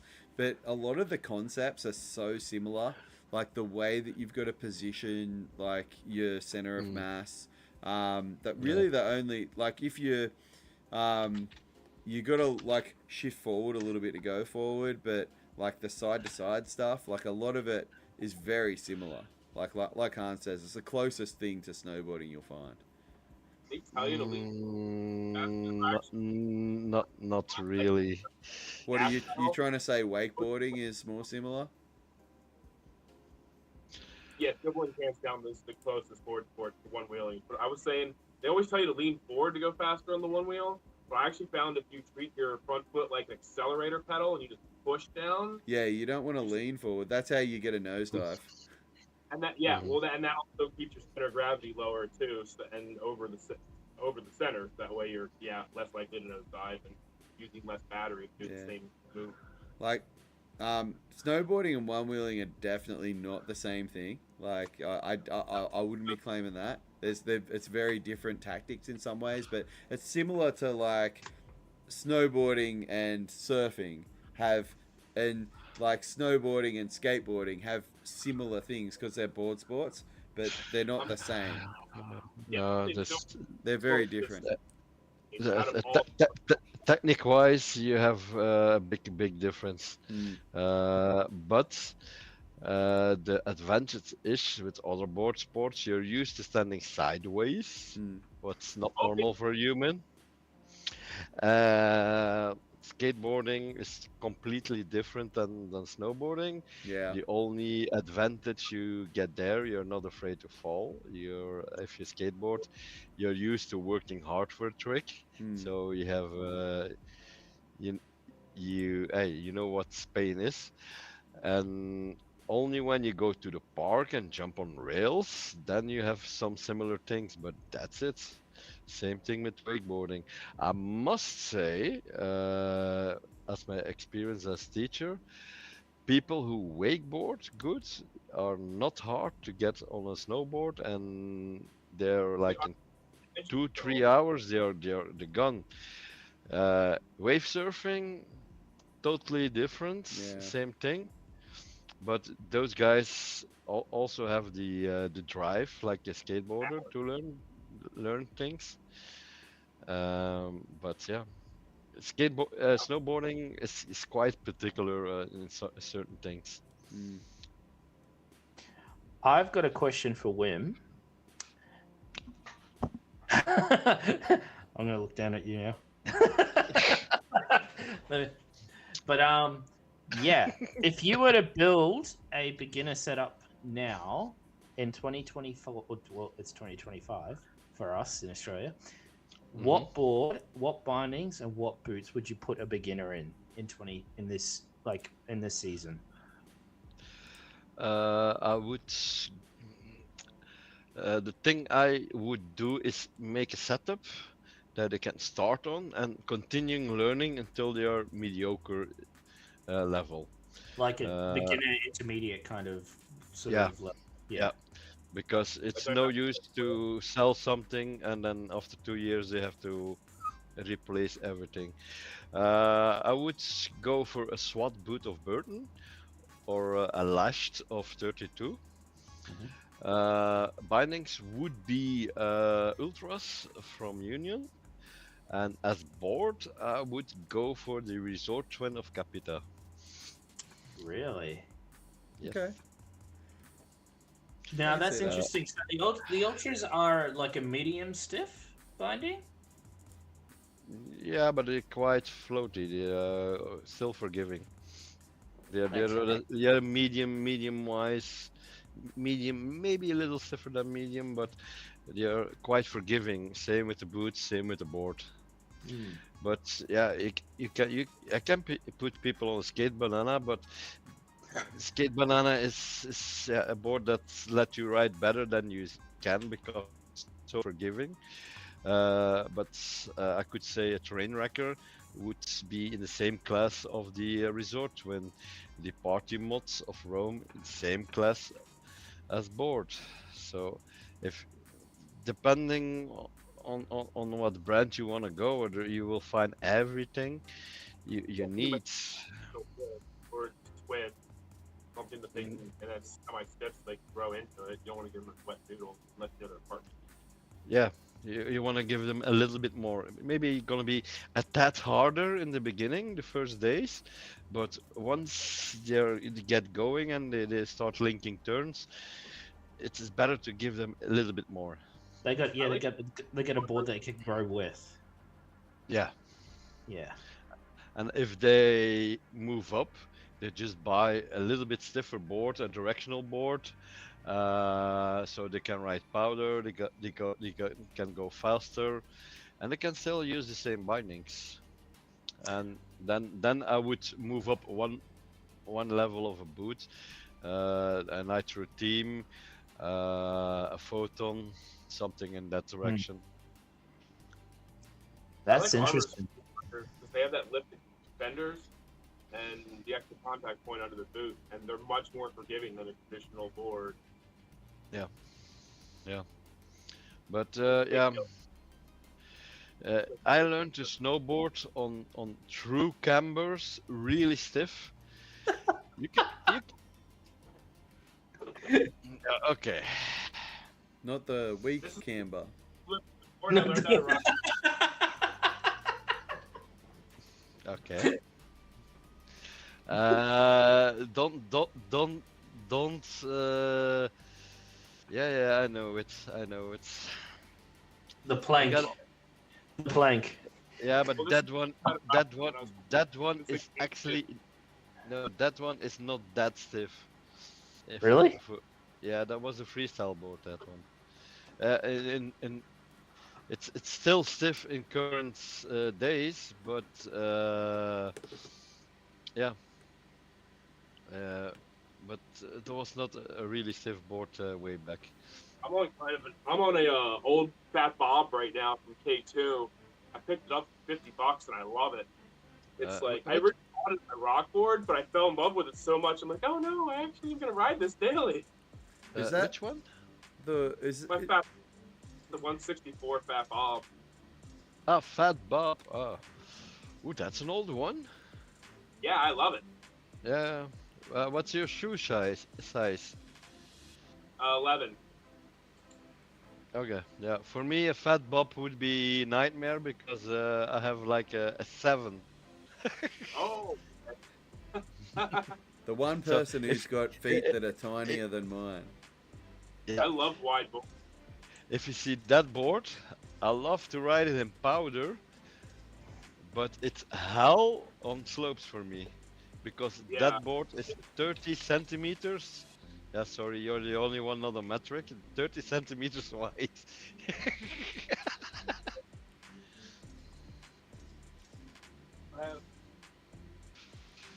Here's my Fat Girl. Yeah, one of those. A 158 Super Pig. They don't even make them this size anymore. No.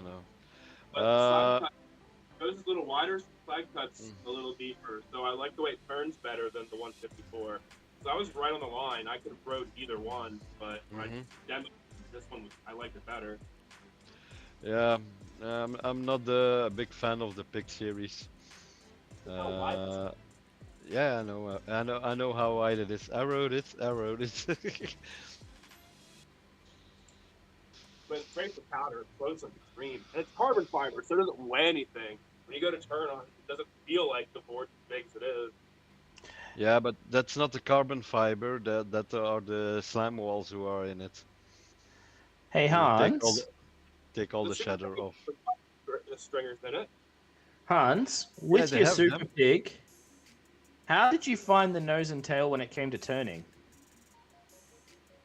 I don't have any. I mean, I can't do like the Ryan Napton stuff where you roll around on them, but I can turn just fine. I One had time- issues where that board would just wash out on me. I haven't had. No, the Super Pig handles great. And the camber. So I liked it better than the War Pig because the War Pig, I did feel that way on the ice coast. It didn't feel like it had the traction. Whereas the camber on the Super Pig and the little stiffer carbon fiber stringers really just make it grip that much better. I didn't have any problems with the slide. If anything, it's more likely to fuck me off if, like, you know, it's such a large board. Yeah. If I'm not paying attention and don't get my turn right and shift my weight properly, then yeah, sometimes I have issues. But What I don't like about the Pig series is they have not enough flex in the middle of the board, torsional flex. I'm a big fan of boards that are rolling, like the short and fat of Jamie Lynn.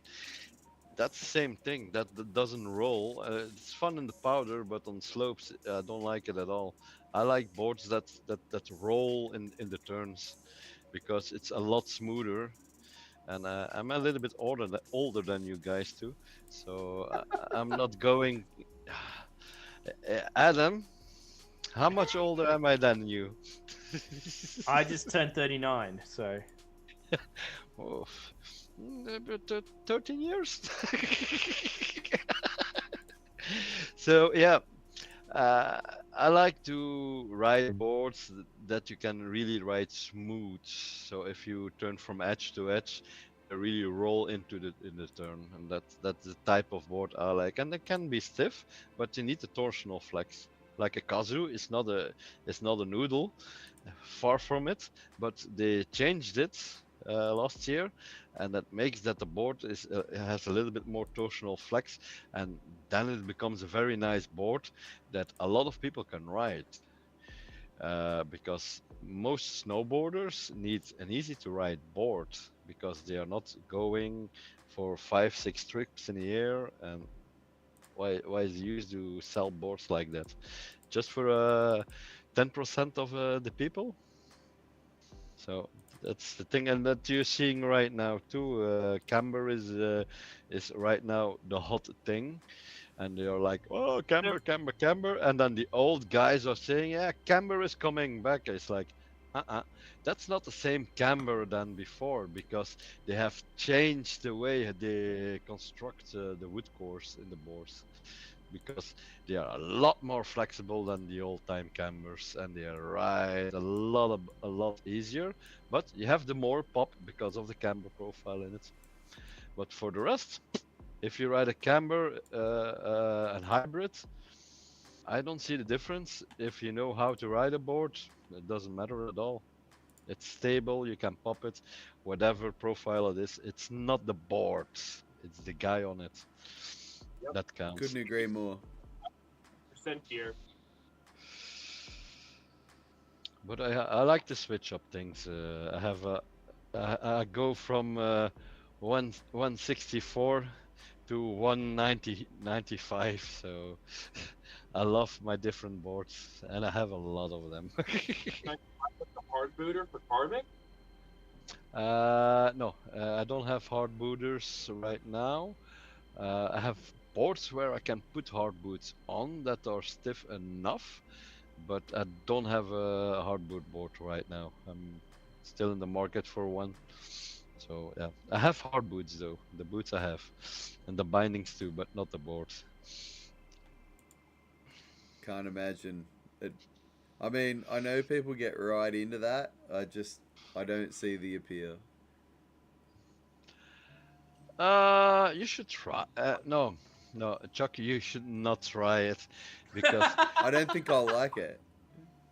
no, no. I think you're the best board for you, by my opinion, is um, uh, a Wayfinder from Liptech. That's the perfect board for you. A wayfinder. Yeah. Tell me why. I'm interested. I'm making a note of that. Because the info I got of your style of riding, you're an easy, laid back, surfy guy. Totally. Yeah, you got me straight up.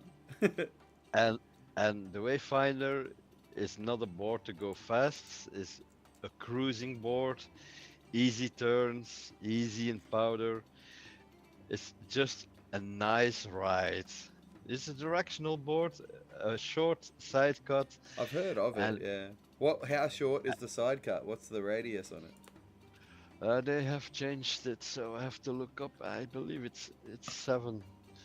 Okay, yeah, It's, that's not mega short.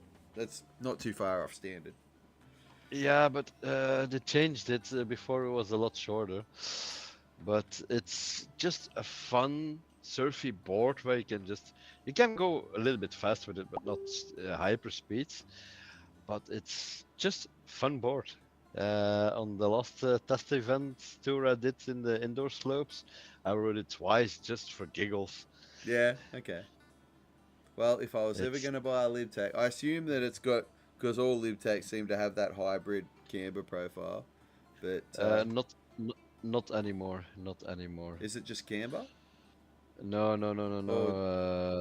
It has changed because the market is requesting a lot of camber. Mm. So I believe we have like 4 or 5 cambers, like this one. The Red Ripper is also camber, but it's not scamber like the all-time camber. The Mac Wayfinder is the complete name, and let's go to the specs.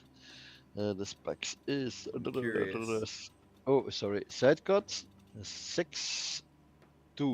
Okay, yeah, For that the is size. pretty short. Hey, Catman Snow's still here.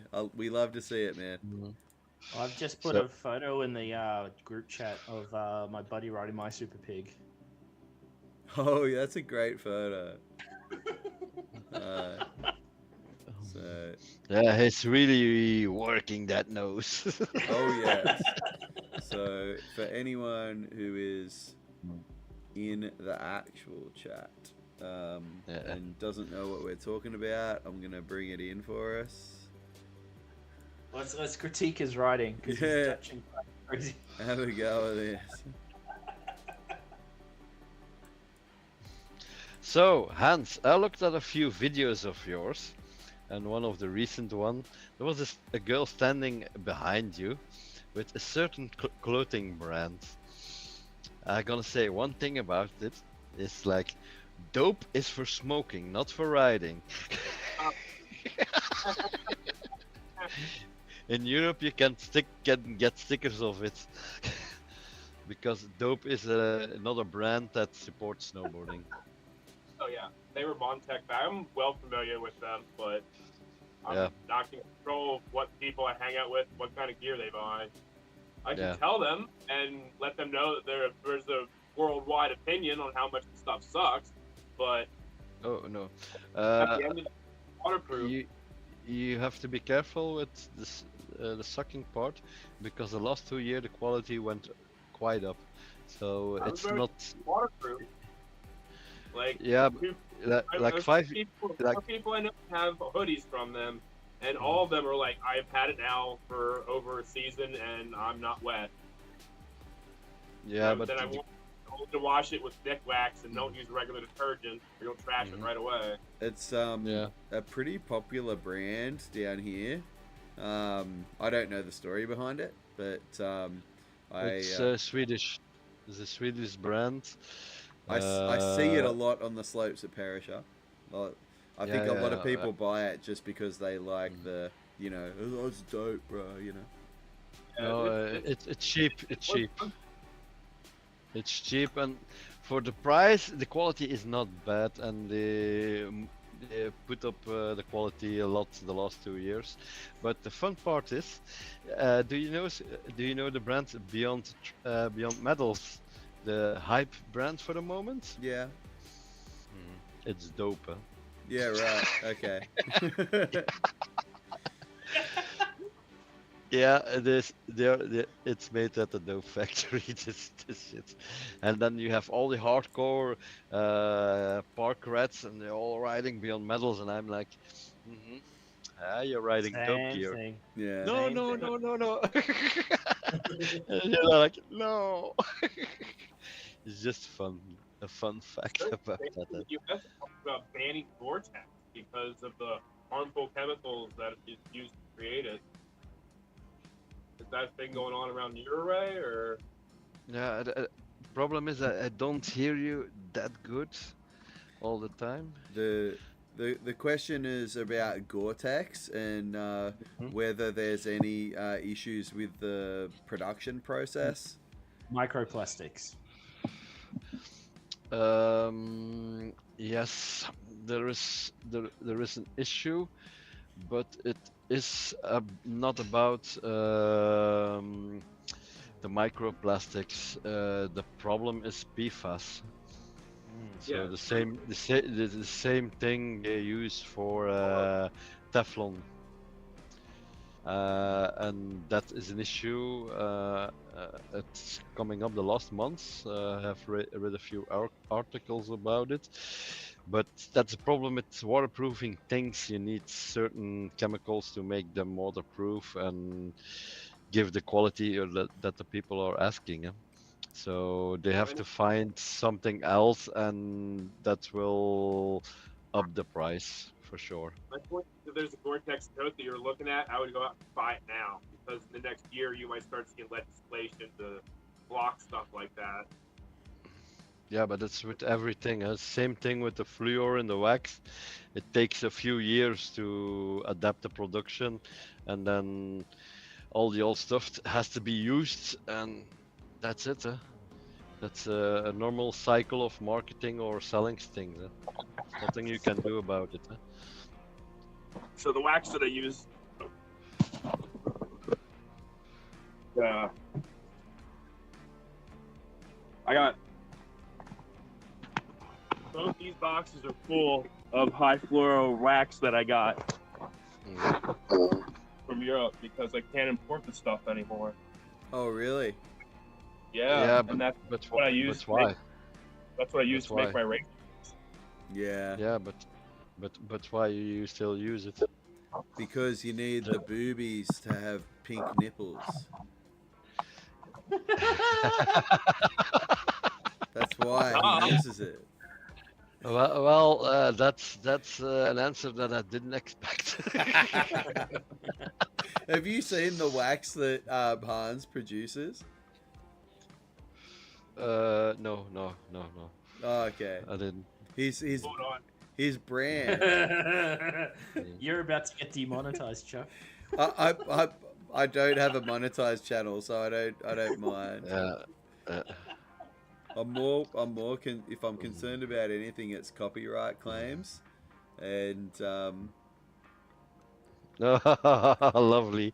And one is for warm weather. The cold one is for the green one is Martian melons for cold weather, and then I don't have any of the white ones here. But the white ones are the pasty pear, and they're universals. Everybody loves pasty pear. I actually you'll be glad to know, Hans, that of the Catman Man Snow says that he has seen the wax, but I bet you have.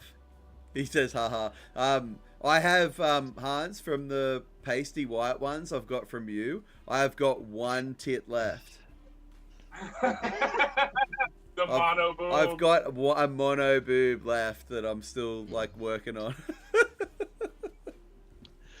Well, Hans, I will buy a cleavage combo from you, but you have to send it as a present. Otherwise, I have to pay taxes on it.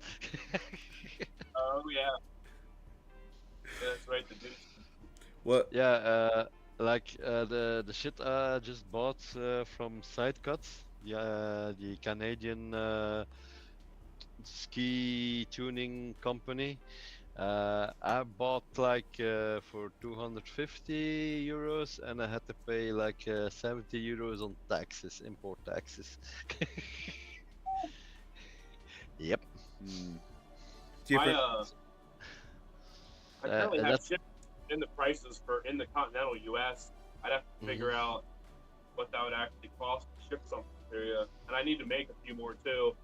My mother passed away right when I started making the wax. Normally, my production line has been really slow and just not there this year.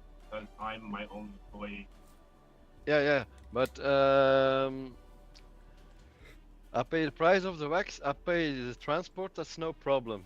Just send it as a present, so I don't have to pay the taxes. I will contact you. I'm always curious about waxes. I'm a big tuning guy. Awesome. I was going to say he also works at a shop in Belgium, so you may have a distribution point.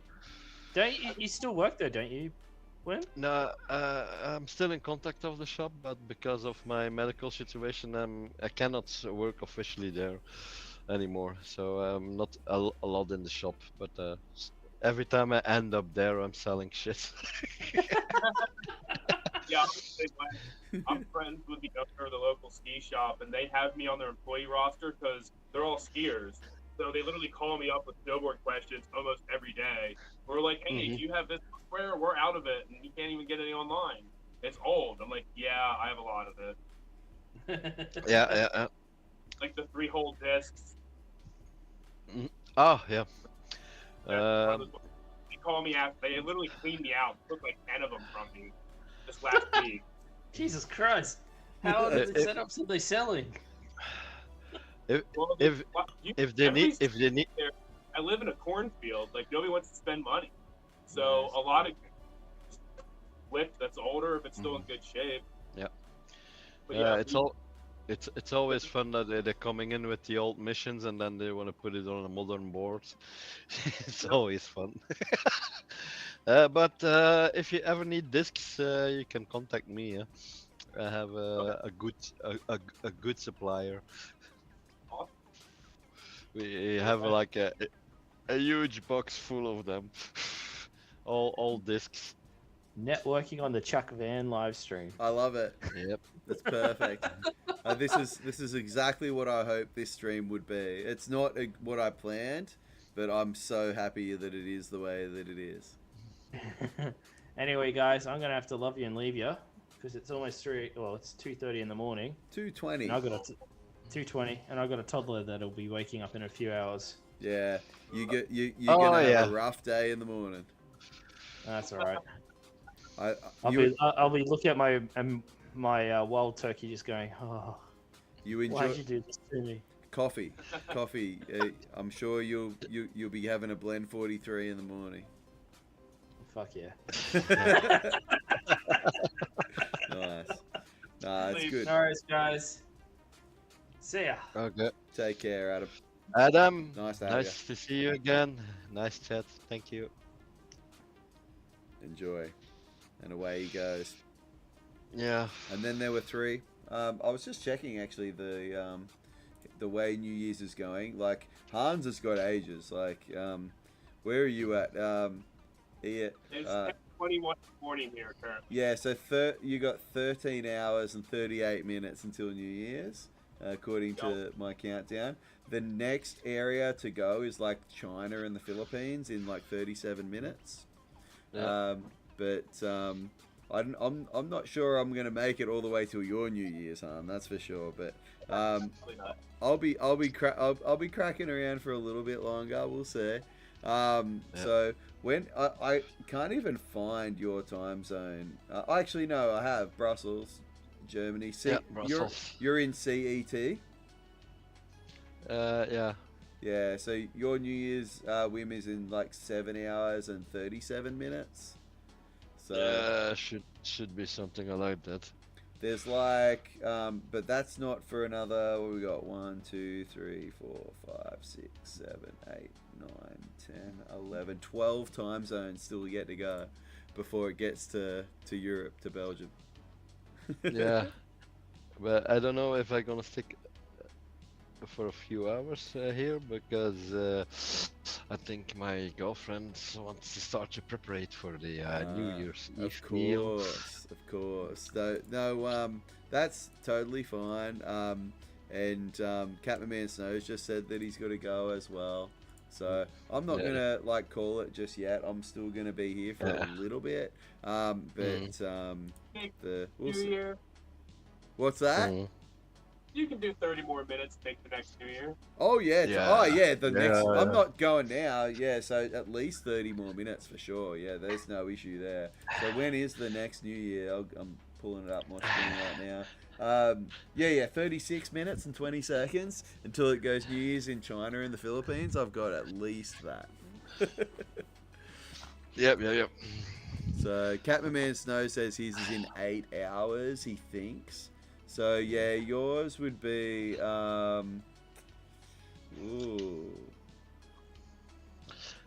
don't know what they're in. Is Sweden the same as Yep. Yeah, Same as me. Yeah. So 7 hours and 35 minutes max is when yours is. Yeah. So what's been happening with you, Hans, other than like the obvious? Have you got much riding in this season yet?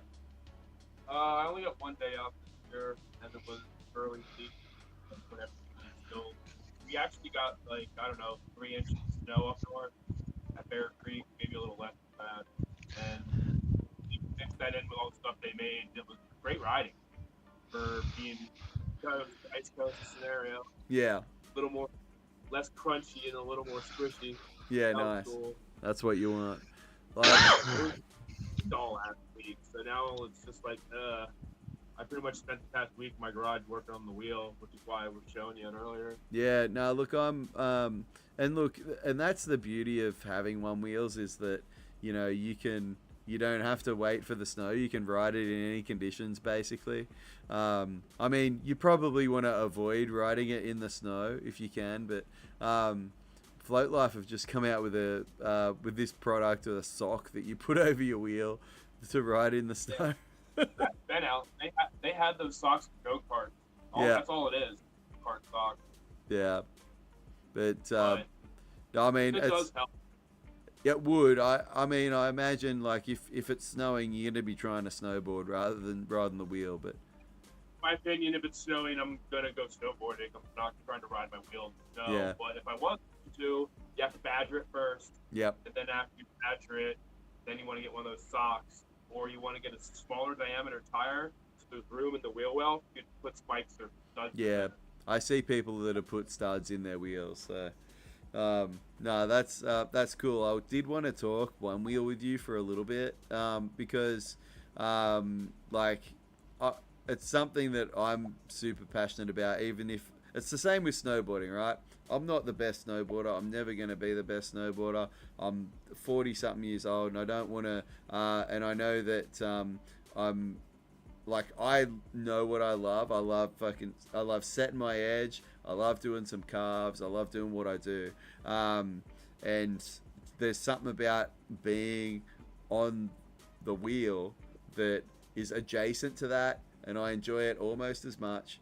And I need to do it more. But the question that I have for you is, like, I've already asked you what you're riding, but like, there've been some new releases. I know you're building like a wheel for yourself, so you know you're gonna have a Vask wheel, which I must admit it's pretty intimidating. Like, because I'm not as good with electronics and stuff like that, and I'd be worried that if I was gonna try and do a DIY, that like I've got a bunch. You can see there's actually a box just behind me there that's full of Float Life gear, and that's gonna be me taking apart both of my wheels to like change tires and put various bits and pieces on. But to build one from scratch and to like use Vesk tool and all that stuff and to be solder and shit, so like, is that something that's accessible to a person like me? Yes. Yeah, definitely. I would recommend for you. I would just go with the Fungineer setup. You can get the control box, you can get the motor, and then you get their battery box, and then you just have to supply your own rail. Mm-hmm. It's quite there is a setup. There's a little bit of setup you have to do, but that's the hardest part of the whole thing. And I'm still diving into that whole thing right now too. I finally got my board physically together, so now my next step is taking that controller that I showed you and flashing the newest firmware from the little Fokker or Forcer or whatever you want to pronounce Yeah. it on my knockoff Ryan. Because same thing. So I'm actually able to use that firmware on it, even though it is cloned, and then it'll operate the same way that the $300 controller does. Yeah. Nice. Right now, it's a little more wonky because it's not as fine-tuned. It's got the original firmware on it. And yes, that is, I've been doing a lot of research on that, and I'm trying to find somebody that I can actually pick their mind and make sure I'm doing it right. If you do it wrong, you just back the controller. And then I gotta go buy the $300 one anyway. Yeah. Because you can't get the ones that I have anymore. Because I know that there's like Float Wheel do like a drop-in kit for like the XR, like the XRV kit, where they're claiming that you don't have to solder anything. You can just like drop it in essentially, put the controller in. That's something that I would probably do when eventually, like, you know, something goes wrong with my XR and like the battery dies, or you know, I bust a controller. If your battery dies, that's not going to fix the problem. He doesn't send you a new battery. He just sends you a new BMS, new controller. Mm. You literally use your battery and your motor and your rails and stuff, which is what the kit is. You just rip out the circuit board in the front there, put the new one in, and then you replace the BMS in the back of the battery. So if your battery goes bad, the best thing you can actually do is just upgrade completely to go fast fully. And at that point, again, float wheel, battery pack they sell that's already completely built and in the box, or I have to plug it into the front box. Is, Yeah. 20 S2P. Yeah. So it's an 84 volt pack. Which is way more powerful. What are these things, like a 63 or something? They're a 15.2, I think, or a 15.3, but and that's a 63 volt pack. Hmm. To give you an idea, like they are, or I guess 63.3 volt. Yeah. But anyway, long story short, it's way less power, way less torque, way less top end.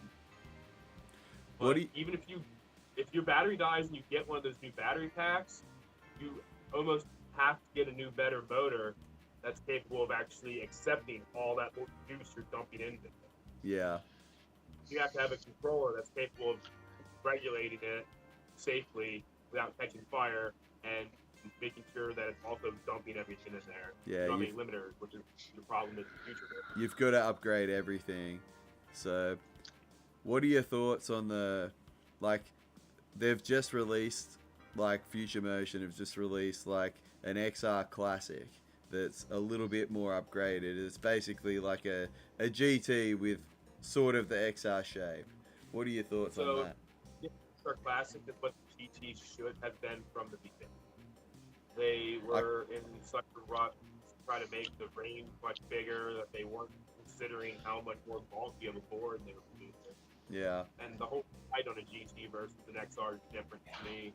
Like, I think Jeff from the Floatlight said it best. You feel like you're in the XR, you know what I mean? Like you're just locked in. You feel like you're almost riding in it, like a sport car. Versus a GT, you feel like you're standing on top of it, and it wants to throw you off like a surfboard. I've never actually ridden a GT. And the tire profile makes a huge difference too, because I'm comparing stock to stock. The original GT stock tire was such crap. They redesigned the entire thing that bad. They got so much backlash. The Vega that came with the original, like, one wheels was pretty shit too, though. Yeah, One Wheel has not been known for ever making a great tire until just recently. The new shredded tire they have is actually not too bad. That's what I've heard. Comes on the XRT, so you can get that stock with the recurve rails. Although, if for a new rider, I'd recommend starting out with straight rails always, because it would help you understand the board better. If I was getting an XR Classic, I'd get straight rails for sure. Yeah. I don't know. You haven't really experimented with curved rails, have you? That's true. Not really, no. But, you know, I feel like that's where I'd want to go. Like, most of my riding is on, like, street and pavement. So I don't know whether I'd get a bunch of benefit from, like, the extra clearance that you get, except for if I'm going downhill. That's where I feel like the benefit would be. Gives you a bit of extra room for braking. Yeah, I haven't said a terrible. That's why I don't know if you noticed more than a building. It's flat and then angled up, and they're called tail rails. Yep. They're all make them anymore, but I wanted that because I wanted that extra clearance in the back. The flat front, so that way I had room for an extra space in the front box that I made hangs down below the rail. You didn't notice. I didn't take note of that, but yeah, no, it makes sense why you would do it that way. And so ideally, I that box is like a prototype design that originally was designed to put larger batteries in the front. That way you can twin pack it. Yep. But my wonder was larger, so I wanted the extra space just to have this. That's why I opted for that setting. Because I could have spent another $200 on a different box that's, you know, manufactured already, fits even better and all that fun stuff. Are you planning on upgrading the battery at any point and twin packing it, or you're not going to? Maybe. A lot of that's going to depend on after I get the whole thing together, how much space is in there, how hot the roller's running, Yeah. all that fun. Yeah, you But got. I'm- I was gonna say that's tough. you got a lot of tinkering to do yet. Oh yeah, I mean I've been messing with this thing for the past year, Mm. and you know I'm months that together, like right, maybe less, but I don't, you know, a lot of stuff. So, yeah, life is way it's You know, sometimes life gives you lemons, man. It's just what it. Yeah. It's the way it works. Take it. Absolutely. No, man. I'm stoked that you've got so stoked on on the wheeling and you've gone so deep into it. I knew that you definitely would. Like as soon as you sort of like got hold of the concept and started riding, I knew you'd be right into it. Oh yeah, sure, man. Have you still got that plus? What was that? The plus. Have you still got the XR plus? Yeah, I got a P1, a Plus, and a XR, and then I'm building a full-blown fun wheel. So I was telling you the route to go, but I'm right now I'm at a halt because I need to spend another $1,000 I don't have parts. And then I'm also building the one you saw downstairs. So when it's all said and done, I'm gonna have 5 boards. That's crazy. I mean, I've got 2 right now, and the only thing that stopped me from buying an XR Classic, like literally just 2 weeks ago, was the fact I've got a shit ton of bills to pay. So I was gonna drop it on one of those too. So, but I feel like I'm just gonna be riding my XR until something goes wrong with it. I would personally. I absolutely love my XR. I still enjoy playing with all like the metals and stuff like that too. Like that's in the app. I know a lot of people are already over that, but I love how it plays like a video game. Absolutely, man. There's plenty. I mean, honestly, I haven't really messed around with that too much. I don't.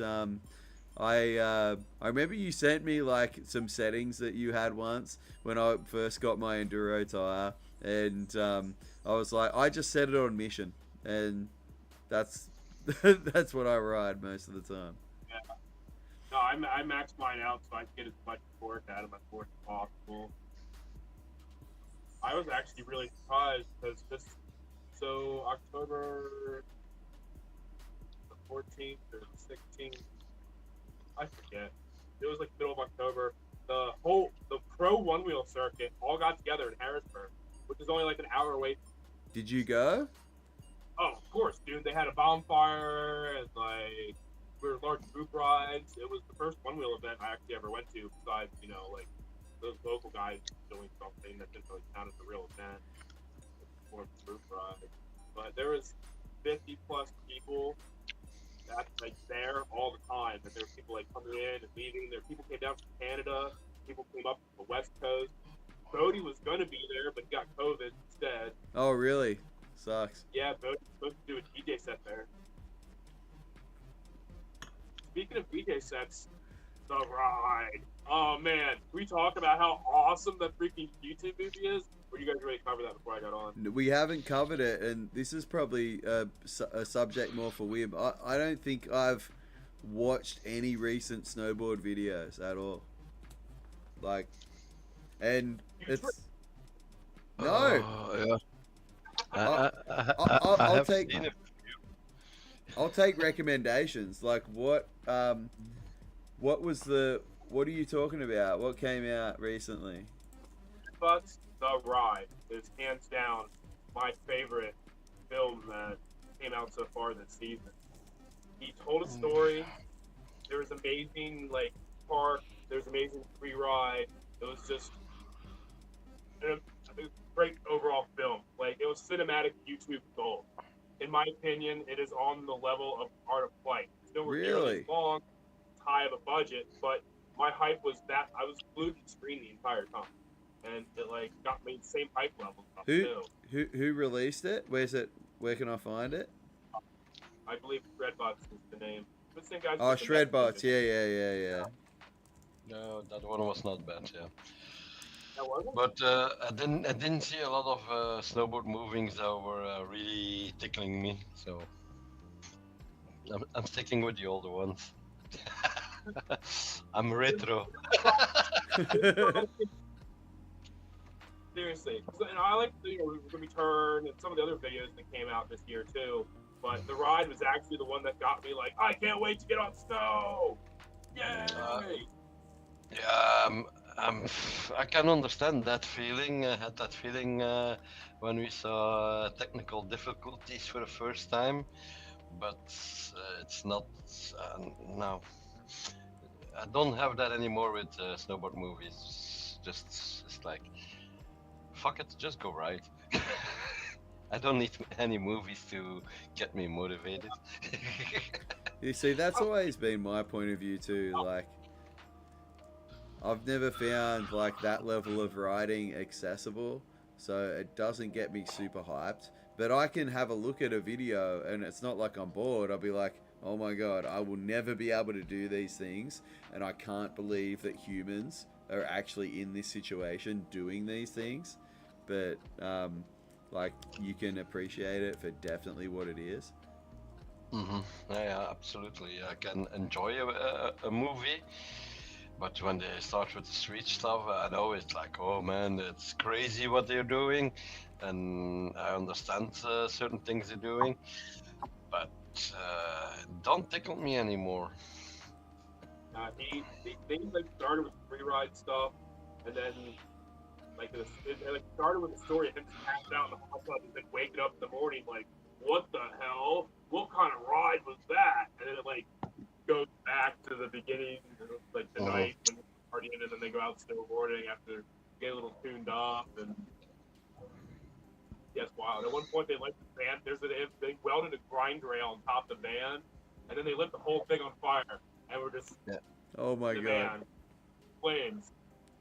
It's so intense. It's like holy mother, like They're trying to get back to the old scene of the 1900s, the 90s, and the 2000s. definitely. There was a lot of like that slow camera, you know what I mean? The slow camera looking up angle. You hit stuff. Yeah. It had an old school feel, man. You should give it a shot. Yeah, it's not a bad movie, but yeah, I have been in that scene, so for me it's like, oh, that's nice. Oh, that's nice. Remember we did that and that. There's like another. He like jumps in the puddle when they transfer from the city and street ride to the mountains. He like jumps in this nasty sewer puddle and then like goes submerges in it completely, and then they just cut him coming out of the lake in the middle of the mountains with all of his gear on, and he just like, and then it's trippy. It's cool. Yeah, a nice snowboard moving is always a good waste of time, but yeah. I always going back to all the MacDown and TB movies. For me, they're a lot more fun to watch.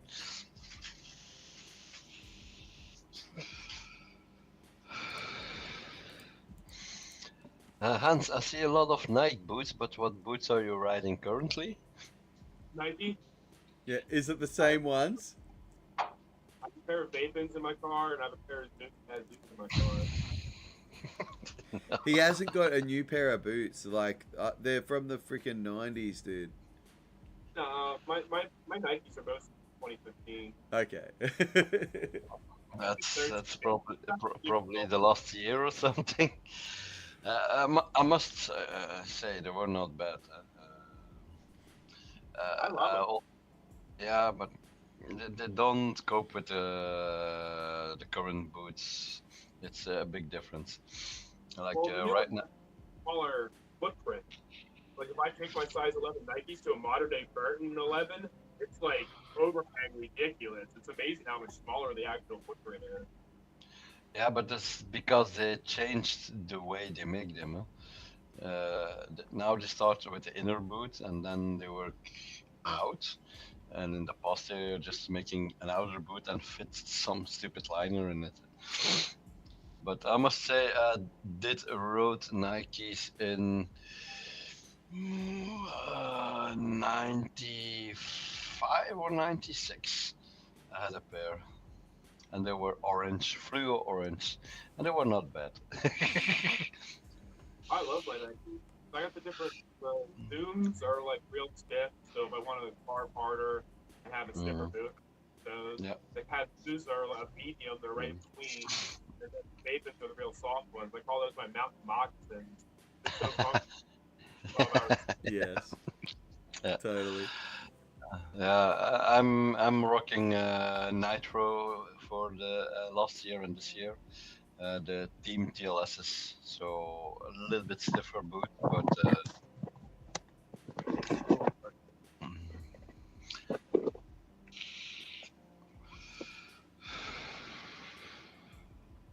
It's funny, you were talking before about, I think Adam asked you what boots you'd recommend for like a beginner setup. They're literally the ones I'm wearing. I've got right now, just like a 32 lashed double boa. First pair of boa boots I've ever had. And actually I really like them. yeah, but that's, I'm maybe not a big fan of Burton gear because of the history behind it, but the quality of the gear is top notch. It's I'm not gonna. I will not advise shit that I don't trust. But if the quality is good, it's good, and you cannot look around it. For the moment, I was last year very much surprised by the quality of the Nitro boots, especially the liner and the heel fastening system they have now in it, and I love them. I like the underslept brand. What were the bindings you were recommending before that I should get for my next one? What were they? Ultra. Union, the Ultras. Yep. Now, I'm not a fan of Burton boards, but I do. I like their soft gear. Like everybody knows, Burton AK line is some of the best stuff. And I really like their reflex bindings. They have to be the single take. I don't like the double take. I've seen snow and ice build up in the double take, and it actually causes them to fail. I've watched people get thrown and rejected off their bindings while mid-ride. Like, it's terrifying. I don't trust them. Yeah, but they stopped with it, huh? The reflex is where it's at. You can mount those on any board, and they actually flex more than the ESTs that they keep trying to sell. It's stupid. I don't know why they even make the different model bindings other than they're just trying to take people's money. Here's my arbor that I rock, beat up and old. But there is one thing I really dislike about Burton bindings, and you should be very careful when you ride all the boards with it, because the edge of the Burton bindings are quite sharp. And I mean definitely. The Malavitas especially. I think they stopped making Malavitas for that reason, because they were cracking people's bases upon landing. No. That's not the reason why they stopped. Because Malavita was, in my point of view, one of their best bindings they ever made. I agree. It's just the rear end of them. I know that was a huge problem. That was scarring people's top sheets and even cracking people's bases. No. Cracking the boards. Yeah, that's what I meant. The binding was cracking the board upon like landing. These are my boots that are on recently. Oh, I didn't see those in a long time. There's more. They're old as all hell, but I love them. Yeah, they're cool. Yeah. As long as they're comfortable. Like I don't get any heel lift. You know what I mean? I'm just now starting to get heel lift in these because I packed out the liners on them. Yeah, but you just can't change the liner. Yeah, ignition or intuition, I believe they're called. Intuition, I think. The intuitions are good, but the ones from 32 are better. Oh, 32 makes their own aftermarket liners that they sell separately? Yeah. Okay, sweet. I'll have to look into that. They're probably cheaper too then. Because Intuition is pretty expensive. I wouldn't say they will be cheaper. I don't Oh no. know. I don't know the prices by heart, but Okay, I'll check it out. but I got some homework. Yeah, it's they're really good liners. Yes, these are actually my favorite Burton bindings, the cartels here, and they still do have that pointed edge, but it's lifted, so it's not actually on the board, Yeah, no, and so it doesn't cause as much damage. the problem is not the corner; it's the whole side of the binding. They're keeping it sharp, and I don't know why. You don't find it in other bindings. And my issue with the Burton bindings is I find them too damp. The shock absorption is a little bit too thick for me, so you have a little bit less board feel with them. But for the rest, they're quality bindings. But that's once again a personal. Even with the choice. reflex, I felt like I could actually feel the board pretty well through the reflexes. Yeah, but the padding is too thick for me. That's also the issue I have with Malavitas. They're very good bindings, but not for me.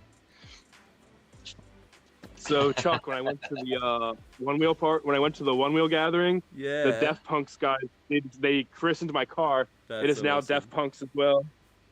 That's sweet, cool. dude. I don't know what- Yeah, you're not quite original with your car. Eh? You're a snowboarder and you're driving a Subaru. Yeah. It was what was cheap, man. I had a really I was a Toyota guy for a real long time there, but when COVID hit and my car took a crap on me, the Subaru was all I could afford, and everybody was trying to sell junk vehicles for maximum cost at that time too. So I pretty much bought the first reliable thing I came across. Yeah, Forester That had a roof rack and 4-wheel drive. Yeah, but the Forester is how we say it, a fixed value in the stable. These things are so old. Oh my God. Chuck, those are damn good bindings still. So yeah, they are. Some Malavitas right here. So dude, they stopped making them, man. Those things are gold now. Yeah. I won't even ride them anymore. Well, I don't. I still ride mine, but I pulled my high backs off and I keep them here. So, but and then I have a set of the free backs that I use in place. Like the only issue that I've had with these ones is because it's actually the one that Hans said about like the double-sided ladders.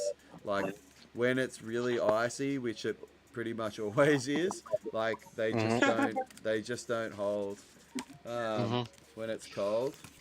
I've had so many problems. Yeah, they sell replacement straps and ratchets for it. Yeah.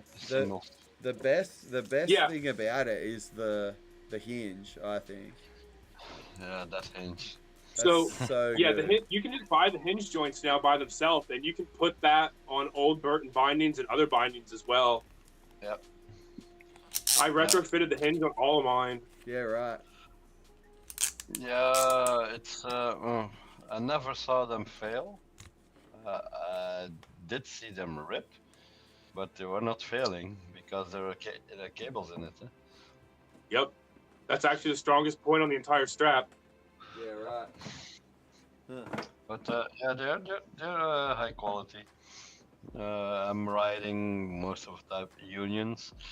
The guys from Liptech are trying to get me back on band metals, so they're even giving them to me. But I don't like the straps of the band metals. I don't like bent metal, period. I feel like there's a brick tied to the bottom of my boot. I've never used them. No. You have just to replace the strap, the heel strap. If you put another heel strap on it, excellent binding. Especially now. I thought they were too stiff. Even the softest ones for me, like the base plate, just like you said about the Burtons, I feel like I couldn't feel the board underneath me. Yeah. I had that problem with bent metals. That's just how they feel to me. I don't experience that, but yeah, it's a personal thing.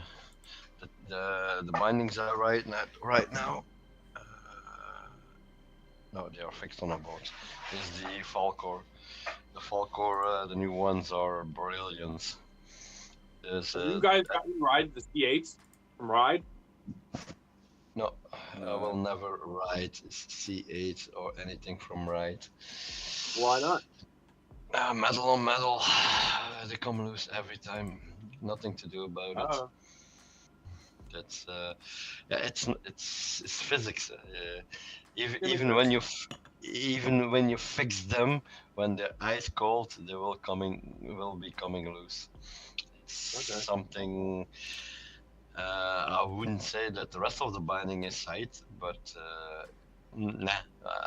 We sell them for skunk apes. We call them the big guys with 48, 14 or 15 US size boots. You mean like this? That's a skunk ape. A skunk ape? Yep, it's a skunk ape snowboard. I ran into a tree, so I turned it into boot. Ah, okay. Now, yeah, why not? Why not? That's So it's my pretty booby board. Yeah, it's a nice board. And I did the same thing with the tail too. Mm-hmm.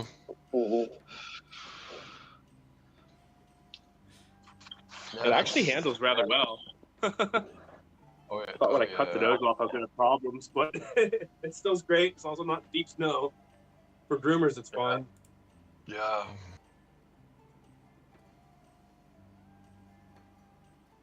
You still there, Hans? I think you've. A nose I know and you're back. tail. The nose does. I don't think a shape of a nose Deep makes a powder. big difference, except the width. But all the rest. A tail, that's something else. Like a swallowtail, it does work, but yeah. There are a lot of people. We need a twin board, and it's like, no. You need directional boards, because there are people that thinking they're driving all the time switch, and then if you start really asking like how many runs do you ride switch, and like maybe if you ride 10% of the time switch, you're really a trooper. Eh? Here, I did 3 whole switch runs when I was out last time. Like I rode on the chairlift switch and everything.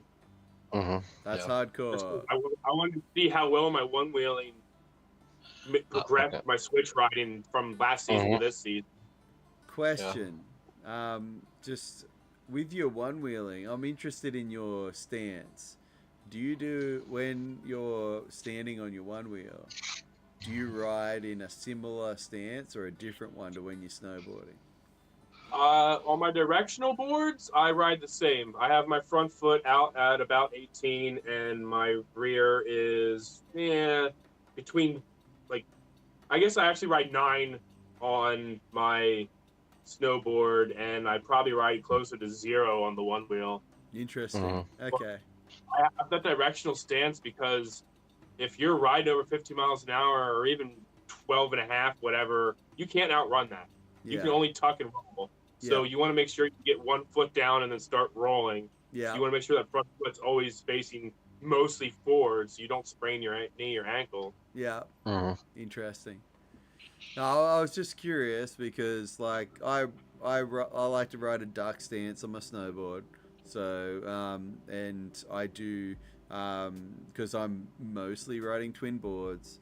So I find my knees most enjoy and my turns most enjoy like a 12 negative 12 angle. I used to ride it about that, but I had to toe mine in because my knees were hurting more. I had to go down to a 9 and 9. Interesting, yeah, because I found that when I was doing 15-15, like I tried to do like a sort of 9, sort of 18 angle, and I found my knees didn't like it. They hurt it a little bit on turns. Then I went to 15-15, and that was good. Then I tried 12-12, and actually I found it just felt better for me, so I started doing that. When I ride my one wheel, I'm basically doing like posy angles. So like both feet forward, I reckon I'm probably around almost like positive 15, negative 9, something like that on the one wheel. I was just curious if you had a similar thing. Yeah. Like I said, I ride directional on the one wheel mostly because I'm doing trails or riding around town. But if I'm just on pavement or if I'm playing around in like the little park that I've set up in my backyard, then I will ride same like I do on a snowboard again when I'm riding the switchboard, 9 and 9. But that's only if I'm going to be going less than 10 miles an hour. So that way I don't have to one step in to burn some energy before I tuck and roll. Yeah. What's your backyard park look like for your one wheel? I'm curious about that. I got a little plastic like a curb. Nice. And I have just like a little fun box that's also plastic. And then I have those staked down into the grass when the ground's not frozen, so that way they don't slide around on me. Yeah, nice. And then when I play on my snowboard thing next to the house instead. Yeah, exactly, yeah. That was the one regret from coming to see you was that we didn't get to try out like the backyard park. Yeah, we didn't get any snow at all. It sucked. Unfortunately, the past 2 winters here where there's no measurable snow here either. I had to drive 6 hours in any direction to find anything. Yeah. Martin's come back. Send it, Syndicate. You know how to join us if you want to. Otherwise, like you still got a bunch of hours.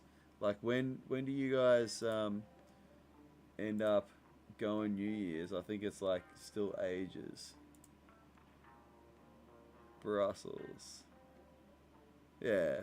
Still like 7 hours before you guys have any kind of 2025 going on. What's the plan for 2025? I'm interested from both of you guys. I know that Wim, you're trying to go to Japan, but like, what are you doing after you get back? I'm sorry, I've just asked you the question while you just shoved your mouth full of food. Yep.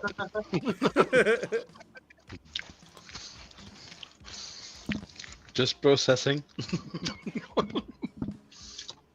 So my plans are I leave on the 18th of January to Austria to do a 3-day test event in Austria, in Fugen, to test all the new gear and see the new gear for next season.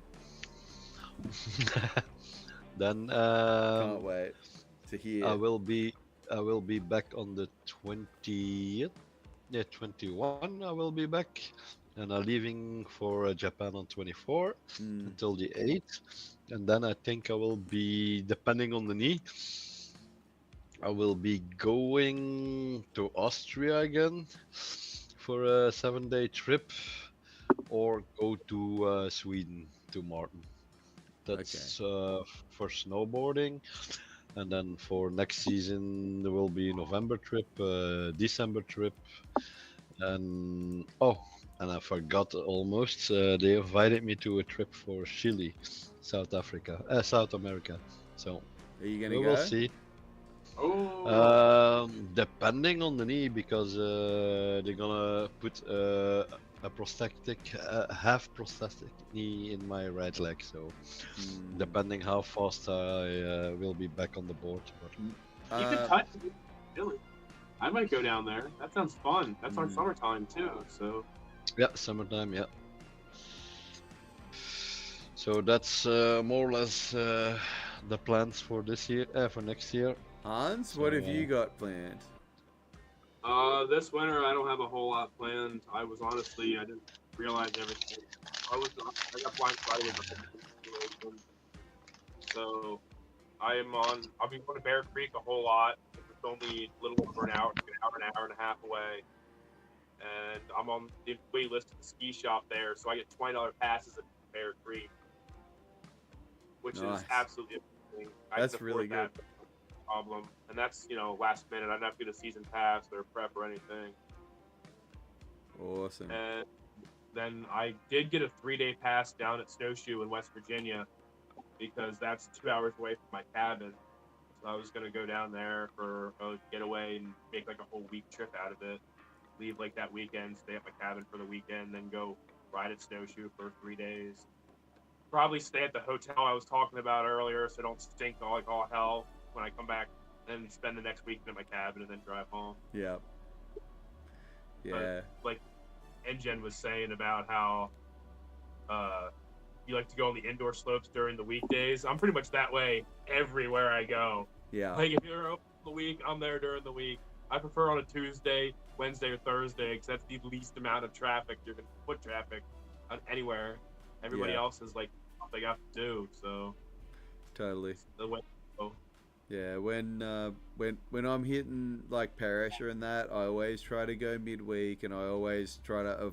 I don't even bother going down during the school holidays. One, because my own work's busier, but two, because I don't want a bunch of kids around, like and school groups and stuff like that. So yeah, I totally agree. Obviously the seasons are inversed for me, so I'm gonna be. I bought the Epic Pass again, so a lot of people are off it down here, but Perish is the easiest and the best and biggest mountain that there is here. So, you know, I've got a cabin that's sort of an hour and a half drive away from there. So I go down there, set that up as a home base, and just go to and from. There's another smaller mountain that's like it's probably a third of the size of Round Top. Like, it's so small. And I know Round Top's not mega big, but like this joint's like half the elevation and half the terrain. There's nothing to it, but it's only 45 minutes away from my like little cabin place. So I do have running water. I don't have hot water, but I do. It's like a trailer park, so I do have like amenities I can go to, which is good. So I can have a hot shower if I want to. Sorry to rub it in, but like I bought a season pass for the smaller mountain, so I've got options this winter. So that's what I'm going to be doing. But in terms of the other stuff, I want to ride the one wheel a bunch more. Martin's got a question here. He says, what's your progression plans? New tricks or something that you'd like to do? Don't get hurt for me this season. That's always the top of the list right there. Yeah, totally. Like, my knee up than I already did, or my back. yeah. So, like, is there any like new skills that you want to try and learn or things you want to work on? I've already been doing a lot of the switch riding, so I don't know if you count that because the one wheel was trying to transfer. But I mean, that was working, going back to the basics, trying to get my switch riding down so that way I feel more comfortable and spinning around on jumps. And I land backwards. That happened to me a couple times. Once on the Super Pig. That didn't end well. Yeah. Needless to say. Like, I totally count that. In fact, it's probably it's funny. Like, switch riding is something that like I've said to myself every year, like for probably the last 4 or 5 years, that I want to get better at, and I haven't put any like actual proper time into it. So like last year I did spend a couple days. I wasn't doing like you were, like strapping in the wrong way, like the wrong way, but strapping in the opposite foot, that's like next level. I have tried to do that once and it was the most awkward thing I ever tried to do. But like my goal was to progress at least as kind of doing carved turn switch, and I spent like a bunch of time trying to do it. I think I'm still doing mostly a lot of skidded turns, and I can't really do them at, like, I can do on the heel side, I can do any kind of switch direction, it's fine, but when I have to transition from heels to the toe side, that's when things start going wrong. So I can't do it like super duper like at any kind of speed with any kind of confidence, but I'm definitely better at it now than what I was. And I feel like just in terms of like carving and just knowing where to put my weight in certain turns, I'm so much better at that. That's what I was working on the last season, was just really just getting my center of mass in the correct place. and edge changes, just really super simple things. And I feel like I moved the bar forward on that last season. I want to like next season I want to get proper carved turns going switch, like proper S changes, and trying to actually pick up a bit of speed and be confident making turns. That's where I'm at. I would say just come to Europe for 2 weeks and I will up your level drastically. We're talking about it. So Martin says that he's on a carving mission. He's trying to learn to carve Steezy, both Goofy and Switch. So similar thing. Yeah, it's fun. It's a lot of fun. So we're all working on quick riding.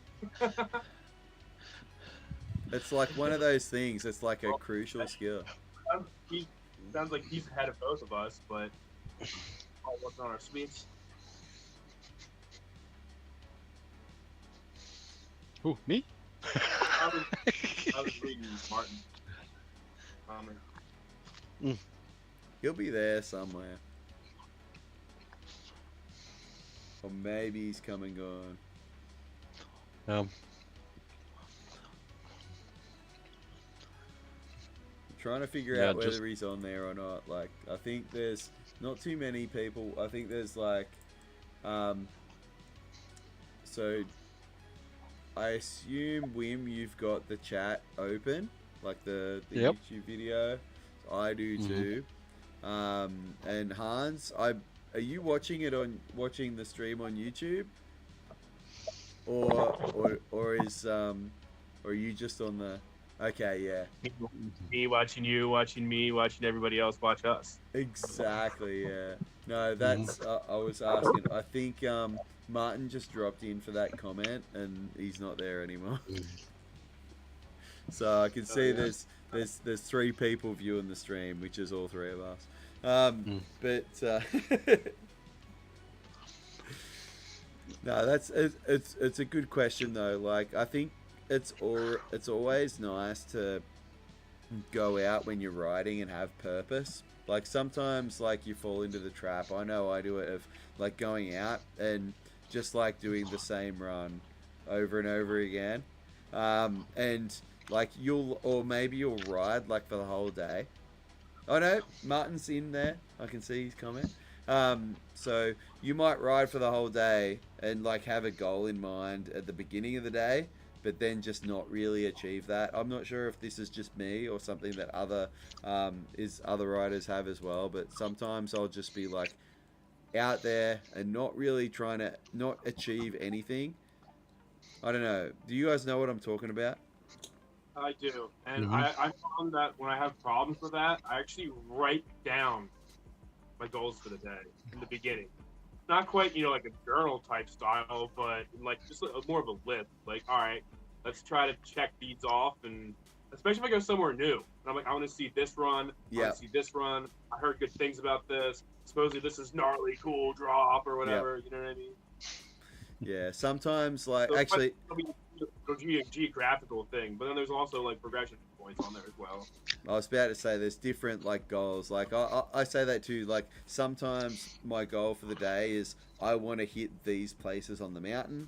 So other times it's like I want to just do basically the same run all day, but I want to work on a particular skill, or for half of the day, or whatever it is. Like, I'm interested. I'm interested in what NGen has to say on this one, because, like, how do you structure your days on the mountain? Like, do you have a plan? Do you have like? Does it depend who you're riding with? Are you trying to go to a particular place, or are you trying to work on a skill? Or do you guys just like? I know that when you're riding with a bunch of the guys, because this happens with me. It happens when I'm with Luke and Swanee. It happens when I'm with some of my high school friends and we go riding. Sometimes it's just about, we're going to go to this lift and we just bomb this run and we go straight down the hill as fast as possible, and then we get on the lift and we go to the next run. Whereas if I'm riding on my own, I'm a little bit more like, well, I want to take my time, or I want to go to this place. Anyway, I'm interested on how you guys like structure your days. We don't. We just don't structure our days. We don't have any goals. We don't look. No, we don't do that. We just ride in a group, Yep. having fun. It's not for bombing the hill. It's like we're more looking for the perfect turns, trying to get off the mountain as steep as possible. Mm-hmm. It's like we do a lot. We if we do a trick, it's not about the trick.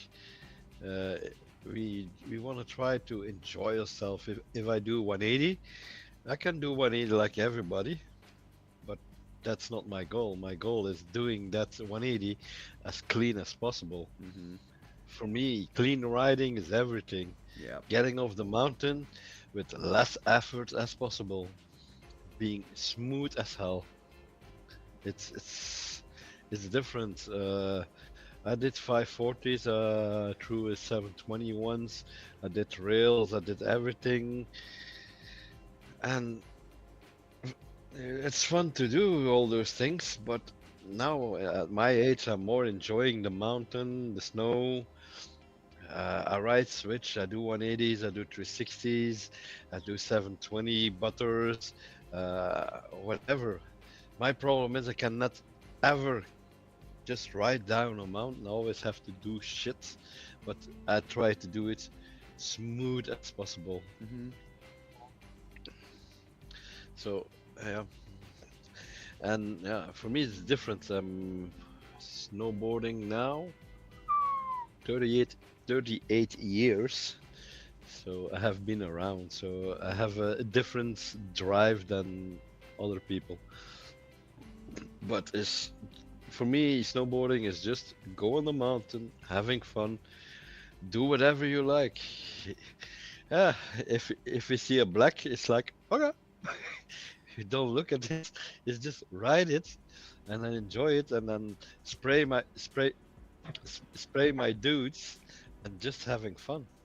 38 years of snowboarding. Martin's found us again. How's your New Year's going, my friend? Just snuck away from the preparation of the dinner. You've been doing dinner. You've been out. Yeah. You've done hockey. You've done a bunch of different things.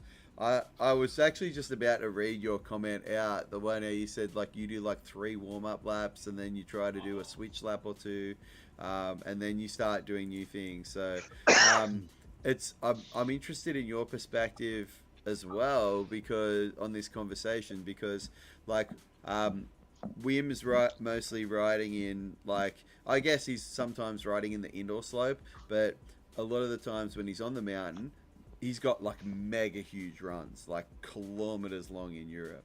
Hans, on the other hand, like on the East Coast, the mountains are kind of smaller, lower elevation. You're done with a run in what, a minute most of the time? I can be done with a run in under a minute. All right. Down at Smith, more like 7-minute run. Yeah. Like at Perisher, depending on where I'm at, there's typically short runs, but usually I'm through it's like 2 or 3 minutes to complete a run. Martin, I know at Bakken, you've got what, 30 seconds, 20 seconds for a run if you really want to. Depends. We have a few runs, and most we have one we call the family slope, which is kind of between a blue or a red. Europeans, I don't know what red is in American, but probably a single diamond or something like that. Yeah, probably that. I think that's probably about right. We don't have reds here either. It's either like single diamond, double diamond, triple diamond, black runs. So I take that one maybe once or twice. Yep. And then I do the same run switch and try to go as fast and as I would do regular. Or I'm goofy, so it's not regular. Yeah. But when I do, but I'm not that good at switch. But I can do a run and make it look like know what I'm doing. Yeah. Switch, but but I feel much more insecure switch. Oh, totally. And I do that, and then it's then I usually have a plan, like something I want to do this day. Sometimes it's a filming mission, sometimes it's somebody I want to ride with, sometimes it's just learning something new. The last couple of days I've been trying to do grabs while I'm carving, Mm-hmm. like TJ does quite often. He does a melon grab on his toes and a mute or a indie grab on his heel carve. So I've been stretching and trying to do that, go down low, which is TJ, quite fun. And then I do that on a kind of a blue slope.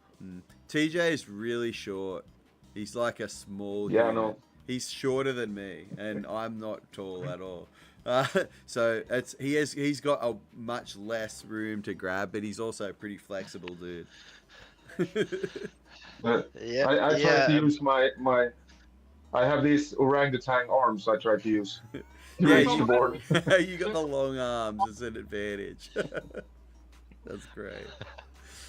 Oh, that's fantastic. No, I So like. that's been the mission the last couple of days. But then I want to add, like when I go as Vin does to a big resort, then it's just having fun with friends and just finding like side hits and trying to be spontaneous and do stuff. And in the afternoon there is this what we call the back foot old guy runs, where you, where you see a couple of bored 50-year-olds going Mach 10 down on their back foot. Yeah, that's awesome. On the side of the slopes, where it's a little bit more dusty. Yeah. Well, Trying to get points for going really close to small children. It happens.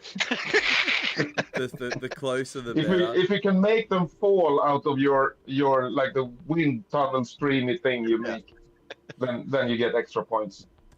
How many points do you get for spraying them? For spraying, it's so easy. It's just 1 point. If you can go by them so close, so fast that they like tumble like a leaf behind you, that's lots of points. That's legit. I love that. Chuck, But that's then it's just riding for fun. But back in Gästabacken, it's like doing training laps often because I'm there every day all winter. Like, I feel like the main point I take out of that, and I think just like the mission on it for every day on the hill should be just to have fun. That really is like the reason why we do it, because we enjoy it so much. Regardless of what you're doing. I have this friend who, like when we started to hang around in the chats, I was 1 year into my relapse as a snowboarder. I've been snowboarding Wasn't sure where you were going with that for a second there.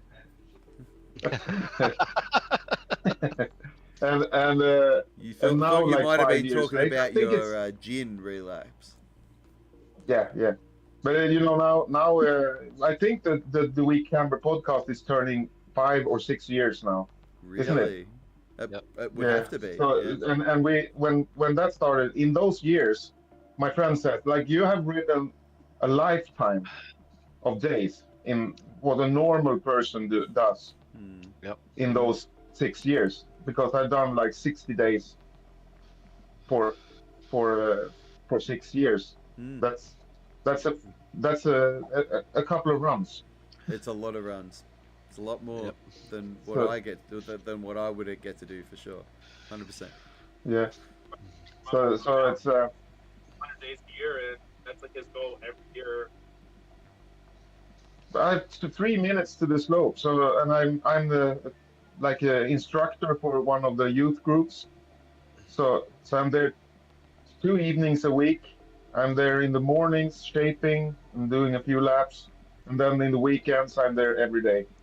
So it's almost every day the whole winter. I'm a kind of jealous. As long as you can take a couple runs for yourself, it still counts a day on the mountain.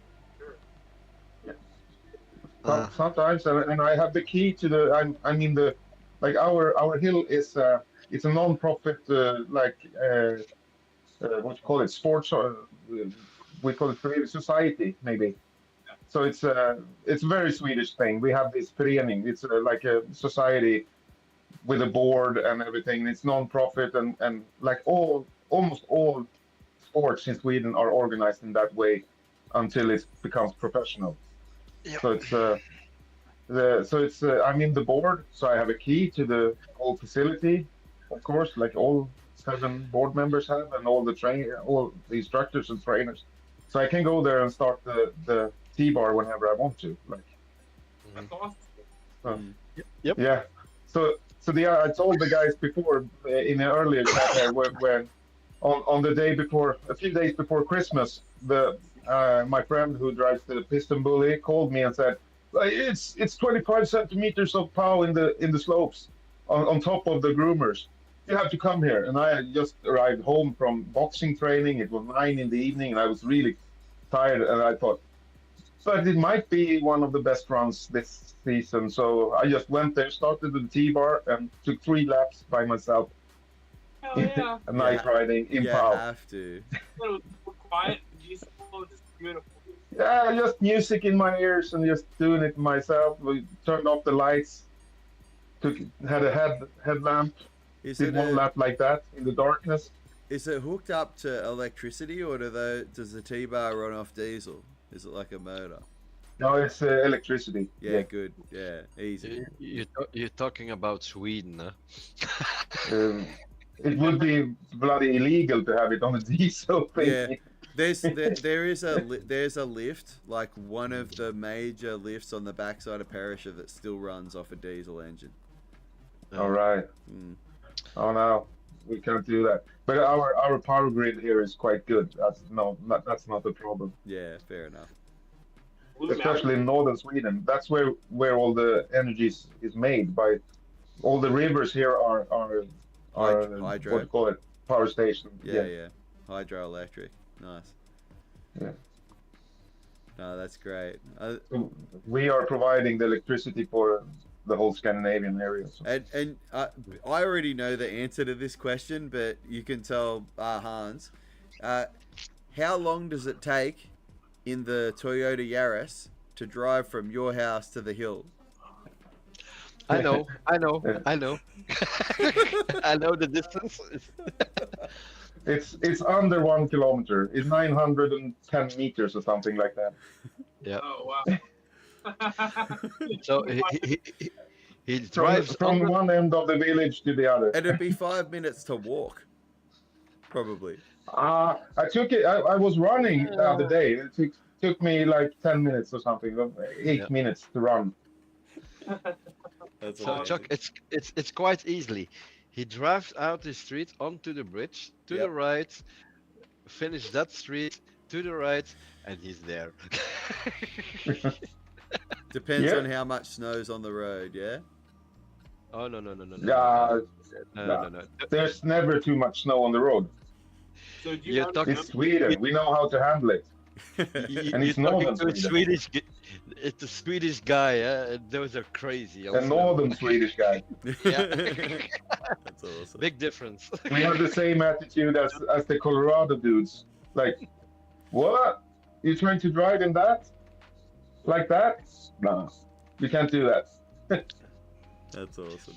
And Martin, how many times in your lifetime you drove your car into a ditch? Ooh. I think twice. And Twice. When you were young. Both was summertime. Huh? Never Never in the winter. only in summertime. No, That's That great. Happens a bit in Australia too, but we don't have a winter time where there's snow. It's just people being stupid, mostly on dirt oh, bikes. it's free time. I actually drove into a ditch in Australia too. Well, there's plenty of ditches over here. I don't know if it counts because it wasn't the Stewart Highway. It was the way from Alice Springs to a place called Utopia, Okay. which kind of east of Alice Springs. Yes. And it was like one of those dirt tracks, like Mhm. just somebody just put a scraper through the countryside. It burns me that And you've been there and I haven't. Had never but been, never it was been to the almost Northern another Territory. lifetime. It's actually now it's more than 30 years ago. So Yeah, it's too hot up there though. Like yeah. it was 32 or 33 degrees here where I live today. It would have been like 40, 43 up there. But the story there is kind of funny because that road has like 3 turns, and I got surprised by the third one. So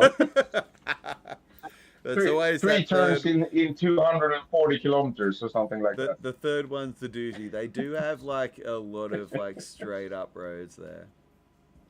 Yeah.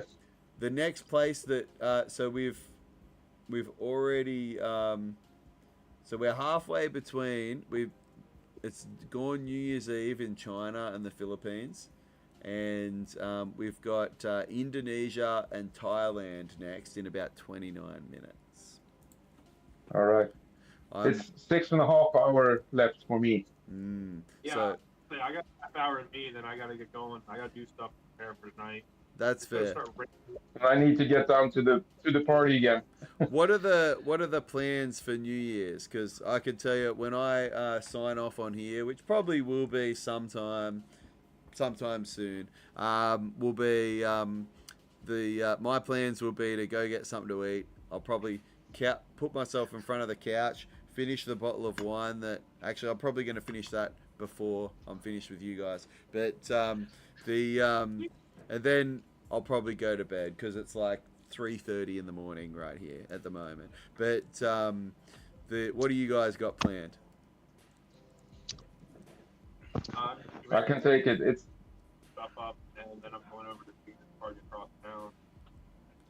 I was going to say Hans is going to stay sober for the whole of New Year's, and he's not going to be getting up to any mischief at all. I will be up right at 6 in the morning, hitting the gym, buddy. I almost believe you. Almost. Maybe it's 7:38 with a hangover. Do you have a gym membership? I do actually. Hey. me too. Actually, so do I. It's one of those. It's like the bed that you lay on, and it's got a pressure washer that massages your back, and that helps my back so much. Nice. Membership is bad. That's the go. It's worth it. I wish my gym does not have that. It's just got a bunch of torture machines in there. The rack. Yeah, totally. So you got the party to go to, Martin? Yeah. So we're going to eat dinner and then look at the fireworks. We have to be by the horses and look at them there because we need to make the horse keep calm. You need to make the horses come. Yep. Be calm. Oh, okay. Oh, be calm. I see it. All right. I'm with you. I misunderstood you for a second there. Too much wine.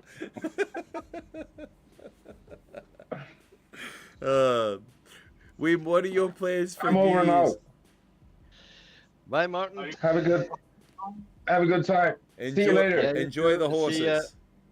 Hey, this last thing. We need to do a proper podcast again, like the Week Camber podcast. We basically are doing one now, but yes. I know, but this is on your channel. This is yes. So what we'll do something. I can very much host something similar, but we can do it on the DWCP. So And have maybe a list of topics and stuff. Sounds great to me. Yeah, I'm down. We can do it for sure. Make it happen, Chuck. I can make I've got the technology. I now understand how to use OBS. I can get you guys coming in here. So this was actually super easy. So way easier than editing a 2-hour sit down with Adam was. That's for sure. So we can make it happen way fast. There's no editing on this, so that's great. Enjoy. Yeah. See you later. Happy Ciao. Martin. Happy New Year, Martin. Happy New Year. See you next year. Nice. So, Ah, Fuck me in the future, man. exactly. The I literally am always like. It was funny. I was actually kind of surprised. There's like 4 time zones that the New Year's hits before mine. I thought there was only like 2. But yeah, there's like this silly little island out the middle of nowhere, Christmas Island, and then it goes Yep. into like the Chatham Islands, and then New Zealand. Oh, like there's 2 time zones in New Zealand, and then Yep. you've got like Fiji and Russia, and then it hits my time zone. So, but still, like Hans, where yours is like, where are we at? I'm 12 hours out still. It's one of actually you're not too bad. Yours is like 1, 2, 3, 4.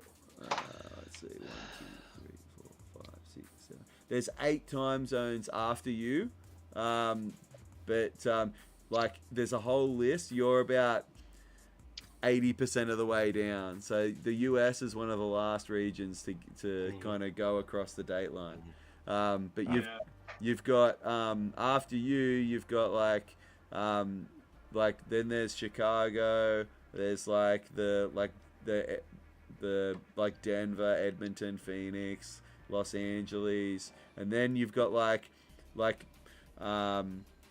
Alaska, and then French Polynesia, and then Honolulu, and then you've got like some weird outlying islands like Baker Island and Howland Island, Jarvis Island, some places I've never heard of before, and they're the last places to go over, and that's like 19 hours away. So everyone's now within 24 hours of 2025. So it's been it's always like a fun time. I don't know why I find it really interesting that like the way that the time zones and the dates work. I also find it really annoying because most of the people or a lot of the people that I get along with the most don't live in the country that I live in. So I'm constantly aware of when everyone else's time zone is. yeah. Is New Zealand and Eastern Australia on the same time zone? No, it's not much between. It's like an hour difference. Okay, so there is just one time zone. Yeah, like it depends on where in New Zealand you are, but yeah, it's like an hour or 2 difference depending on what edge you're at. And Australia is quite large too, so there's like 3 time zones just within Australia. Actually, actually there's 4 because Queensland. It depends on what time of the year it is because even though like Queensland is just above us, but they don't do daylight saving, so that puts them off by an hour. So there's technically 4 time zones in summer. I hate daylight saving time crap. It really makes things confusing. But no, you've got the east coast of Australia, you've got basically the center of Australia, and then the west coast. All are on different time zones. Wow, that's easy. The continental U.S. is the same. We have East Coast, we have Midwest, and then we have Mountain Time, and then we have West Coast. We only have 4 time zones. Yeah, so it's kind of it's very similar. In fact, like the distance, I think the US is a little bit bigger, but like if you were to get Australia and put it inside the US, it's like almost the same distance, almost. Or Wim's about to tell me I'm wrong. I feel like it's like 2/3. Australia is quite big, and if you look at the world maps, the real world maps, America is a lot smaller than on conventional maps. That does not surprise me. You have to really look it up. It's very strange. Yeah. America is not that wide, but it's just along with Alaska, and they have the how they call it, the 53rd state, Canada. If you, I'm actually curious about it. East to west, Australia. Distance. But I'm sure of one thing. I live in the smallest country. Is it the smallest country? Like it's like an hour to drive across it, isn't it, or something like that? No, the furthest distance you can drive is 3 hours, and if you drive slow, 3 hours and a half. Yeah, right. Sorry? You're in Belgium? Yep. Oh, okay. I was there once. You're You right. know we what drove this? about 40 minutes. Yeah, it's, it's stupid small. But if you want to eat well and drink well, Amazing beer. Best beer I've ever had in the world. please come to Belgium. We are enjoyers of drinks and foods. What's that? Oh, Winter, I'm gonna have to get in touch with my cousins to go visit them and then come visit you too. They do love it. I've just you're welcome. looked it up. There, go visit or Austria and then go up and visit Martin too. Separately. It's all good. I've been threatening to go hassle engine out for years now. It just hasn't come together yet, but I feel like we're closer to it than we ever have been before. I mean, winter both good. We're gonna have to make it happen, and like I said, like what Martin was saying before, like he's been telling me, and I totally believe I could get on a plane and like go and like fly to Sweden. And I swear, if I could get myself down to where he lives, I could be there and just like live there for a month. He wouldn't care. he'd be welcoming. Yep. So Here too. what's that? You're welcome here too, bro. Oh, bro, I'd love to come back there as well. The US is I've been like twice now. I've really loved it both times. Speaking of which, I just did look it up. So, east to west, if you were to go across Australia, is 2,500 miles. East to west, United States, 2,800. It's only 300 miles difference. It's almost the same. I mean, 300 miles is like a long distance, I guess, but like It's about a 6-hour drive.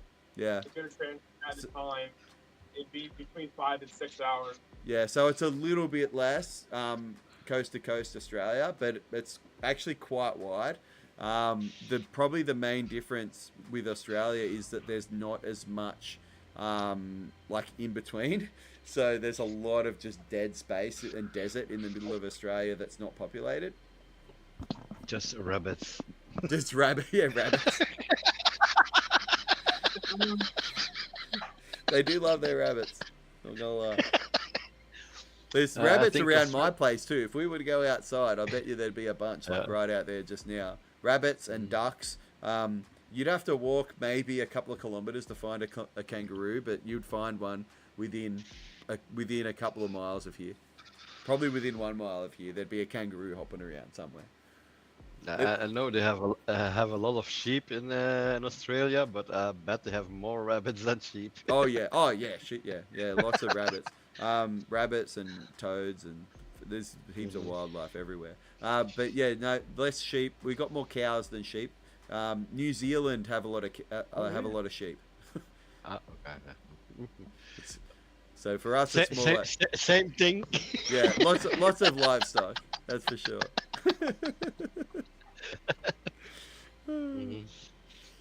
I got just a good email from my disability insurance. I'm allowed to go to Japan. I was waiting a month for that letter. Yes, you were gonna go anyway, surely. Yeah. I don't fucking care. I was gonna say I don't blame you. I would as well. But yeah, no. Look, I hope you have a good time. I'm super jealous. Like, I really loved. I've been to where you're going twice, and I absolutely freaking loved it both times. It was the best. There's just. I would give you a hug. Oh man, I want to go. I just, if I could afford it, I would take that spot. But I've got to sell a car, and I've got to like pay for a bunch of different things in this next year. Yeah. So, as much as I'd love to, I need to be do the adult things and, you know, pay my bills and try and get a bit ahead before I start planning more trips. But, you know, it happens. We got to do what we got to do. I do understand. Yeah. So. As much as I'd love it, I think that to me in this like 2025, my snowboarding is going to be at Perisher and so on, and I hope that we have a better season this year. Like we actually had a couple of months of really cold temperatures, which was good. Adam likes to play a lot of doom and gloom. To be fair, the resort that's closest to him had the shittest season out of everywhere, and the one that I go to is the one that had the longest season. But they were able to do a lot. They've got the biggest snowmaking system like in Australia, so they had a good base and were able to keep it for longer. But we just didn't get any natural snowfall. I think we had maybe one dump of like 1 or 2 meters, and that was it for the whole season. The rest was all snowmaking. So, I mean, Hans, you probably have a similar story on the East Coast. I bet you guys survive on snowmaking too. Yeah, locally we only got, just north of us, got about 2.5, 3 inches, and that's it. That's all we got this whole year. And then the rest has been rain, melting everything, even all the way up from Vaughn. And that just completely stuffs it too, because like the base washes away, and then when you do get natural snow, it's got nothing to stick to, so it just melts. So what do you do? Yeah, and the artificial snow is more resistant against rain. It stays a lot longer than natural snow. Does it? Oh, I guess that makes sense. Yeah, it's a difference. That's why they put a base layer under the natural snow in Europe. Yeah, I guess that makes sense. So, but we had a big 3-day storm begin December, and that made sure we had a good base layer all in the Alps. So now we're hoping on cold temperatures and a little bit more of snow, and we are Gucci. But yeah, nice. Well, I think I might. I haven't eclipsed last year, but I think I'm gonna call it around here. So I'm just looking at the stream time now. Yep. Hans, you've got something to add? Yeah, have you seen the it's called bang proof helmets? They make a bucket hat. No. Yeah, I know you love your bucket hats. So I seen that and immediately thought of you, and I was like, oh man, I gotta tell them about these. When you said like you sent me a list of things you wanted to talk about earlier, I'm like, helmets, huh? I've just literally bought a couple of 1,000 helmet for one wheeling, but what is it? What's the brand? It's called bang proof helmets. And they make different helmets that are non-conventional. Bang Crew. Bang proof. Yeah, got it. Yeah. All right. They make a bucket model, which screams your name to the hills. I'm googling that right now.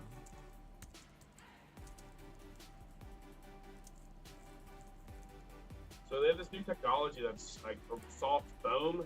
And have you ever see Demolition Man, where the foam in the cars, they get into accidents? Yep. It's kind of the same idea, but it's just around your head. It immediately gets hard and protects your head, and it takes all the impact. Yeah, I was gonna say MIPS, but it's not MIPS. No, it's MIPS is more like a tectonic plate shifting. Yeah, that's true. Whereas this is like a chemical reaction that as soon as it gets any kind of too much, what's the word that I'm looking for? No, it's like crash pants and knee protectors from Burton. If the plastic, if you push slowly, it's soft, and if you apply force, the chemicals interconnect and it gets harder. trouble is a lot of them are one way. Like once it becomes hard, then they stay hard. Oh, then it's really chemical. It's like two things mixing together. Yeah, Yeah, Oh well, my god. different ones, but That's legit. Yeah. It's like a helmet. They put a bucket over it. I know, dude. Doesn't seem to be. That's legit. Oh, I've got to put it up. If you're looking at the stream, Wim, have a go at this. hmm It should come up in about 30 seconds. There's a bit of a delay. Oh, Carlo just entered the chat. Oh, did he really? He did Hi, too. Carlo. Oh, Adventurer Carlo. Yo, you made it. What time is it in Boise, my man? Because it's getting pretty late over here. It's been New Year's in Australia for a while. I was thinking about closing out the stream shortly, but it's nice to see you, my dude. Hope you're doing well. But yeah, look, Hats up. the bang proof helmet, that is pretty legit. And I wonder if they ship to Australia. I need to look at that. Contact. Yep, nice.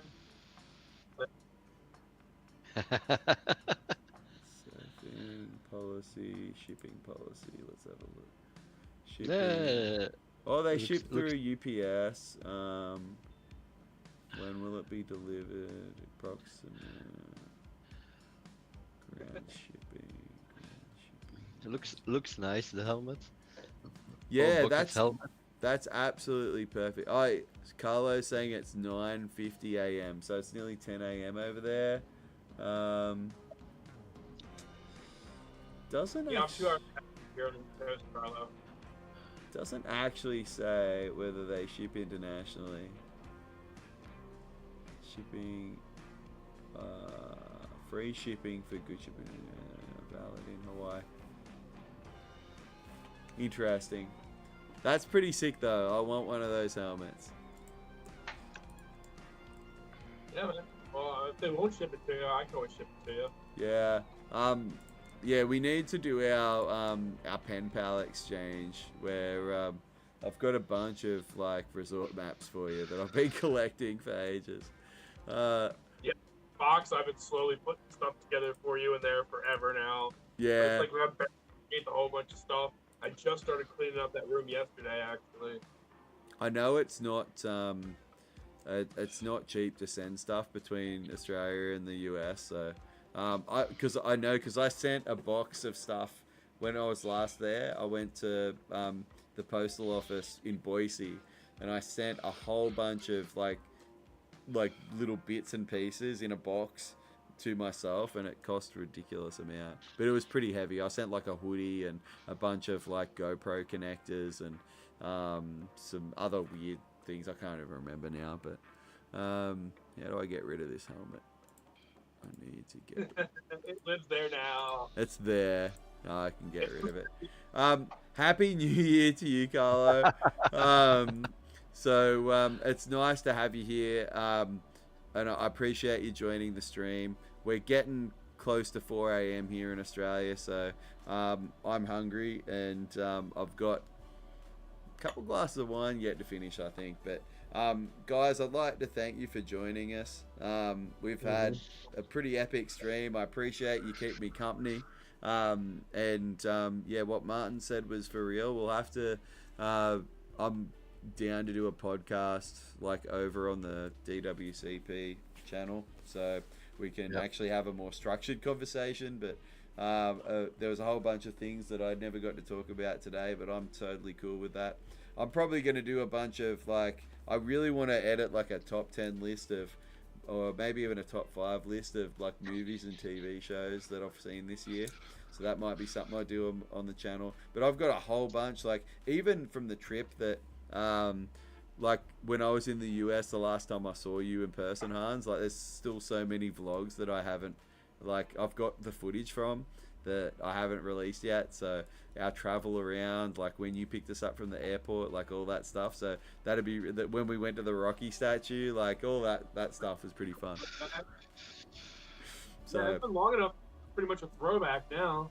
Yeah, and that's the way I'm gonna put all these videos out when I do. It's all just gonna be like, you know, 20. What year was that? Was that 2022, 21, 22, I guess.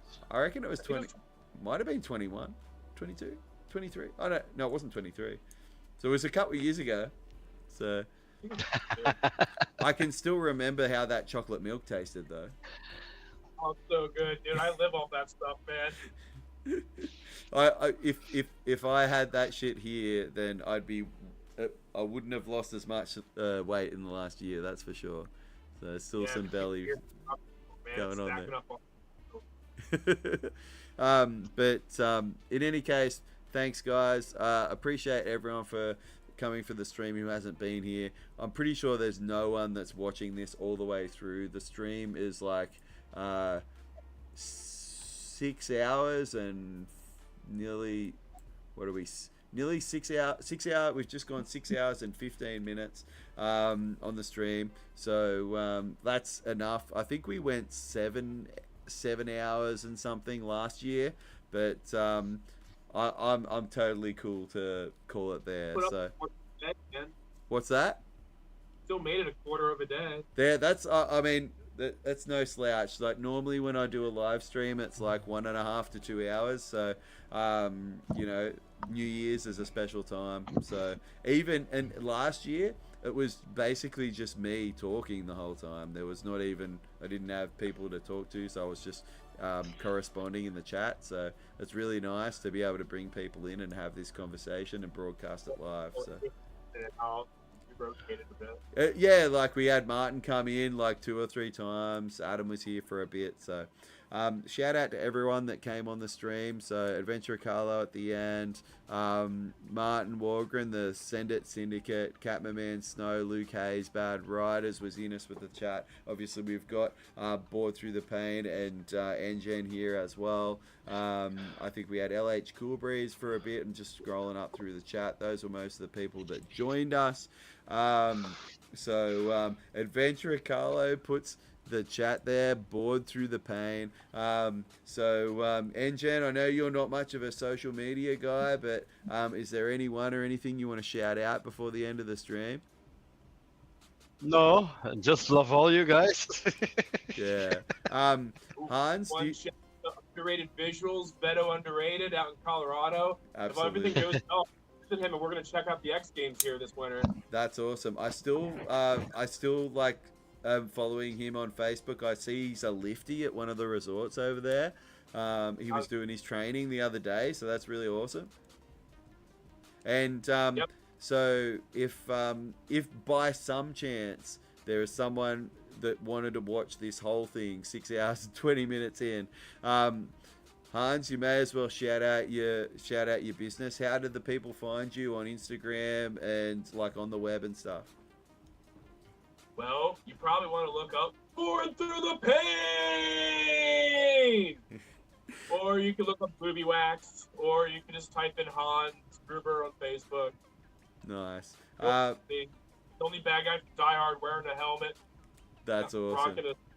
And you know, I can speak from personal experience that the gear from Bored Through the Pain is amazing. The booby wax stuff, like I use the wax on my, in fact, 4 out of my 10 snowboards have booby wax on them right now in storage mode. But and I can definitely attest to the gear as well. I've got one of those neck tubes, like the booby wax neck protector.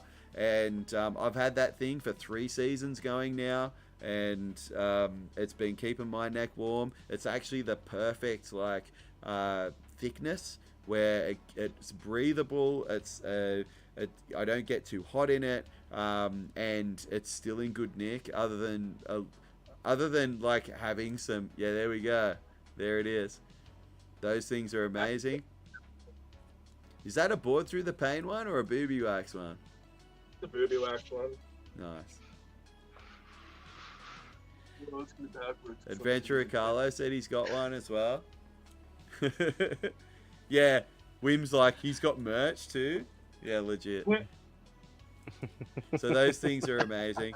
Carlo said he's got one recently as well. I couldn't recommend. That's the best face mask neck tube that I've ever owned. I still wear it quite constantly. In fact, that neck tube has gone to the highest peak in Australia twice now. I've used it like on my hike that I do once a year. So yeah, couldn't recommend the gear anymore. As for me, you can find me on Instagram, Twitter, and Facebook on Chuck__Van. I don't sell any gear, but also on YouTube as Chuck Van. Nice to have you all here. This has been our stream for 2024 into 2025 New Year's Eve. Thank you guys for joining us. Everyone, be real, stay excellent to each other, and we'll see you next year, or maybe in 2025 at some point. Stay shredding. Get a good one. And Make those turns. And doesn't matter how far you've been through the day, or if you're 6 hours into the stream, you've just got to remember these 3 words. Born through the pain!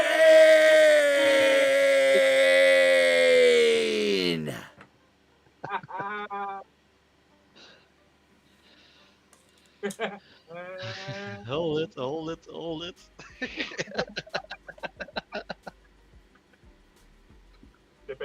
The pain! I'm trying to find the button to end the stream. Gotta do the hand clap. Woo.